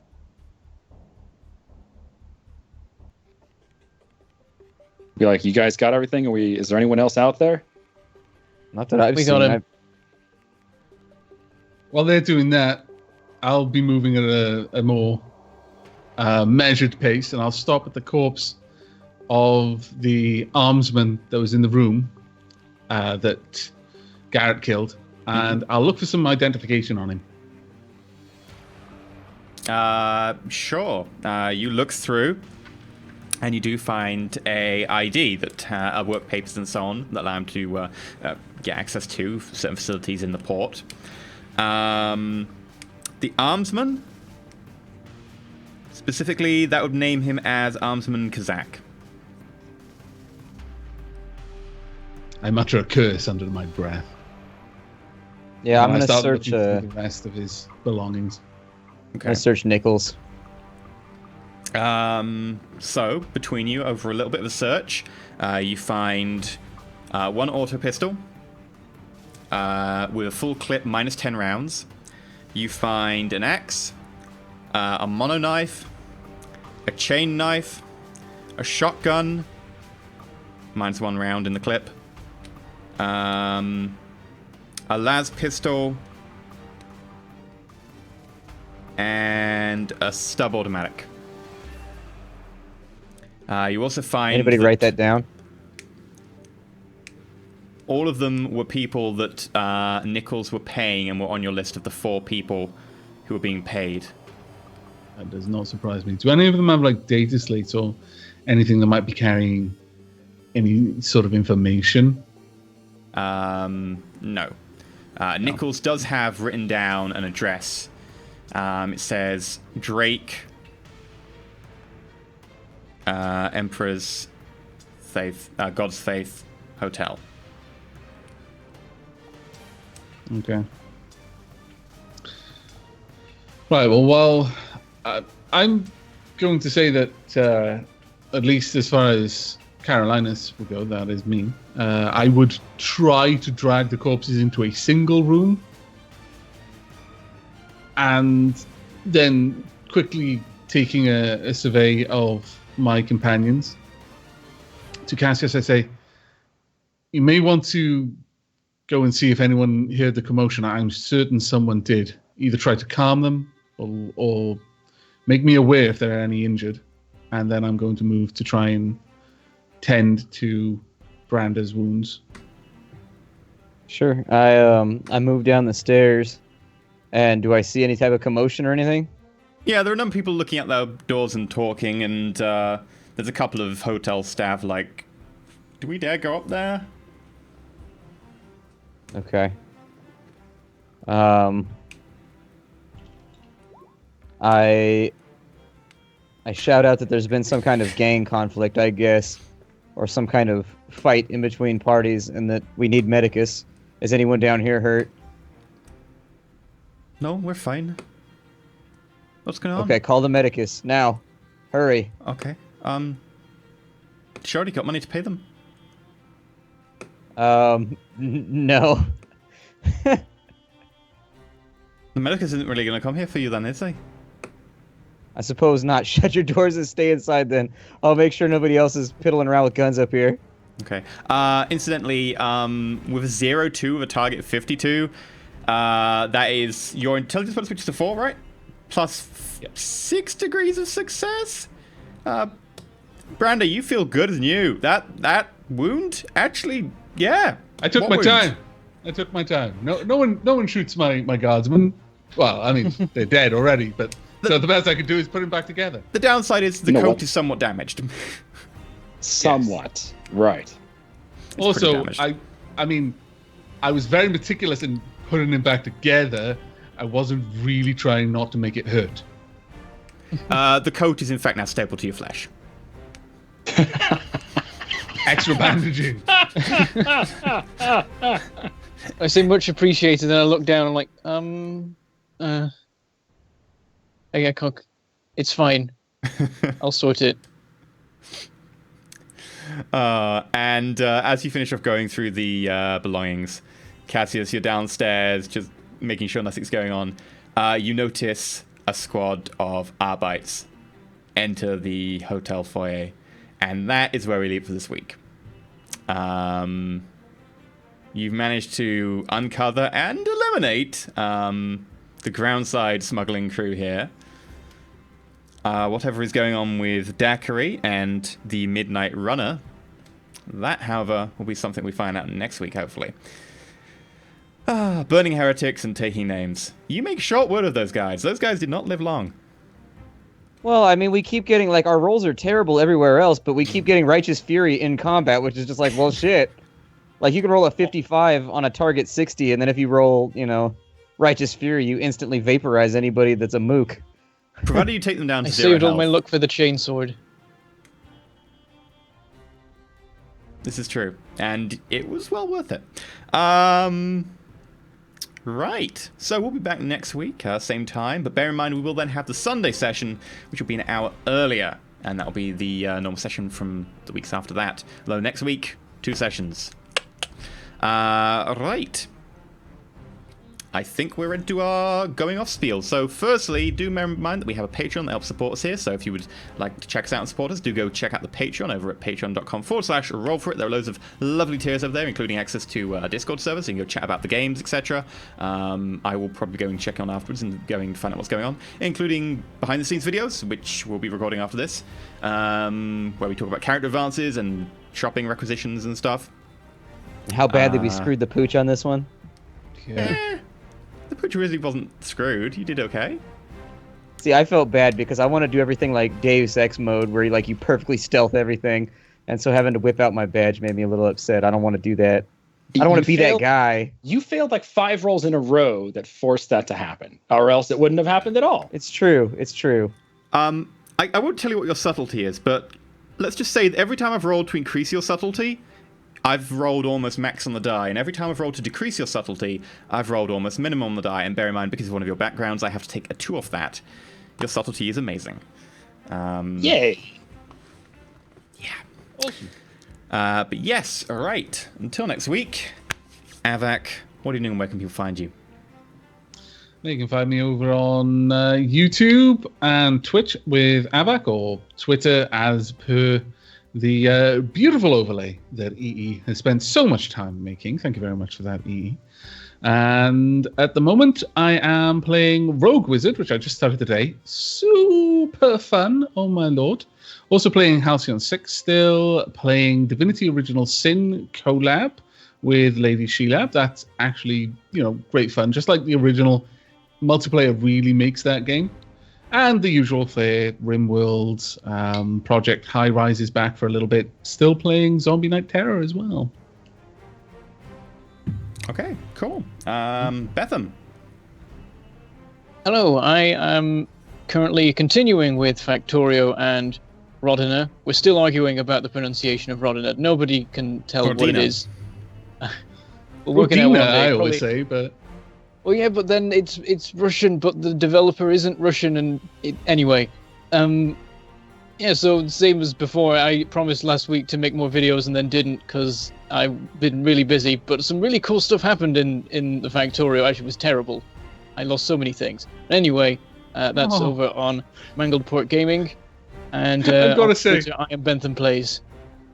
The reference you made just to Factorio there are a few times when I play a game and it really hurts, like when Iris died in Final Fantasy VII, that hurt my soul. And when that happened in your Factorio Let's Play, that hurt my soul as well. It's an equal level of pain. I felt a loss deep down in a place inside my being. And wow. I nearly reloaded and pretended the episode didn't happen, but I was like, no, the people must see. They must have more revenge. Oh, your courage is a guiding example to us all. Indeed it is. Shen, what are you doing? Where can we find you? I am playing Tropico 4 Modern Times. I just finished Tropico 5, so I went back to Tropico 4, and I think after that we might be doing Tropico 3. It's possible. But because it's Tropico, all of the music is completely not allowed on YouTube, so it's not going to YouTube, unfortunately. So if you want to see it, come follow me on Twitch. It's twitch.tv/Shenrer. There we go. Go check that out. And, of course, Splat.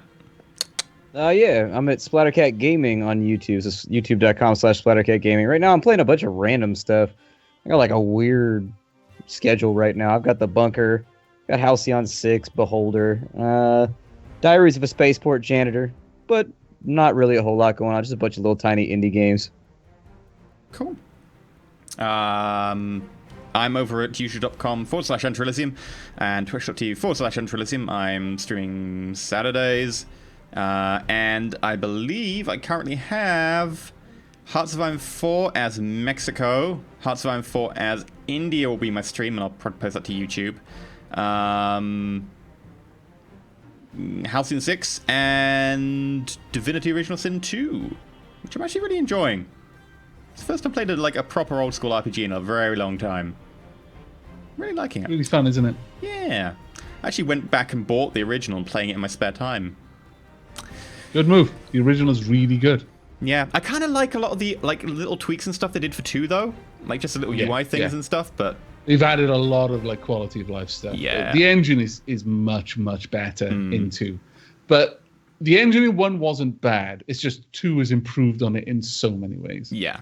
Like, the same cause there, but anyway, we're going to go and record the after show now, which is available to Patreon backers. Thank you to everyone who came along, sub, Patreon, tipped, subscribed, whatever you did, including if it is just shouting at us in chat and purging the heresy wherever you find it. Do go check out the fans subreddit, where you can all go hang out and talk about heresy, over at reddit.com/r/Roll4It. That should be easy enough to find. But until next time, just remember to roll for it.